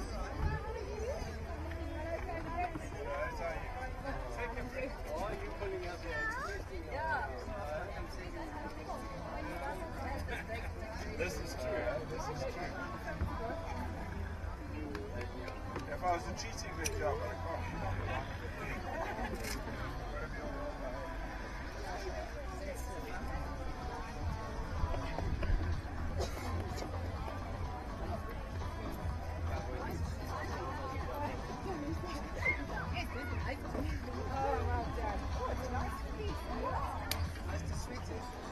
No, in the Midlands you need. We don't shave our legs. No. Okay, go get it. So viewers, scenes from the prize giving, taking the win in this 140 Rotaflow sponsored Grand Prix. Ronnie Healy in second place, taking the win.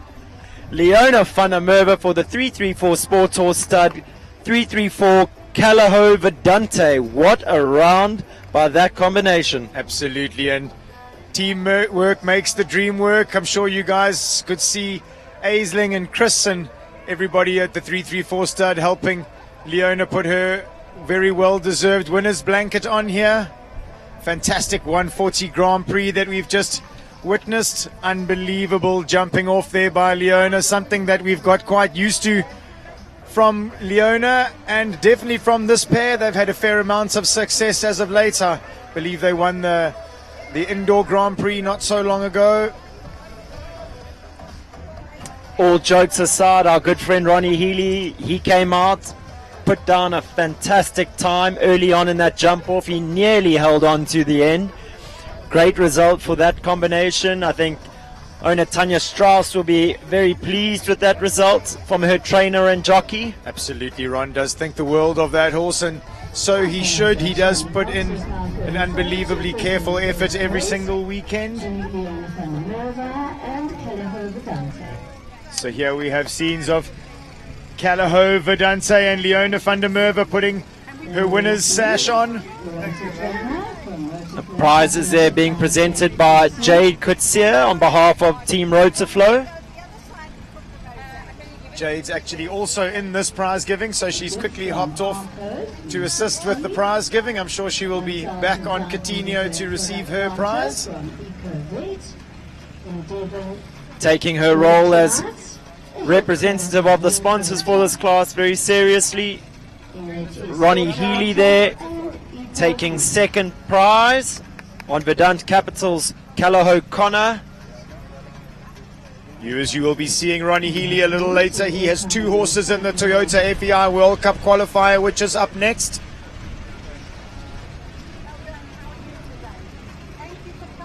Here's a fantastic effort from the young lady in third place. Excellent riding, Jenna Eager, Leander D.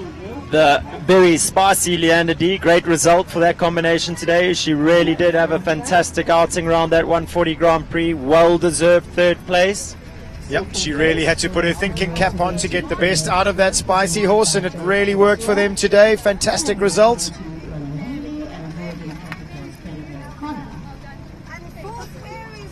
We see there Jabu, Leander's groom, very proud of his horse, always magnificently turned out as Leander D.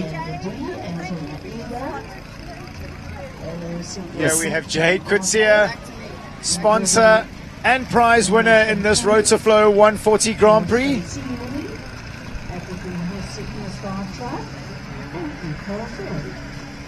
See Miss Sandy Cox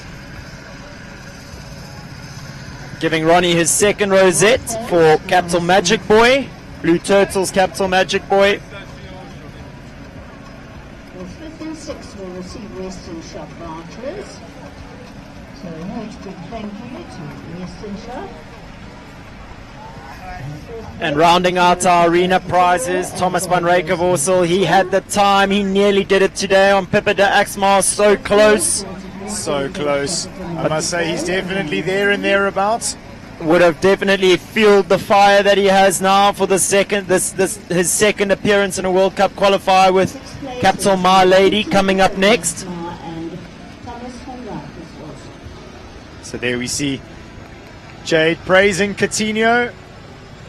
Fantastic effort from her here this afternoon.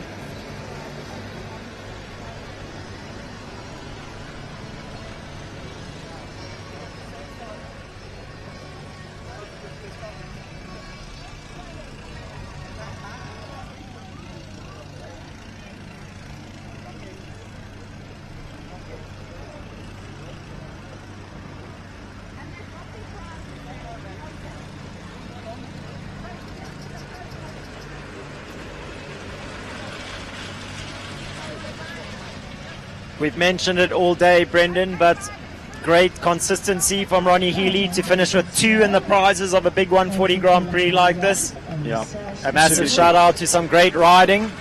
And I think just for the class that's about to take place, I'm sure Ronnie's going to enjoy some time in the arena here, get himself really set and focused and ready for the World Cup qualifier, which is up next.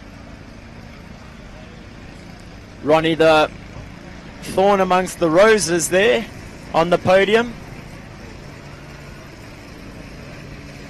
Been a great week for RH Equestrian. Shanae Bean winning the 130 champs earlier this morning.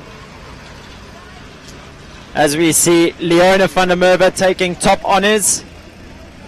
Big shout out to our sponsors for this class. Third place being awarded their gifts from Avco in Devon, shampoo, gloves from Sealy,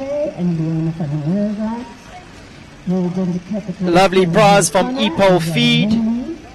In second place, again a gift from Avco and Devon hoof grease, halter from Unicorn Tack, Epol Food. And Leona in first place, receiving her gift from Avco, a 1,500 Rand product voucher from EcoVet, and Devon Electrolytes, a head collar from Unicorn Tack, and another gift from Epol Feed. The viewers can just see there the Rotovettis that we're always talking about. That was the brainchild of Clive from Rotoflow, making sure that there's no sharp edges, that nobody gets injured while they're training.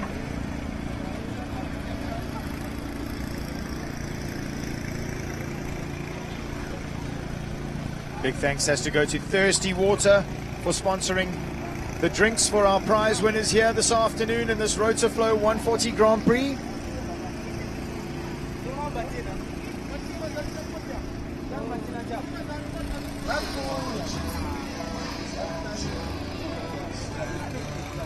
Stand up.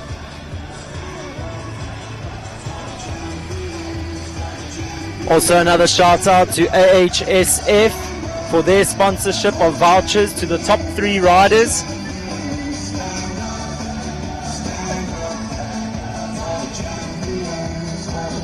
Good to see those Rotovettis on screen again. The red Cavalettis and then the blue Rotovettis. Huge integral part of pretty much every single show jumper's training. Lovely to see our grooms receiving their prizes from Mrs. Sandy Cox. Big thanks to Thirsty Water there. You can see the grooms with their 6-packs.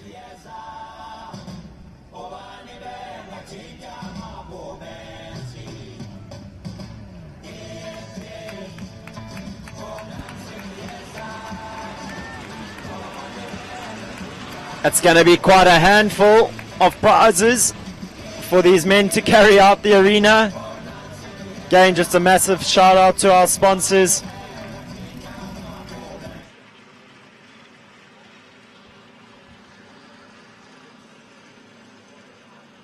I think we're going to see Leona van der Merwe leading us out on this lap of honor. So, ladies and gentlemen, here we have it. Leona van der Merwe taking another fantastic win at this show. 334 Callao Verdante. Top honors here. Ronnie Healy, valiant effort there in second place. Jenna Eager, Leander D, a fantastic result for her. Jade Kutsia, Thomas van Reykevorsel rounding out the prize winners here. Fantastic class 10. We've been, I must say, treated to 2 top classes here at the SHONGWENI Club, with one more really exciting class left to come. And I think an interesting fact, Brendan, our top 2 finishers there both come and return back for the World Cup qualifier shortly with 2 rides each. So it'll be interesting to see. I don't think we're going to get an interview from Leona van der Merwe for that win. I think she'll be readying herself for that World Cup class. Absolutely. But I think viewers don't go too far. I know that Brendan's going to have an interview with the team from Toyota shortly while they prepare the track for this Toyota-sponsored World Cup qualifier. So stay glued to your screens and we'll be back with you shortly. Hey, Uncle Smooth. Okay, cool. Check your map, but we're going the right way. I'm following you.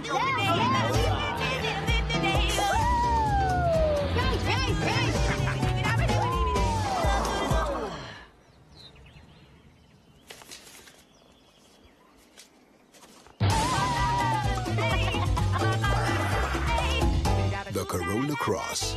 Cross boundaries.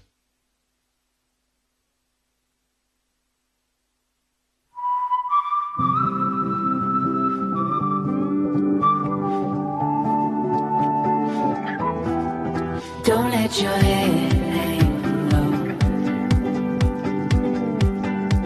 You've seen the darkest skies. My name is Ashley Taylor and my 334 journey started in 2020 with my mare that Govert had bought for me.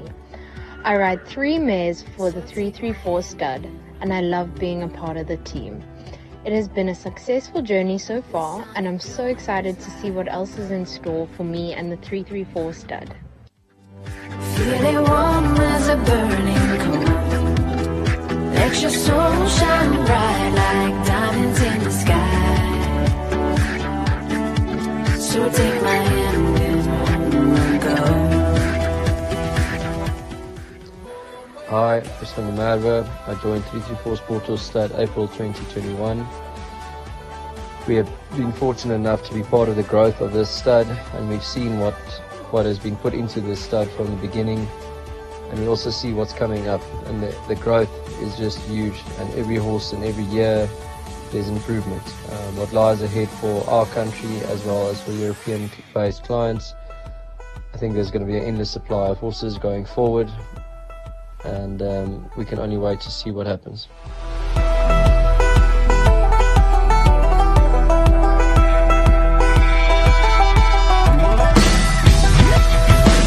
It's a long road, but we're not alone. Together we stand and we're coming home. It's a long road, but we're not alone. Together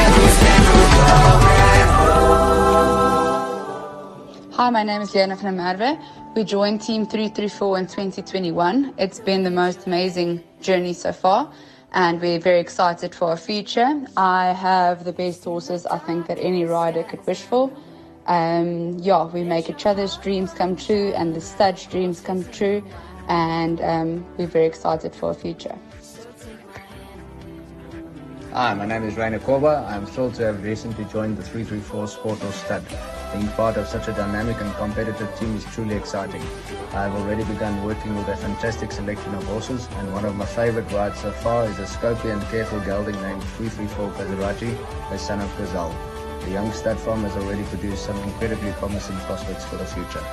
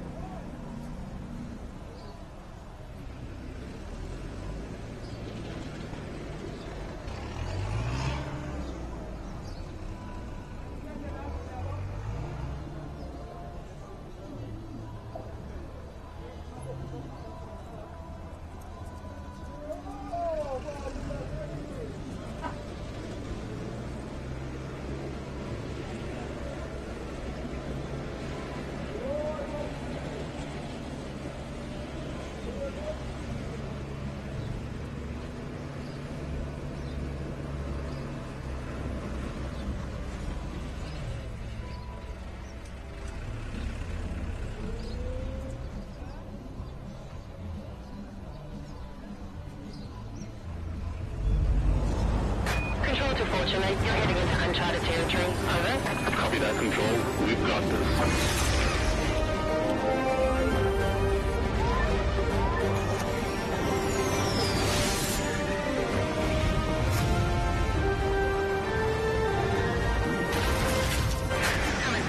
Some rough terrain coming up. Engage 4x4. Roger that. Engaged.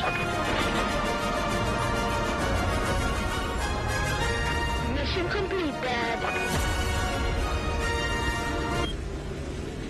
The Toyota Fortuner. Control, we have a problem. Reimagine the luxury of freedom. Good afternoon, viewers. Thanks so much for joining us. It's time. It's the big one. It's going to be the World Cup, the 150 World Cup qualifier in no time. I'm joined here in co-commentary by the lady of the moment. This is Jenny from Toyota. Jenny, thank you so much for joining us. It's a pleasure, and thank you for having me. Jenny, can you please just tell us what is your position at Toyota? So I'm the General Manager for Corporate Affairs at Toyota, and that includes all sorts of things, including corporate citizenship. Okay, cool.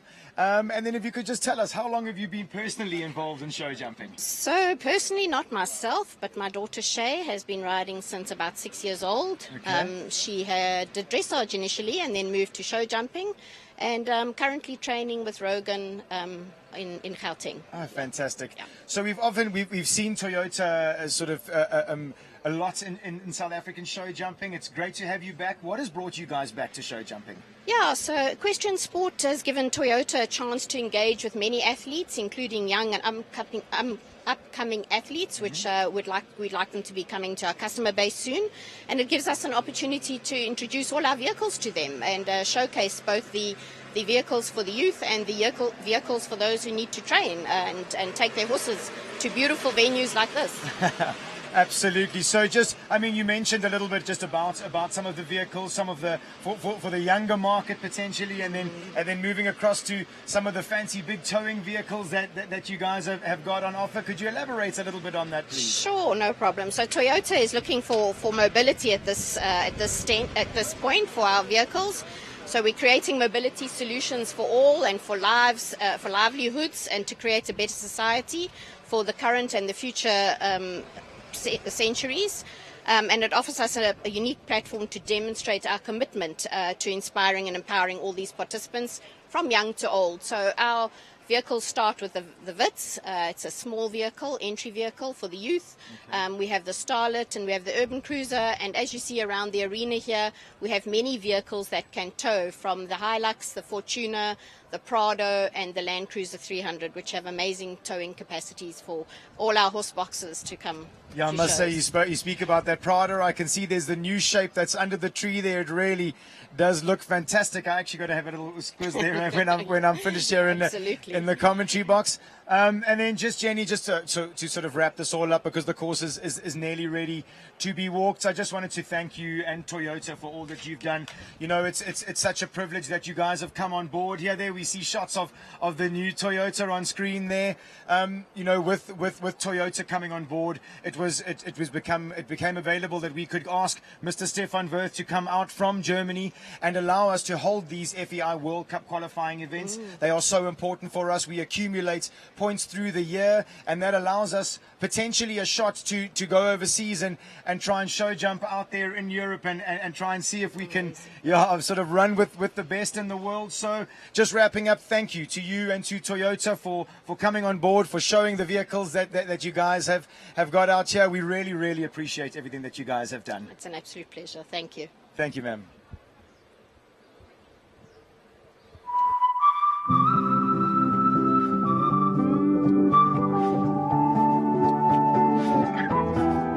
Don't let your head hang low. You've seen the darkest skies. My name is Ashley Taylor, and my 334 journey started in 2020 with my mare that Govert had bought for me. I ride 3 mares for the 334 stud, and I love being a part of the team. It has been a successful journey so far, and I'm so excited to see what else is in store for me and the 334 stud. Feeling warm as a burning coal. Let your soul shine bright like diamonds in the sky. So take my hand and go. Hi, I'm van der Merwe. I joined 334 Sportos Stud April 2021. We have been fortunate enough to be part of the growth of this stud, and we've seen what has been put into this stud from the beginning, and we also see what's coming up, and the growth is just huge, and every horse and every year there's improvement. What lies ahead for our country as well as for European-based clients, I think there's going to be an endless supply of horses going forward, and we can only wait to see what happens.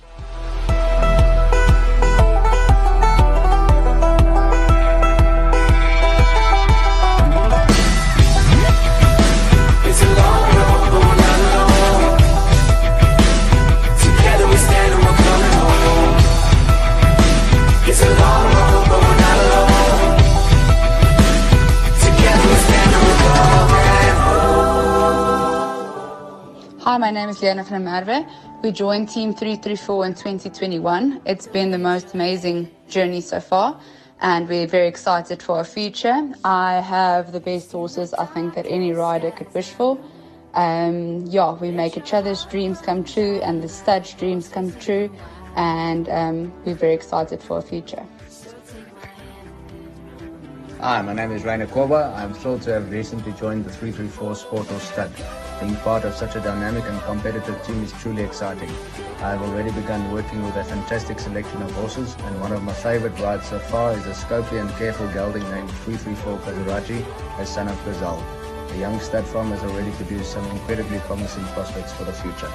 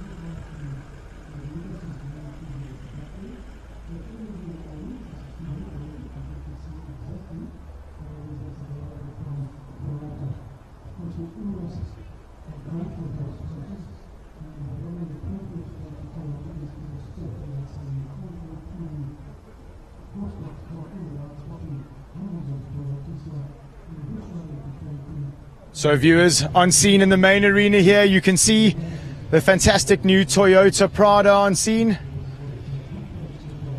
And we have the Toyota Starlet, followed by the ever famous Toyota Hilux Bucky. A real South African favorite is the Hilux. Here we have the Urban Cruiser.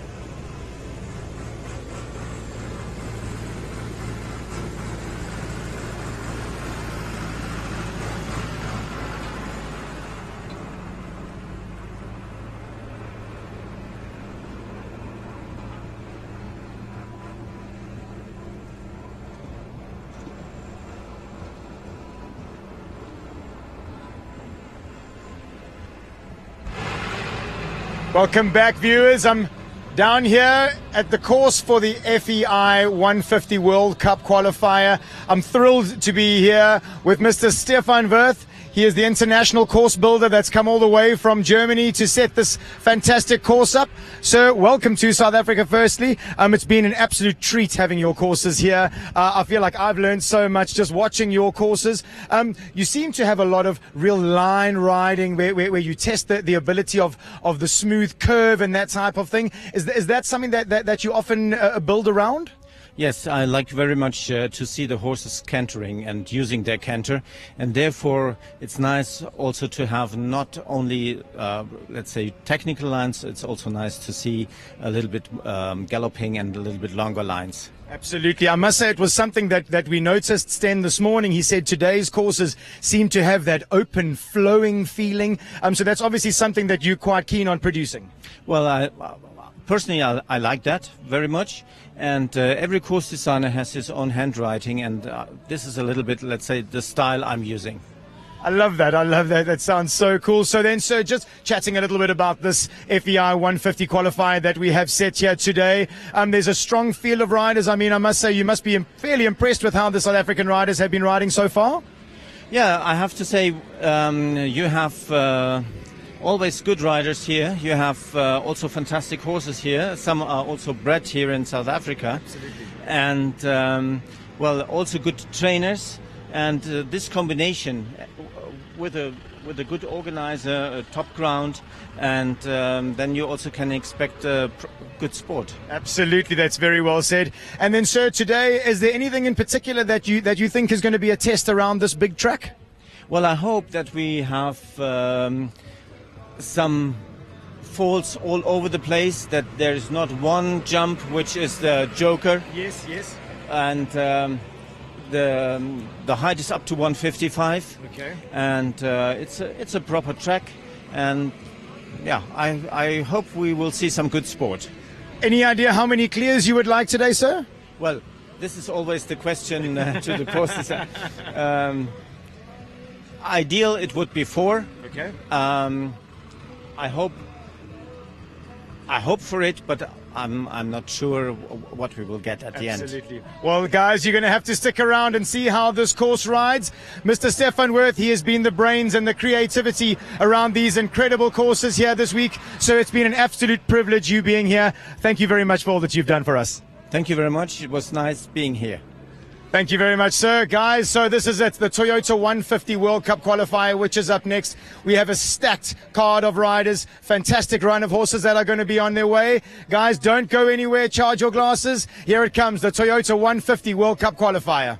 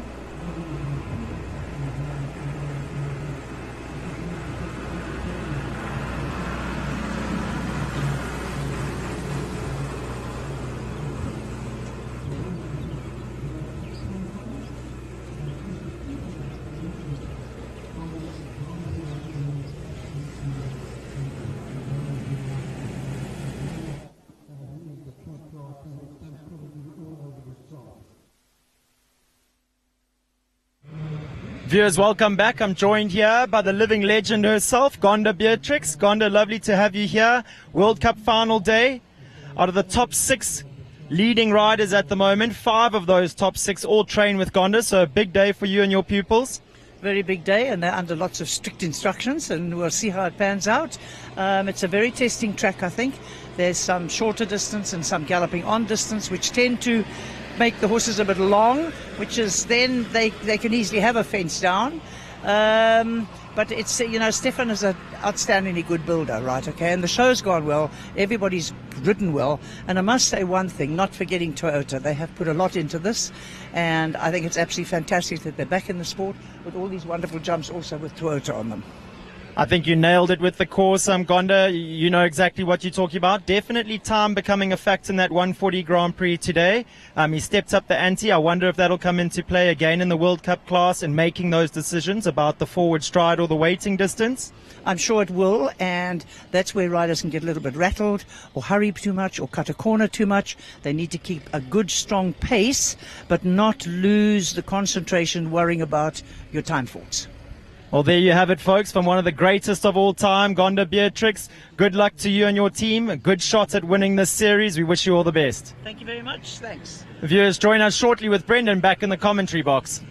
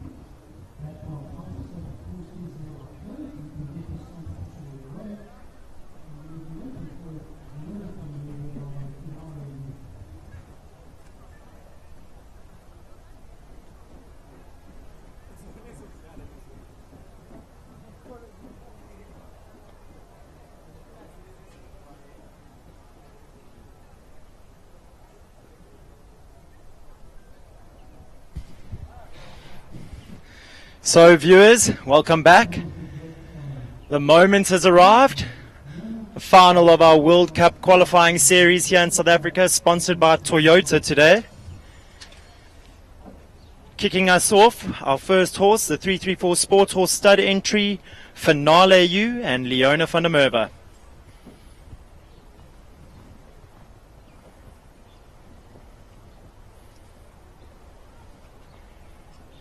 Looks like a really disciplined distance there, 1 to 2. Definitely, I think it's going to be a waiting 7, that, Brendan. Then that long sweeping ride down here to the Schließ vertical. I know you love this mare. Really looking like she's on form here today. Just chatting to the course designer, Stefan Wirth, before this class. Finale puts in a big effort. He did say that he likes to let the horses gallop and roll along. It's something that you definitely noticed this morning. Yeah, and he's back rail falling there. He's definitely up the ante today with the time allowed. We saw that in the 140 Grand Prix.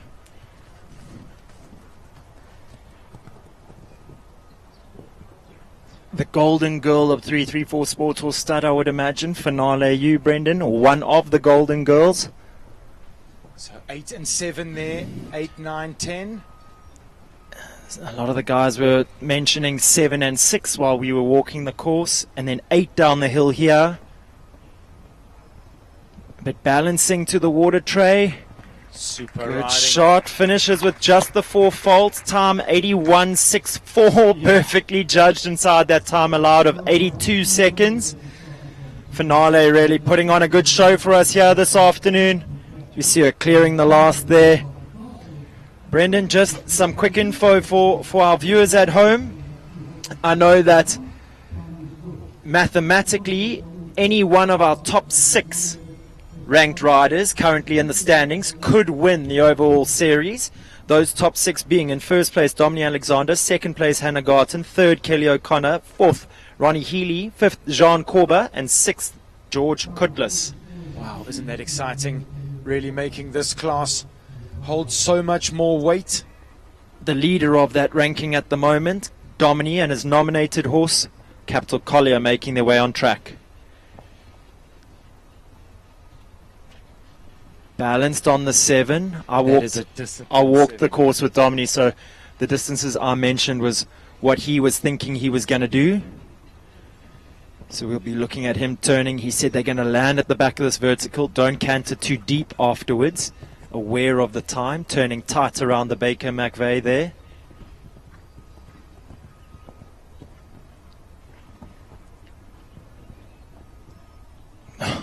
Magnificent through the treble.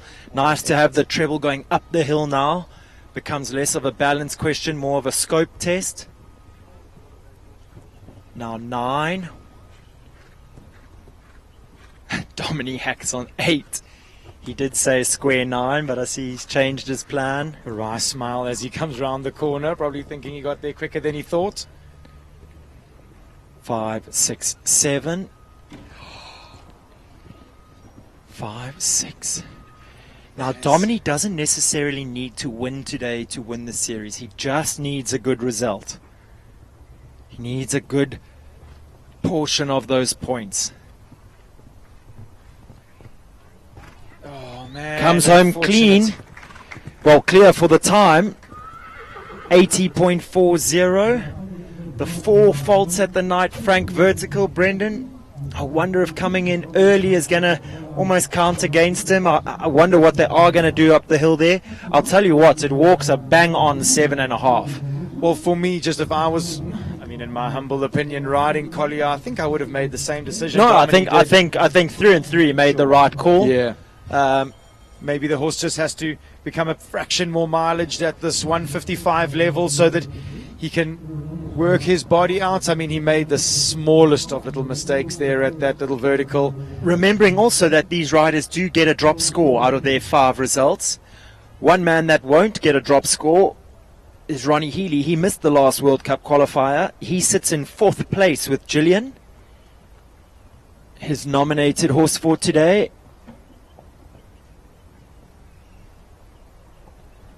It's all to play for here today. So interesting how the different types of horses handle the distances differently. Both the first 2 horses really struggling. Oh, and he's also had an early rail. Brendan, the riders are really going to have to keep their heads together here, because as we've seen through the course of the show, Stefan Wirth has really put on some testing tracks, and I think clear rounds are going to be tough to come by. You see Ronnie being mindful of the time, just nipping inside there from 5 to 6.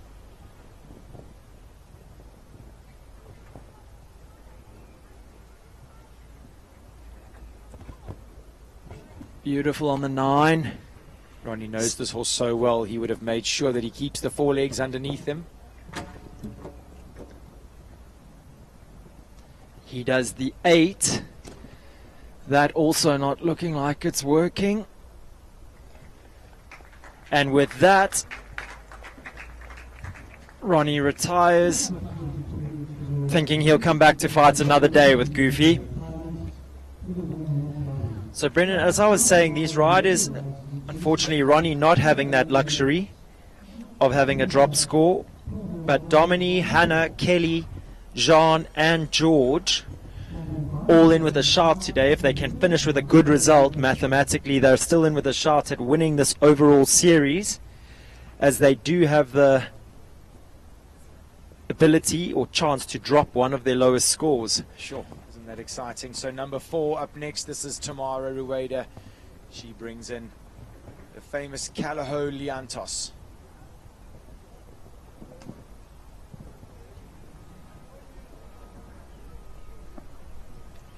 Liantos, one of 3 Lisbon progeny in this class out of our 16 starters.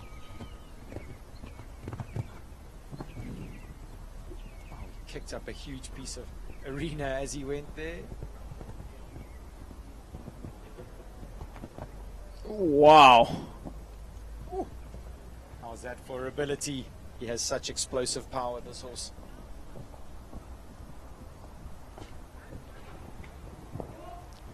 Her using her voice to steady him up there. Gives him space in that line that she can keep rolling forward to the oxer. Good shot.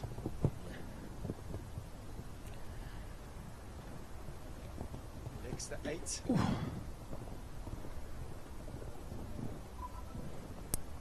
She puts her foot down, moving to the rotor flow triple bar. Time allowed 82 seconds. She's got 9 seconds to get home. Come on, Liantos.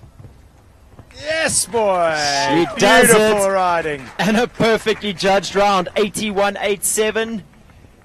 Oh, he's an acrobat, that horse. Beautifully ridden today by Tam, as always, I might mention. Fantastic round there. First clear round in the bag for today's Toyota 150 World Cup qualifier. Fantastic, fantastic riding there from Tam. Always in that light forward seat. She really moving up. executed her plan well. I mean, every time that she needed to give Liantos one more step so that he could be balanced, she did, and then moved him up in the quicker places, obviously, to just squeak inside that time allowed. Magnificently judged round, Tam Rueda. Basically what we're saying is that was perfect. That was perfect. That'll do. Up next, number 5, Opal de la Bastide, Courtney Webber for Shelly-Ann Moore and Courtney Webber. Courtney will lift the roof off this place if she jumps a clear round. Really well ridden there, 1 to 2, giving him as much space as she could for the 7.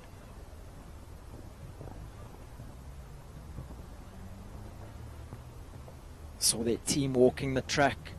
Looked like she really means business today, Brendan. Yeah, you know, I suppose now that she really believes that this horse can do it, you've always, as a rider, got to get in there and feel your horse push and know that they can do it. Come on, Court. I think that word you use there, belief, really does make the difference in achieving these big results. Courtney's full of that belief at the moment. 7, 8, 9. Beautiful jump. Just like Tamara here, just maybe taking one stride to come with a bit of leg to the Baker McVeigh up the hill. She does the 8. And 6 up to the wall. Come on, come on, Courts. 2 from home. You said she'll blow the roof off. She's got to get in the time. She's going to be quick. 82 seconds time allowed. I'm not sure she's going to make the time. Yeah, she is. Oh, no. 82.37, but they lift the roof off for her anyway. Unbelievable riding there, Courtney Webber. Unfortunately, 1 for time. 0.37 outside that time allowed. Oh. Heartbreak for the time fall, but let me tell you, your second trip round a World Cup qualifying course like this, you come home clear at that young age. That is no mean feat. Well done, Courtney Webber. Outstanding result. I wonder if that was the whole crowd cheering or just Shirley and her mom. I must say the high-pitched scream actually looked like it was coming from Grant Langley down there underneath the stands. He's still got his chest puffed out, hands on his hips, proud as coach at the moment. So, next up, our Grand Prix winner from Monday, a new partnership, Ray Corber riding for the 334 Sport Horse Stud on Mr. Twister 5, number 6.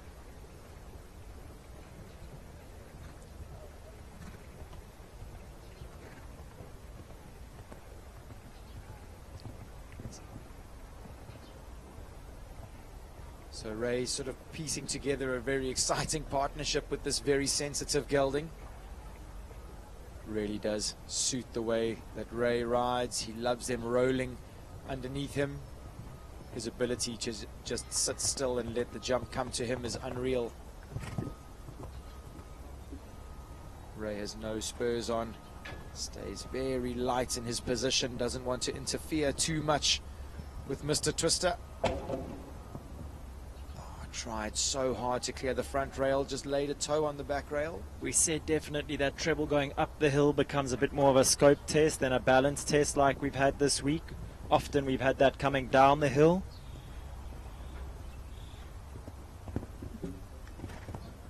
He really is a lovely type, this horse. Ray just rolls him down on the 8 strides. He's got such good balance. So it's looking like most of the riders opting for the 8, Brendan, from 8 to 9. And then the 7 from 9 to 10. Although Courtney did it so magnificently in the 6. Just outside the time. So finishing up on 4 for jumping, 2 for time, 6 penalties for Mr. Twister, 5 and Ray Corber. Ladies and gentlemen, that's definitely a partnership to watch for the future. He gets a big pat from Ray as he goes out. Must feel like he has all the ability in the world, that horse. I think any of us sitting at home or in our chairs here know that just a month with your new partner must feel very fresh, still very new to each other. That's, like you say, super exciting for the future. Now up next, Hannah Garten, PMH Pollyanna, currently sitting in 2nd place, Brendan, in the overall rankings for the World Cup qualifying series. She did 6, 1 to 2.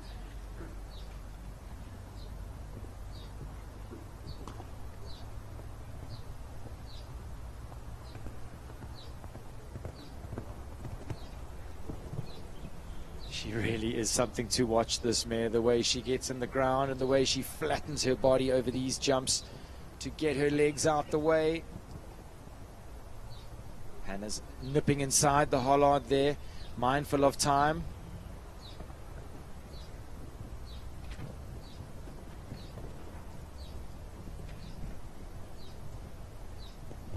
Middle to middle 9. So she can set herself up here because she nipped inside the hollard after the Toyota triple combination. Sets her up on the 8. Rolls down on the 6 to the wall. She's looking good for time. 2, 3, 4, 5, 6, 7, 8 to the last. Leaves it up inside the time allowed. Well inside the time allowed, 75.10. That was a real pressure round by Hannah. Brendan, some 5 seconds faster than anyone else that we've seen go around this track. She's put herself in prime position for that jump off, that's for sure. And not just the jump off, the overall series, Brendan. That was an incredibly mature ride from a very talented young lady. Number 8 up next, Calaho Laos, Alexandra Rick Hansen in the saddle. Laos our 2nd of 3 Lissabons in this class. Big shout out to Calaho. Absolutely, Lisbon. That magnificent stallion and the results his progeny are achieving. He's just the gift that keeps on giving, Lisbon.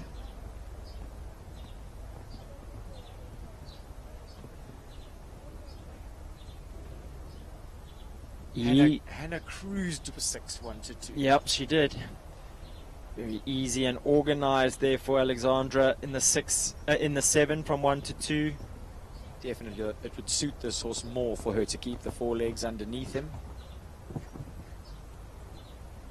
Could today be the day, Brendan? We've been saying she's knocking at the door for a big result at this level, and this talent.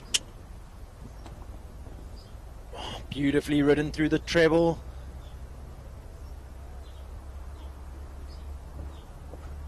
Course designer for this class said he would be happy with 4 in the jump off, but he wasn't sure how it was going to go. After just 7 starters, he's already got 2 clears. We're halfway there. So he's on track for his... Oh, she got a little slow round the turn, unfortunately. And like we've seen so often,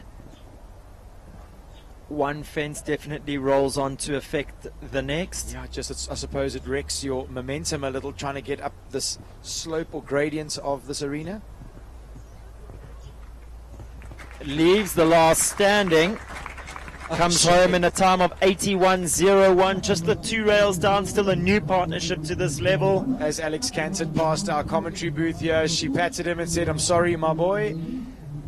Let me tell you, those sort of little mistakes will be ironed out quickly by a professional like that, and I'm pretty darn sure that it's not going to be long before we see them in the big results. I couldn't agree with you more. She has big match temperament, that young lady. Unfortunately, just getting caught out with a little bit of technicality today, but once again, Laos showing his absolute grit and determination at this bigger level. From a combination of 2 super athletes to another with big temperament, Thomas van Ryk, Capital My Lady up next. Little mare that's really crept into the heart of South African show jumpers and South African enthusiasts of show jumping them as well. And maybe even as one or two people from Hillcrest. I was talking about My Lady, okay. not Thomas. Thomas sets up here. I know their plan was the 7, 1 to 2. Oh, My Lady looks keen to do her job today. How does she jump number 2? Wow.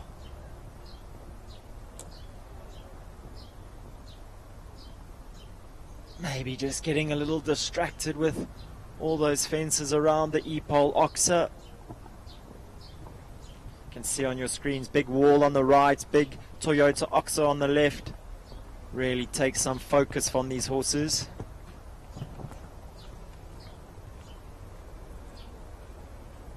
Here the groom shouting some encouragement to Thomas from the sideline there. Wow, how did she jump the middle element of that Toyota treble? She is a little springbok, this horse.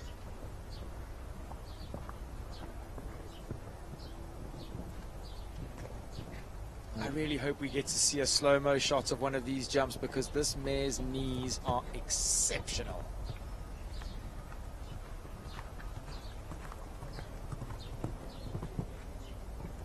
I don't think she's come within a foot of the top rail of any jump, Brendan. 7 down to the vertical. So he sticks to his trainer's advice. Domini did the same, 7 and 6. Works for him.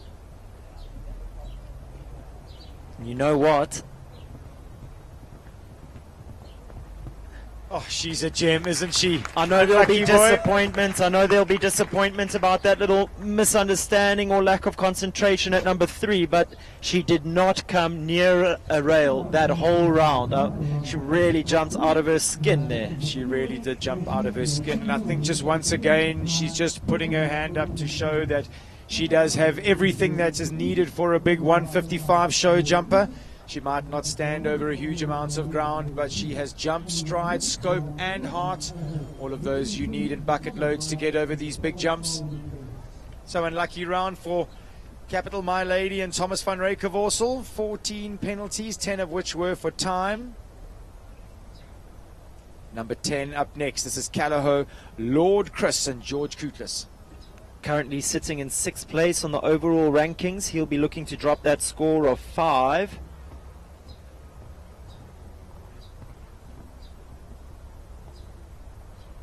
Product of the Callagho auction system. He's had an early back rail, so does he put his foot down a little bit here, Brendan? Try and get in as one of the fast 4 faulters. I don't know, with only 4 horses going through or all the clears, he would kind of need that. He would really need Lady Luck in his favor today. He really would.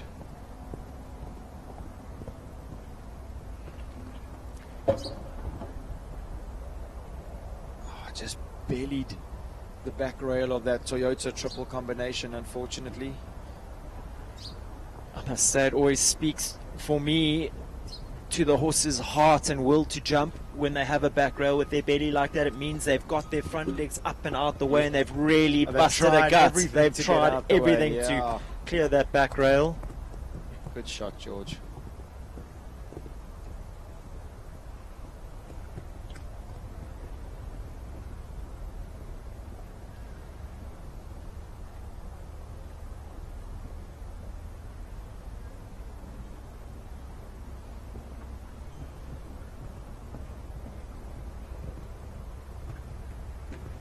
He was second in this class last year to Lisa Williams.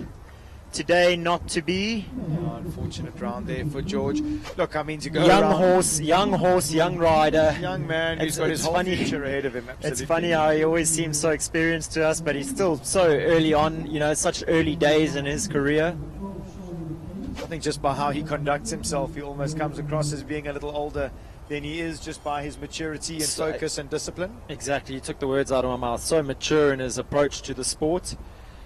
Next up, our third Lissabon in the class, 11, Callao Lexington, Jean Corber for Jean Corbel and Michael Whitehouse.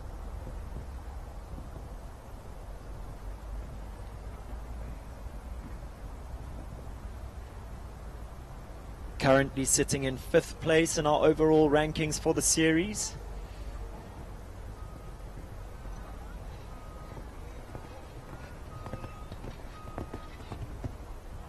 Wow. Really jumped that vertical at number 4. Brendan, I don't know how much of this course you got to walk, but walking down to that vertical at number 4 and the Knight Frank vertical at number 9, those two verticals are tall. And then you just put the gradients of the Serena in there, which just makes it even more difficult. Come on, Jean.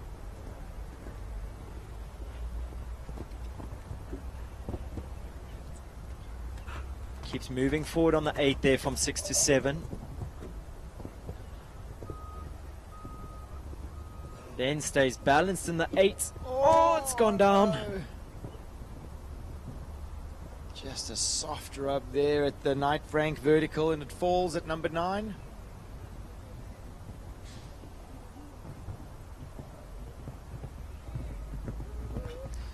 She does 7 to the last. 7 easy, 7 to the last. Comes home in a time 79.69, 4 faults. Good enough for 4th place at this stage with her 4 penalties. We got 2 horses that are on 0 penalties. PMH Pollyanna Hannah Garten and Callao Liantos and Tamara Rueda. In our lonesome time faults, Opal Della Bastide, Courtney Weber. And then we go on to our 4 faulters, Callao Lexington, Jean Corber, the fast of those, 79.69. And at this stage, could be in our jump off. Could be. So we will have 4 or all our clears. Next up, number 12, Ultimo WC, Shari Michaelis in the saddle.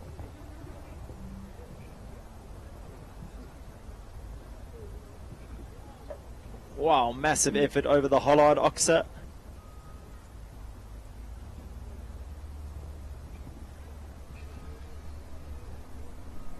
Shari looking very suave and sparkly in her Animo jacket, sponsored by Tack and Togs. He took the words out of my mouth as the sun caught those little sparkly things on the front of that jacket.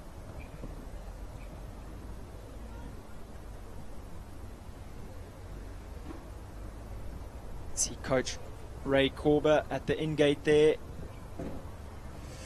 Little rub, but it stays. Gives herself good space on the 9 again, much like Tamara did on Liantos. Lets the horse stay moving forward. Oh, she's got slow. Wow. But that slower ride here at 8 will suit the 8 strides to the Knight Frank vertical. She clears that fence. Come on, Charlie. Now she needs to stay moving. She's got 10 seconds to get home. Can she do it? It's going to be tight. It's going to be tight. She needs to land after this. Oh, he didn't let it. Kick! She made it. 81.98, 2 hundredths of a second in time, inside that time allowed. Shari Michaelis, we've been saying it. Yeah, I didn't want to say it before she started. A but fairly new partnership that's looking like they've improved in every outing at a World Cup. And today's the day. Clear round, Shari Michaelis. Amazing result. I Well think done. everybody's hearts were in their throats at that last vertical. It almost looked like the horse thought he'd finished, and then suddenly saw an enormous vertical right at the last second. Put in a huge effort, jumped it, left it up, and inside the time. Makes it 3 in the 3 clears at this stage. Up next, number 13, 334, Hey, I'm Wilma, Leona van der Merwe for Leona van der Merwe and VDM Sport Horses. Brendan, just an interesting fact from Amelia, our friend at HQ. 3 of our riders who have 2 rides in this class, Leona being one of those. In brackets here is how many times this year their nominated horse has finished higher than their second horse. In other words, how many times they've nominated the correct horse. Domini has got it right 50% of the time. Ronnie only 33% of the time. And Leona van der Merwe, also like Domini, 50% of the time right. Oh, as we see that back rail falling. You definitely called it when you walked the course, Sten. You said the back rail of 5B was going to be one of the bogey jumps. Just a big scope test up the hill.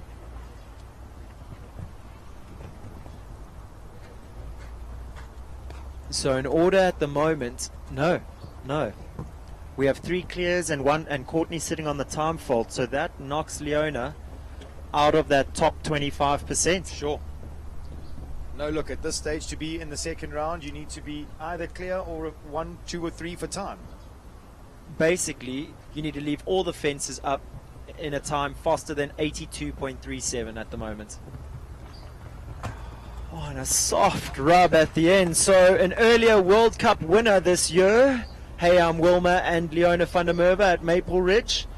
Not their day today, but I'm pretty sure they'll be looking back on an amazing World Cup Series season this year. She really has stamped her claim at that level, having her first World Cup win on a horse that she's produced to that level on her own. I think massive season for Leona's confidence. We've seen her win but just about every other level of the sport at the show. And for sure, as you say, she really is looking like she's become very accustomed to be in these 150 classes. I think her results definitely speak for themselves. 14 up next, Soakley Z. Domini Alexander returns with his second ride. Now, although this is not his nominated horse for the class,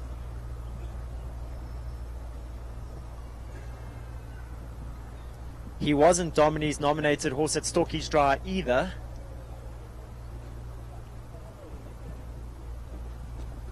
And he took the win at Stockies Dry, so maybe without thinking about the series, he still have his mind set on a good podium win here today. He really makes sure that Soakley's got his hocks underneath him. He knows it's a big push out, this triple combination.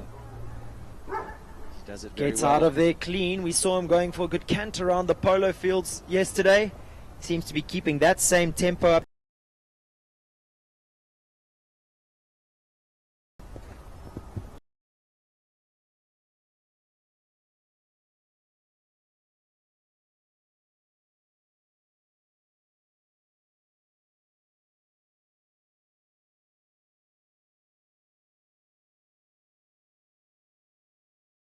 Two horses of Domini's, Collier and Soakley, are definitely in sync. I think the other day in the Grand Prix they both had the same fence down. Yeah, I agree with you. And today they've both had the same fence down again.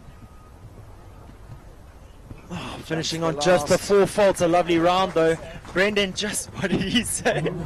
I think he said, oh dear. He said, oh dear. Was that what he said? I don't even know what to say as he cantered through the finish there. Brendan, just touching on that fact that we got given by Amelia earlier, that the riders have quite often got it wrong as to their nominated horse and which horse they haven't nominated to the class. I actually think it's a positive thing, to be honest. I think that these riders have horsepower that are so well matched at the top level of the sports here that it's so difficult to get it right on the day which one is going to be better. It's not like you choosing an average one and a very good one. I mean, they're both outstanding horses and you have to try and pick one from the other. It's almost impossible, to be honest with you. So viewers, we've got 2 horses left in the Toyota 150 World Cup qualifier here this afternoon. First of which, Capital's Moonlight, Kelly O'Connor. Brendan currently sitting 3rd overall on the World Cup Series ranking, with Domini Alexander out of it today. Hannah Garton is clear. She's in 2nd in the overall standings. So Kelly will be desperate to go clear here. Absolutely a big pressure round for Kelly, but she thrives in this environment. And then she's going to have to beat Hannah in that second round. Absolutely. Amazing when it all gets down to crunching the numbers here at the end. I think first of all she's got to get the job done here. Wow, Moonlight putting in a huge effort at the 3-3-4 double. Really pricked his ears at that little double water tray underneath 7. Good shot, Kelly. Wow. Shape and technique over number 8, outstanding. Showing real care at the Knight Frank vertical. Have a little time check, 67 seconds. So Moonlight naturally fast. Not too sure that she's going to be worried about a time fault. 1 jump left to go. Easy now. Oh, jumps it for absolute fun. 80.50 clear round. Kelly O'Connor and Capital's Moonlight van der Kieserhof into the jump off. How exciting. Mr. Stefan Wirth, the course builder from Germany, absolutely nailing it. He wanted 4. He's got 4 clears with 1 horse left to go. This is going to be an outstanding jump off. So then as it stands, we're going to be having PMH Pollyanna Hannah Garten in the jump off. Then we're going to have Capital's Moonlight Kelly O'Connor, Calaho Liantos Tamara Rueda, and then Ultimo WC and Shari Michaelis are the 4 clears that we've got so far. Is Ronnie going to put himself I'm a up in betting there? man. Let me tell you, there's going to be 5 clears. These South African riders are going to outdo Stefan's expectations here for sure. Let me tell you, there'll be 5 in that second round. Come on, Ron. Double or nothing on that pot of tea, Brendan. Ronnie looks like he means business as he canters past here.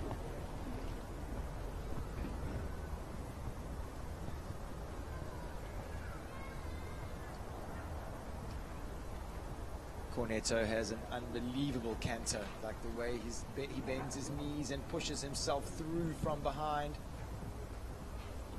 He does have a huge amount of step. Ron has been meticulously producing him over the years, learning how to ride him as well as he can and making sure that he's left enough room that Cornetto can get his body out the way. Oh, it's a beautiful shot to the triple. Oh, little rub. Stays up, gets out, and we've been saying it all day. When it's your day, take it while you can.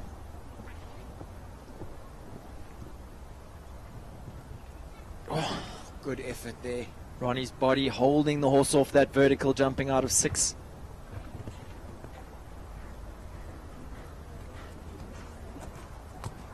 Is he going to do the 8 or the 7? 7 all day. Uses the 7 to his advantage. Cornetto big stepping. Just Gets up on the allows him 6. to roll. 69 seconds. He's got, I think he's 10 good to seconds to get home. Come on, Ron. 2, 3, 4. Brendan, he's going to be tight for time. Oh! No! 82.32. Much like Courtney, just some 0.3 of a second outside that time allowed. Oh no, can you believe it? Hard.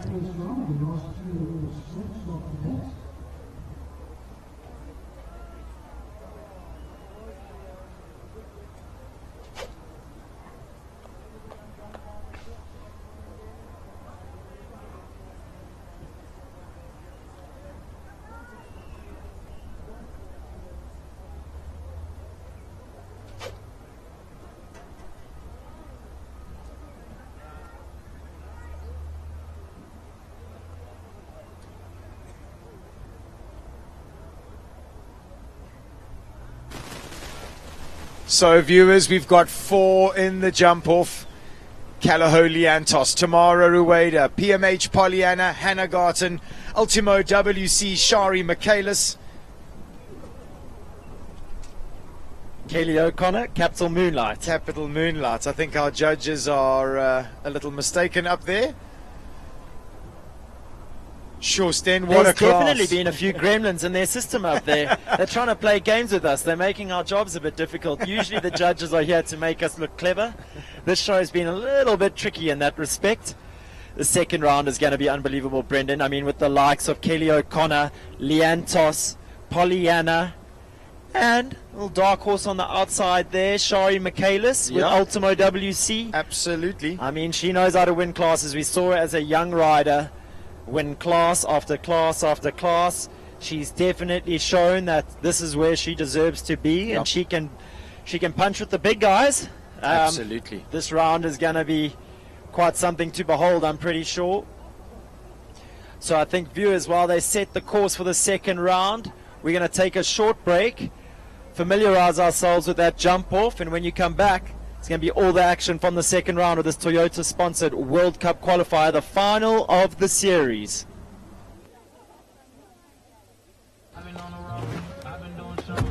Okay. Alright, here we go. One, two, Let's go.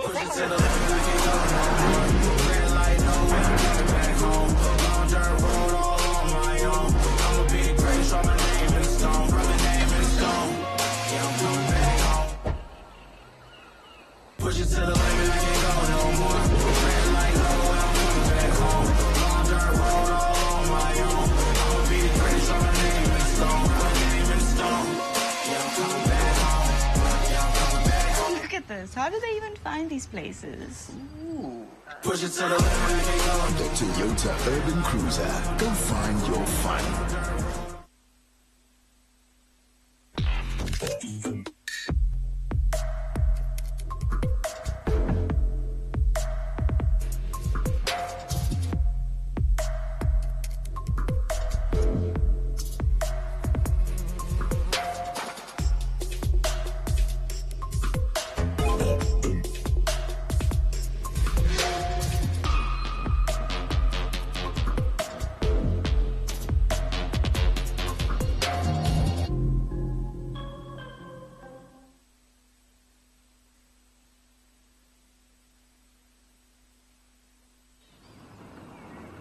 I just don't understand why you never use things. You have a watch, but are you ever on time? No. You have a GPS, but are we taking the fastest route? No. You have a phone, but do you ever bother answering it? No. Yes! The Corolla Cross. Cross boundaries.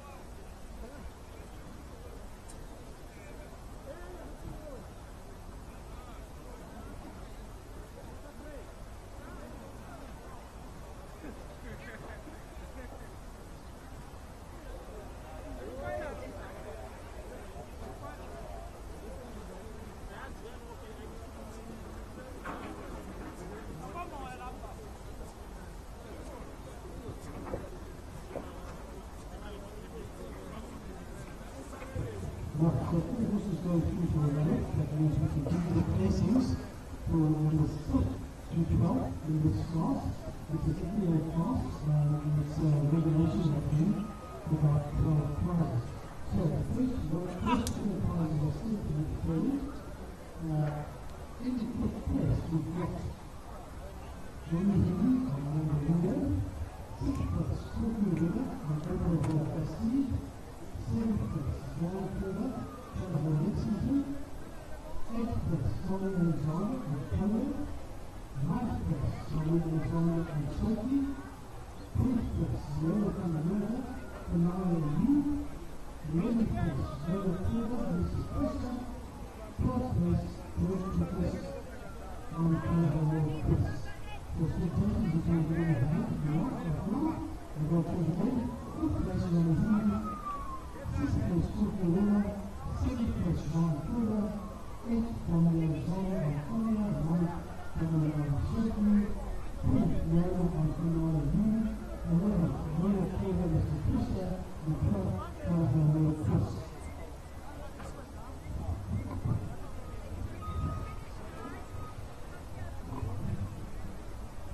We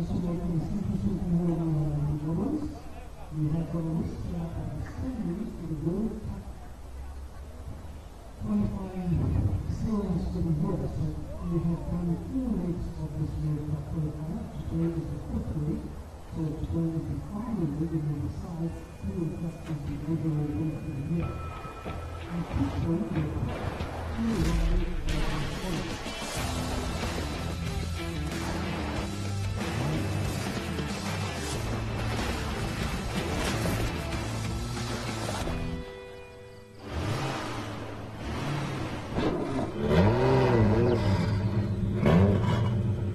The new Hilux GR Sport. Legendary toughness meets ultimate performance.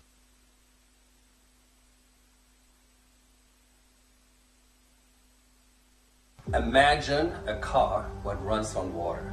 No more diesel, no more gasoline, just water. Turn on the tap, put your hose into the car, and off you go. That's what this saddle is. This saddle is so incredible. No more damage to the horse's shoulder. It actually levitates over the horse's shoulder.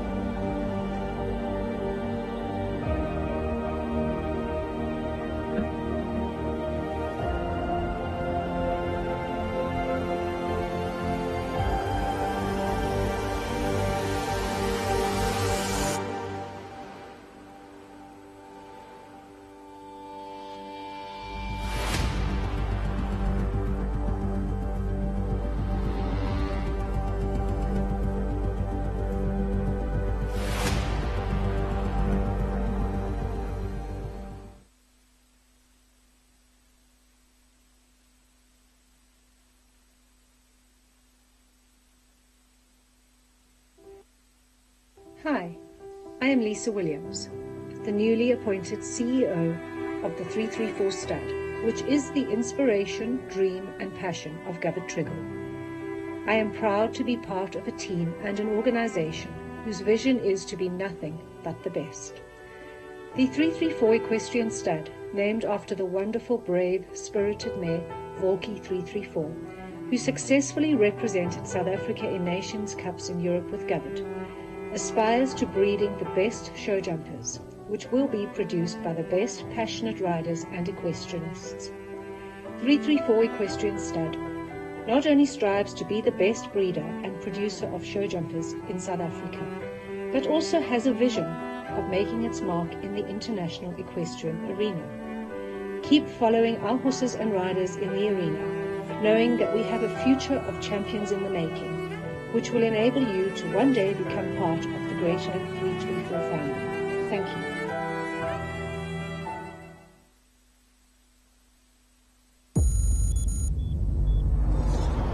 Control to Fortune, you're heading into uncharted territory. Over. Copy that, Control. We've got this.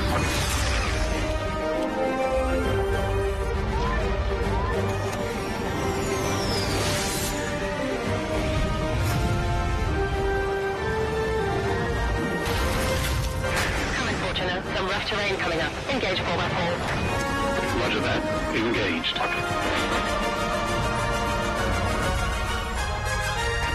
Mission complete, Dad. The Toyota Fortuner. Control, we have a problem. Reimagine the luxury of freedom.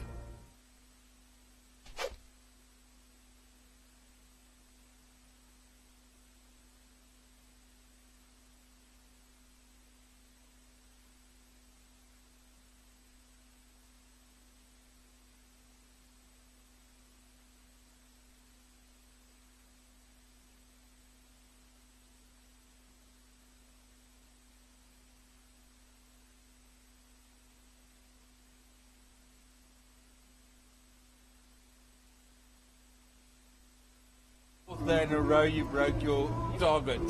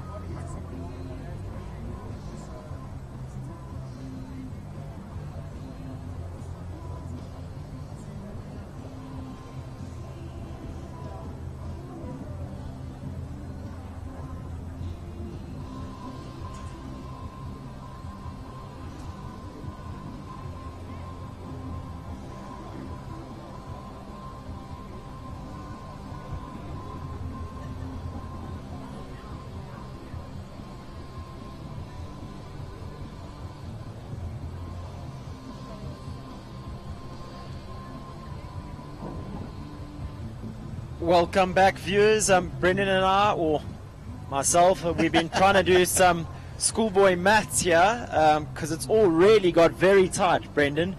So unofficially, obviously, everything has to be made official by FEI, but just a couple scenarios that could play out today. Guys, if Hannah wins this class and Kelly comes second, they both finish on a total score of 63, tied winners, in which case it would come down to which rider has won the most classes this series, and that would be Hannah. Next scenario, Kelly wins the class, Hannah comes second, makes Kelly the outright winner on 66, Hannah will finish on 60 points. And then a little outside chance for our good friend, which none of us had really spotted the maths of. If Tamara Rueda wins today, Kelly finishes 4th and Hannah finishes 3rd. That will mean that Tam will win the series on 61 points. I'm sure the team from Team Callagho there will be willing her on. Absolutely. It would put Hannah on home. 58 points in second. So many things could play out here today. Shari Michaelis, she'll be looking to put a pigeon amongst the cats there, or a cat amongst the pigeons. Absolutely, yeah. She's been really looking like she's been finding some form as of late, but what an interesting sort of closing to this fantastic South African series, FEI series.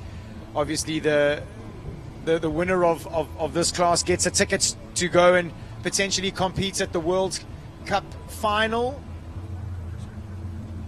Exciting that we could even potentially be getting our horses out of South Africa to be going and doing such a competition. Amazing opportunity for them to be able to go and compete on their own steeds in a big event like that. I think everything to play for those three young ladies at the moment, and amazing the age of the three of them. I mean, all such young riders with big careers behind them and big careers ahead of them. Yeah, for sure. But I mean, what a class and what a series, right down to the last round, the last set of riders. It's so exciting here. We can see all the horses in the warm-up there, getting ready, jumping their last few jumps. Shari Michaelis with Ultimo WC is going to be the first horse that's going to be in the jump-off. I can see her standing at the in-gates, getting ready. Really all still to play for. Three of them in with a fighting chance here at winning that title. Ready to kick us off for the second round. Shari Michaelis making her way into the arena on Ultimo WC. Ladies and gentlemen, get ready. This is it, the big one. This is what we've all driven down the highway for. The jump-off of the FEI World Cup qualifier, sponsored this afternoon by Toyota. And Brendan, of course, if Shari wins today, all my maths goes out the window. I've got no idea who ends up winning.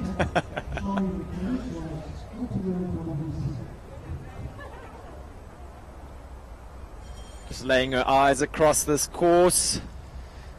It's a shortened track over 8 fences. They'll be starting at what was the triple bar, that rotorflow fence up against the embankment, with all the spectators right there, the VIP section. So first off, here we go. Ultimo WC, Shari Michaelis.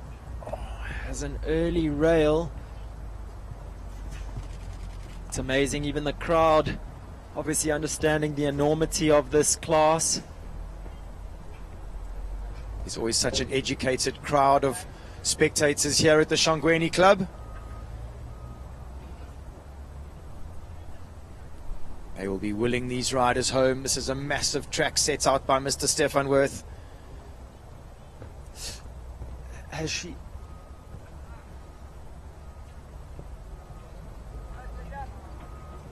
She's missed out the Slager. Has she not missed out a fence?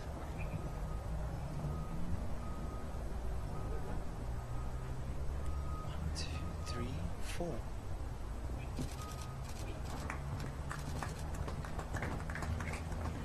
So as it stands, 4 penalties there for Shari Michaelis, but it does look like she unfortunately did skip out the Slager vertical on her way to number 6, the Knight Frank Oxer. The judges have finally spotted that. So the drama Brendan, continues. Oh my, it's Oh. really down to the last. and doesn't he look like he knows it? Liantos, a ball of energy here this afternoon.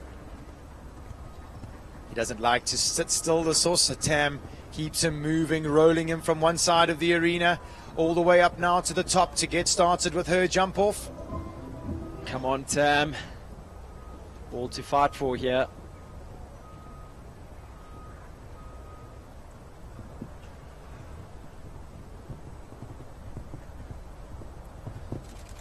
Eight strides, 1 to 2 nips inside this leisure.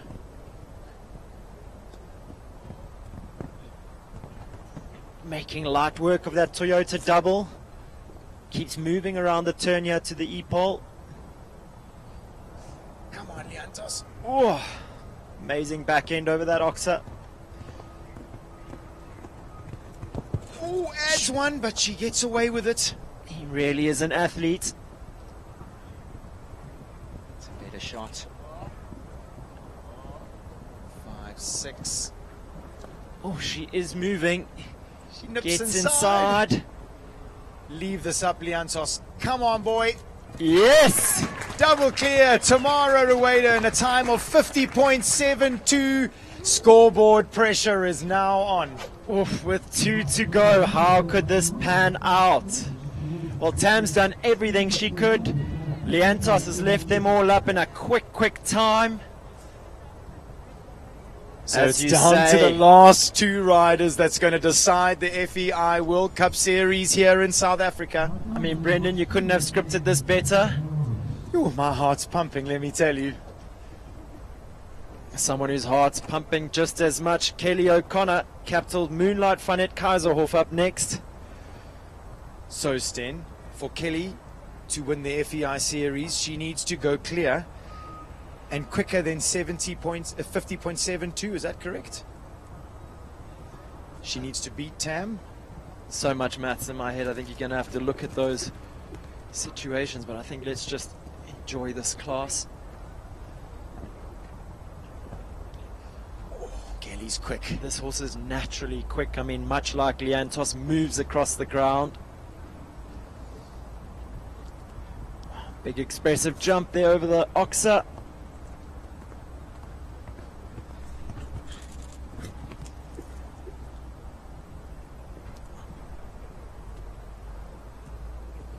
Is she quick enough, Brendan? Maybe Tam was a fraction quicker there. She's trying to get Oh, inside. she's gone as Tam wider. did. Time to beat 50.72. She's not going to get it. She's not going to get it. 51.67, good enough for second place at this stage for Capital's Moonlight and Kelly O'Connor.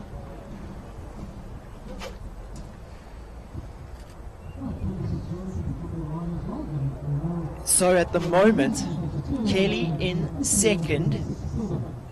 Even if Tam does win, that'll mean that Kelly will finish on 63 points. This is all obviously unofficial, viewers, but that will mean that Kelly will still finish on 63, Tam on 61. So Kelly will still take the win. So of Hannah the has series. to win this class to win the series. Hannah needs to win. Tamara's still out in first place in this World Cup. Are we talking the overall season when we discuss this? She's had one down. Does that mean Kelly's won it? Look, it's all going to need verification by the FEI.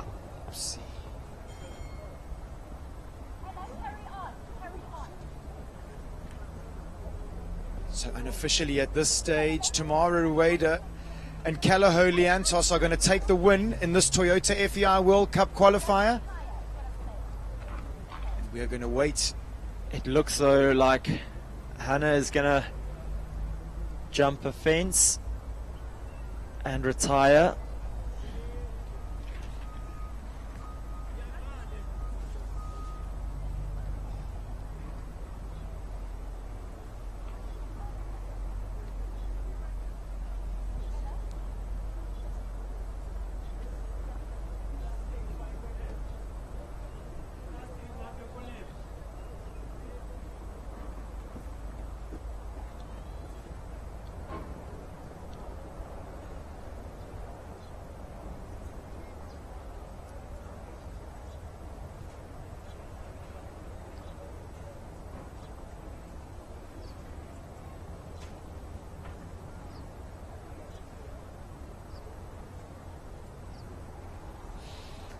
So, yep, it does look like it, Brendan.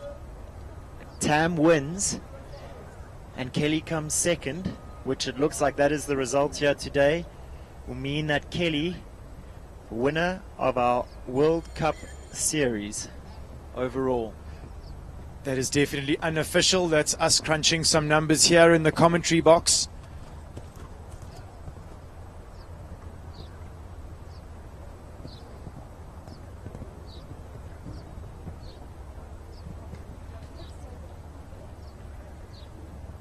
No, I said Hannah was going to jump a fence and retire. She's not. She's going to see the finish line here.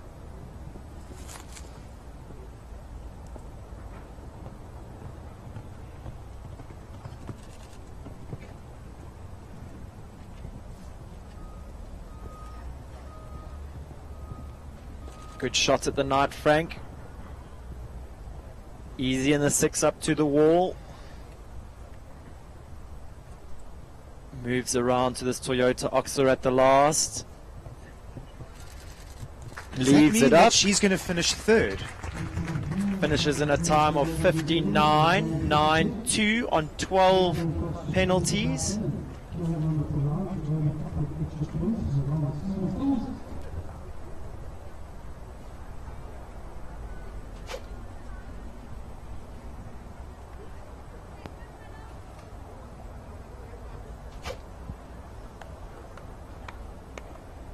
So viewers, we definitely maths is not our strong point. That's why we show jump so avidly. So I think what we are going to try and do between Sten and I is we're going to try and work out exactly what's going on in this class. We do know that by the looks of it, Tamara Rueda and Kalaho Liantos has won this winners class. of today. Absolutely. Let's not take anything away from Tam with this fantastic World Cup win. But obviously this class holding huge weight with the end of the FEI World Cup Series. Brendan, good friend of ours, Tam, she's been saying to us for months, when is it my turn? Well, let me tell you that today is your turn, Tam. Fantastic riding, fantastic horse Liantos. Hasn't he been unbelievable this season? Yeah, really hasn't he been unbelievable this season? He was a horse that many people questioned his scope early on in his career. Myself included. I mean, maybe not his scope, but just his general attitude. I wasn't really sure if he liked Tamara too much. But I sort of always enjoyed his approach to the sport, but I wasn't 100% sure about his scope. And let me tell you, he's answered that with a resounding yes. He can do it at this level. He can win at this level. Tamara Rueda, what a round today, what a horse, what a partnership. Yeah, absolutely fantastic to see. It's been great to see that Suzanne's also here, Tamara's mom, so she gets to enjoy the festivities. I know that she puts in a huge amount of effort with Tamara's riding and just her general being.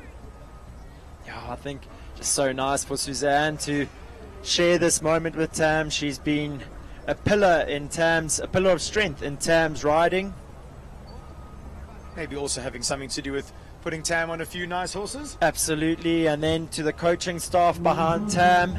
I know Gonda had a lot to do with Tam's success. Absolutely. After a short break, I think with Johan Lotter as well, I think Tam would acknowledge that they've all managed to put in some quality into her riding. Yeah, for sure. Giving her the tools to win these classes, and really just the cherry on the top today for Tam. I mean, sure, an emotional moment for her. She's a giggly girl, and I'm sure we're going to hear that cackle the whole afternoon. Yeah, I must say, I'm sure she's going to be absolutely over the moon with that. I'm really keen to see where we are in this FEI World Cup Series. It definitely wasn't as clean cut as we thought it was going to be. There we see scenes of Tam with her fabulous gelding Liantos, looking very fancy in his Toyota winner's day sheet.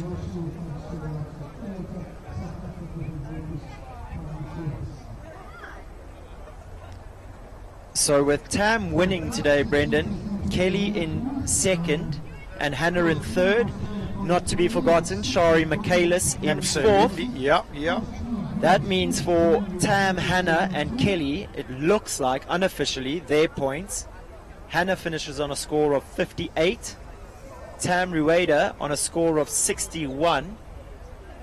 And Kelly O'Connor final score of 63 this season, making her our series winner. Obviously, all still to be confirmed. Here we see Kelly giving Moonlight a very well-deserved treat and a cuddle. He really has come into his own, that horse. I think Kelly's definitely learnt his sensitive ways. She really has been performing unbelievably as of late. Brendan, Kelly also a real smart girl, not just a pretty face. Let me tell you, I think she would have crunched some numbers, and judging by the smile on her face, I think she also knows that there's a possibility that she has now won this series.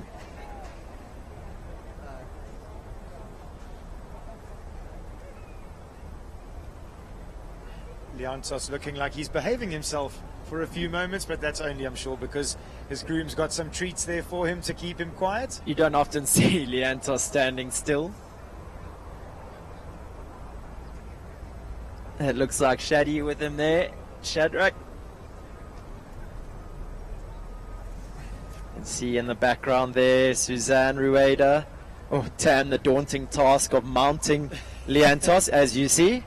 The viewers will get an understanding as how sensitive he is. There's Toki Kakalofa, who's made the trip from America to come and support at the 334 at the Toyota World Cup qualifier. And Brendan, even more than that, Toki was the one who convinced Tamara to buy Liantos. Yes, on you the are auction. right. He was there that evening, so lovely for him to be Very involved fitting, here isn't it? today with that big win.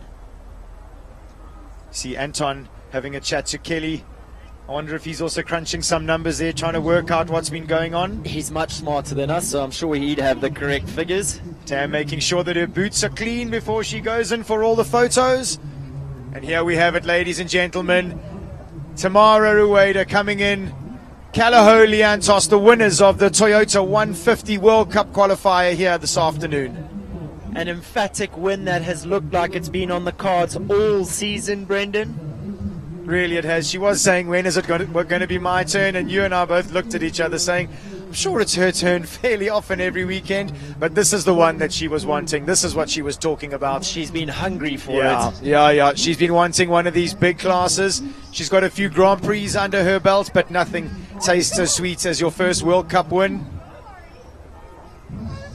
And what a performance Liantos put in today, really. He is an absolute acrobat. He tried everything to get his legs and his body out the way. A really testing technical course set by Mr. Stefan Wirth here this afternoon. And seems to have no problems for Liantos and Tamara. She handled it with absolute ease. Great to see Courtney Webber in the lineup there for the World Cup qualifier. Brendan, one for time in your second World Cup qualifier. Yeah, she was so close to jumping off, yeah. Just some 0.3 of a second outside the time allowed. Ronnie Healy as well. 0.3 of a second outside of that time allowed.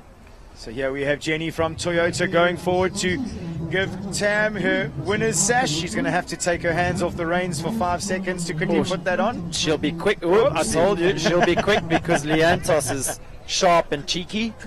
She knew that she had to make that quick. So congratulations, Tam. What an amazing win. What a performer Liantos is. He's built for the big stages, is this horse. I must say, I think it's fantastic that Toki was here to see his dream go full circle. You know, I greeted him earlier. He was having a beer with Govert, and I greeted him, and I just thought, actually, I must bring that up if Liantos does have a good result today, because Toki was there from the beginning saying, this is the horse, you have to buy it. Well, he was 150% right. Absolutely. There in second place, Kelly O'Connor, Capital Moonlight van der Kieserhof. Kelly electing not to put her sash on. Oh, there we go. I was wondering if Moonlight was also going to behave himself. He looks like he's quite chilled here this afternoon, actually. She really has got his system down to a T. She's got him to these shows a lot more relaxed this last season. They've been fantastic competitors all year. Yeah, as he gets more relaxed, his performance improves. His results get better and better. Hannah Garton there in third place. Hasn't she had the most magnificent season at this level? Again, another young lady who's only getting started in her career. You never say that by how she conducts herself and how maturely she rides. Shari Michaelis' first big finish in a World Cup qualifier with Ultimo WC. One off the podium. It's going to make her even more hungry for the shows that are left for the rest of this year and for sure for next year's season. Brendan, she left the fences up. No, she had number 1 down. No, was close. She did. Then in 5th place, Ronnie Healy. He'd be disappointed not to be on the podium today, but I think he'll look back on a very successful season with his horses. Nice of him to give the others a chance for once. He's been winning all year. Yeah, absolutely, and I don't think that Ron's year is by any means done. I think he's going to be licking his lips. It's still 2 of his favorite classes left of the year, the SA Champs and then the South African Derby. We all know that Ron loves that, so we're going to have to stick around and see what's going to unfold for those 2 big classes. Definitely has his eyes set on that Triple Crown. And 6th place, local lady Courtney Webber. Outstanding ride by her today. Definitely got the biggest cheer when she went through the finish. Just absolutely cannot believe her maturity in her riding. Just her ability that she's showing to pull it out the bag and ride at the top of her game here under so much pressure. Home crowd. Oh, just what a lovely achievement for her and her team from Langley Equestrian Centre. Grant Langley, Lynette Webber I saw here, Shelley Moore. Just great for that team of Opals. She's come a long way from Donut. Yeah, a long way from crying on donuts at the walk.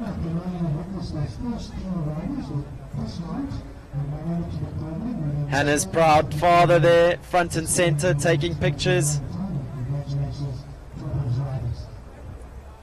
So 3 young ladies getting ready to get on the podium. 5 out of our top 6, all young female riders, Brendan.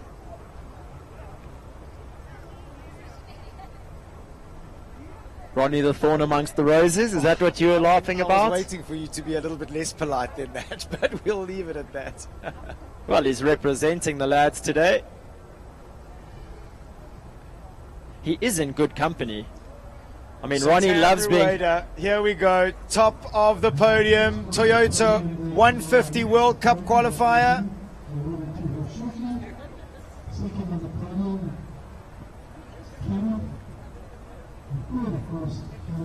Oh, it's taken Di all of 3 days to send her first message. Di Boertjes, it's lovely to hear from you watching from the Eastern Cape. We hope you've enjoyed the jumping this week as much as we have. Fantastic scenes there, really good looking podium as Di was alluding to. Tam Rueda lifting the trophy. Congratulations, young lady, the winner of the Toyota 150 FEI World Cup qualifier. What a moment.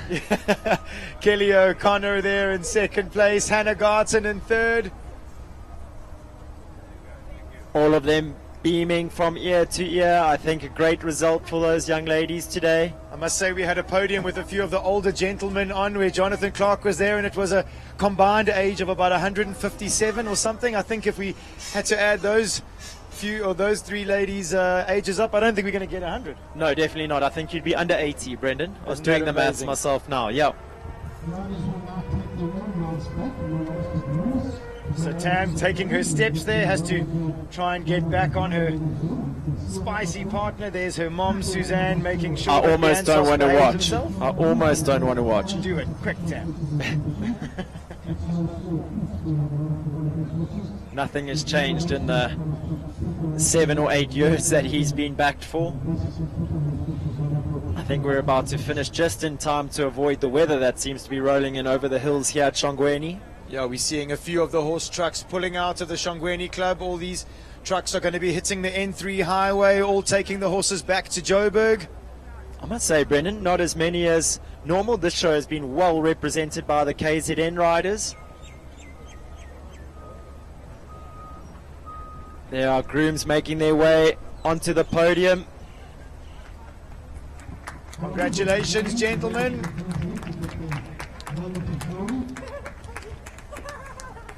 Some fantastic prizes that have been given out here.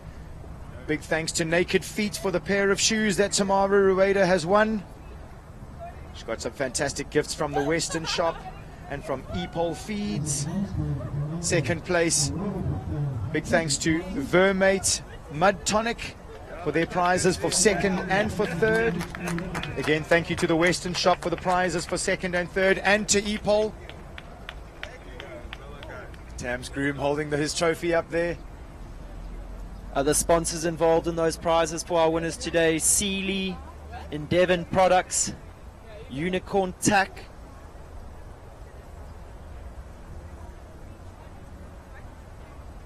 we've spoken about the Rotavettis and the Cavalettis there. Jody Wallater, show organizer, making sure that everything looks cool for the photos. Brendan, just while we have a moment, I think a big shout out here at SHONGWENI, a name that we've got so used to, Sue Peters. It's her birthday today, so if you're watching, which I'm sure she is, happy birthday, Sue. Happy birthday, Sue. A treat of show jumping for you.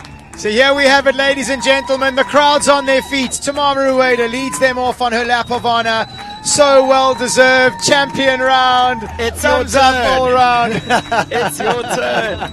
Well done, Tam. Well Kelly done, O'Connor, Kelly. Hannah Garton, second and third.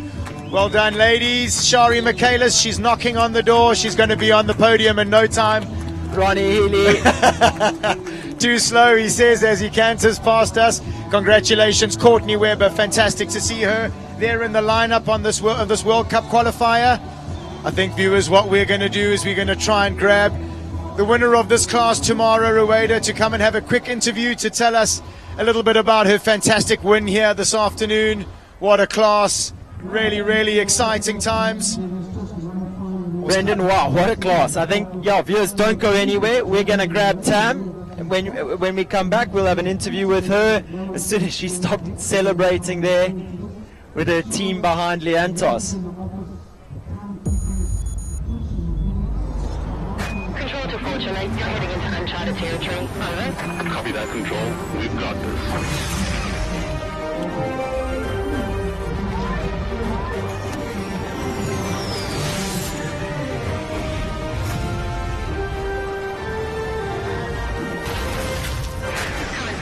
Some rough terrain coming up. Engage 4x4. Roger that. Engaged. Mission complete, Dad. The Toyota Fortuner. Control, we have a problem. Reimagine the luxury of freedom.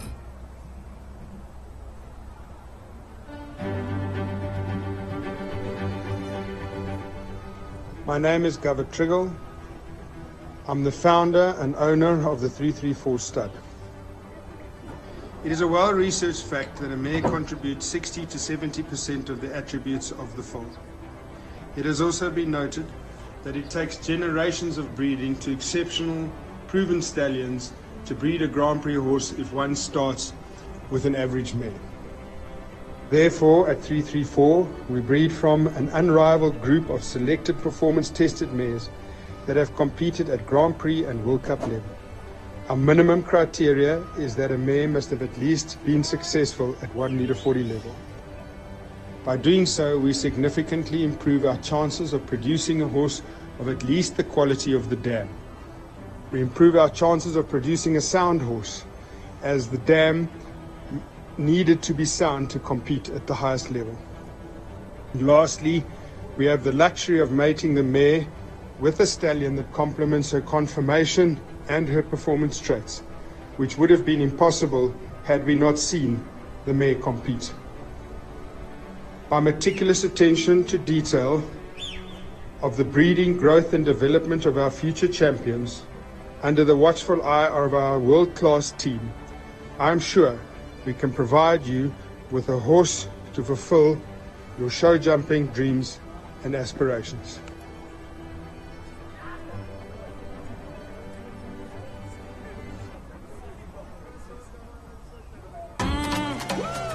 Take that! Yeah, you know what? I'm gonna show you flames, boy! No, you drive like mama. Ooh, that's cold! Like your bed in summer. Go easy, boy. I'm coming for you. Coming for me! Watch me pop this up! Choo. Smooth! Where are you? The Corolla Cross. Cross boundaries.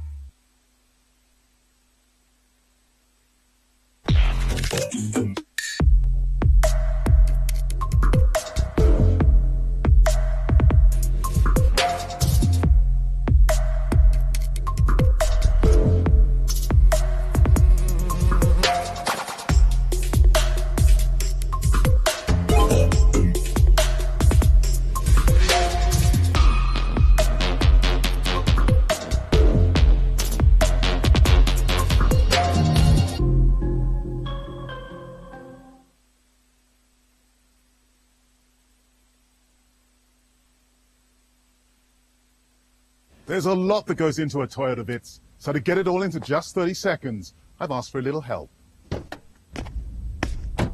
All right, take it away. What do you say? 4.4 litre fuel consumption, touchscreen, central locking, power steering, electric windows, park distance control, Apple CarPlay, Android Auto, airbags, ABS, and an EBD, and a VSC, and an HSC, 7 color options. Look at that, boot space, sold. Well, I'm sold. Toyota Vitz, more car, less cash.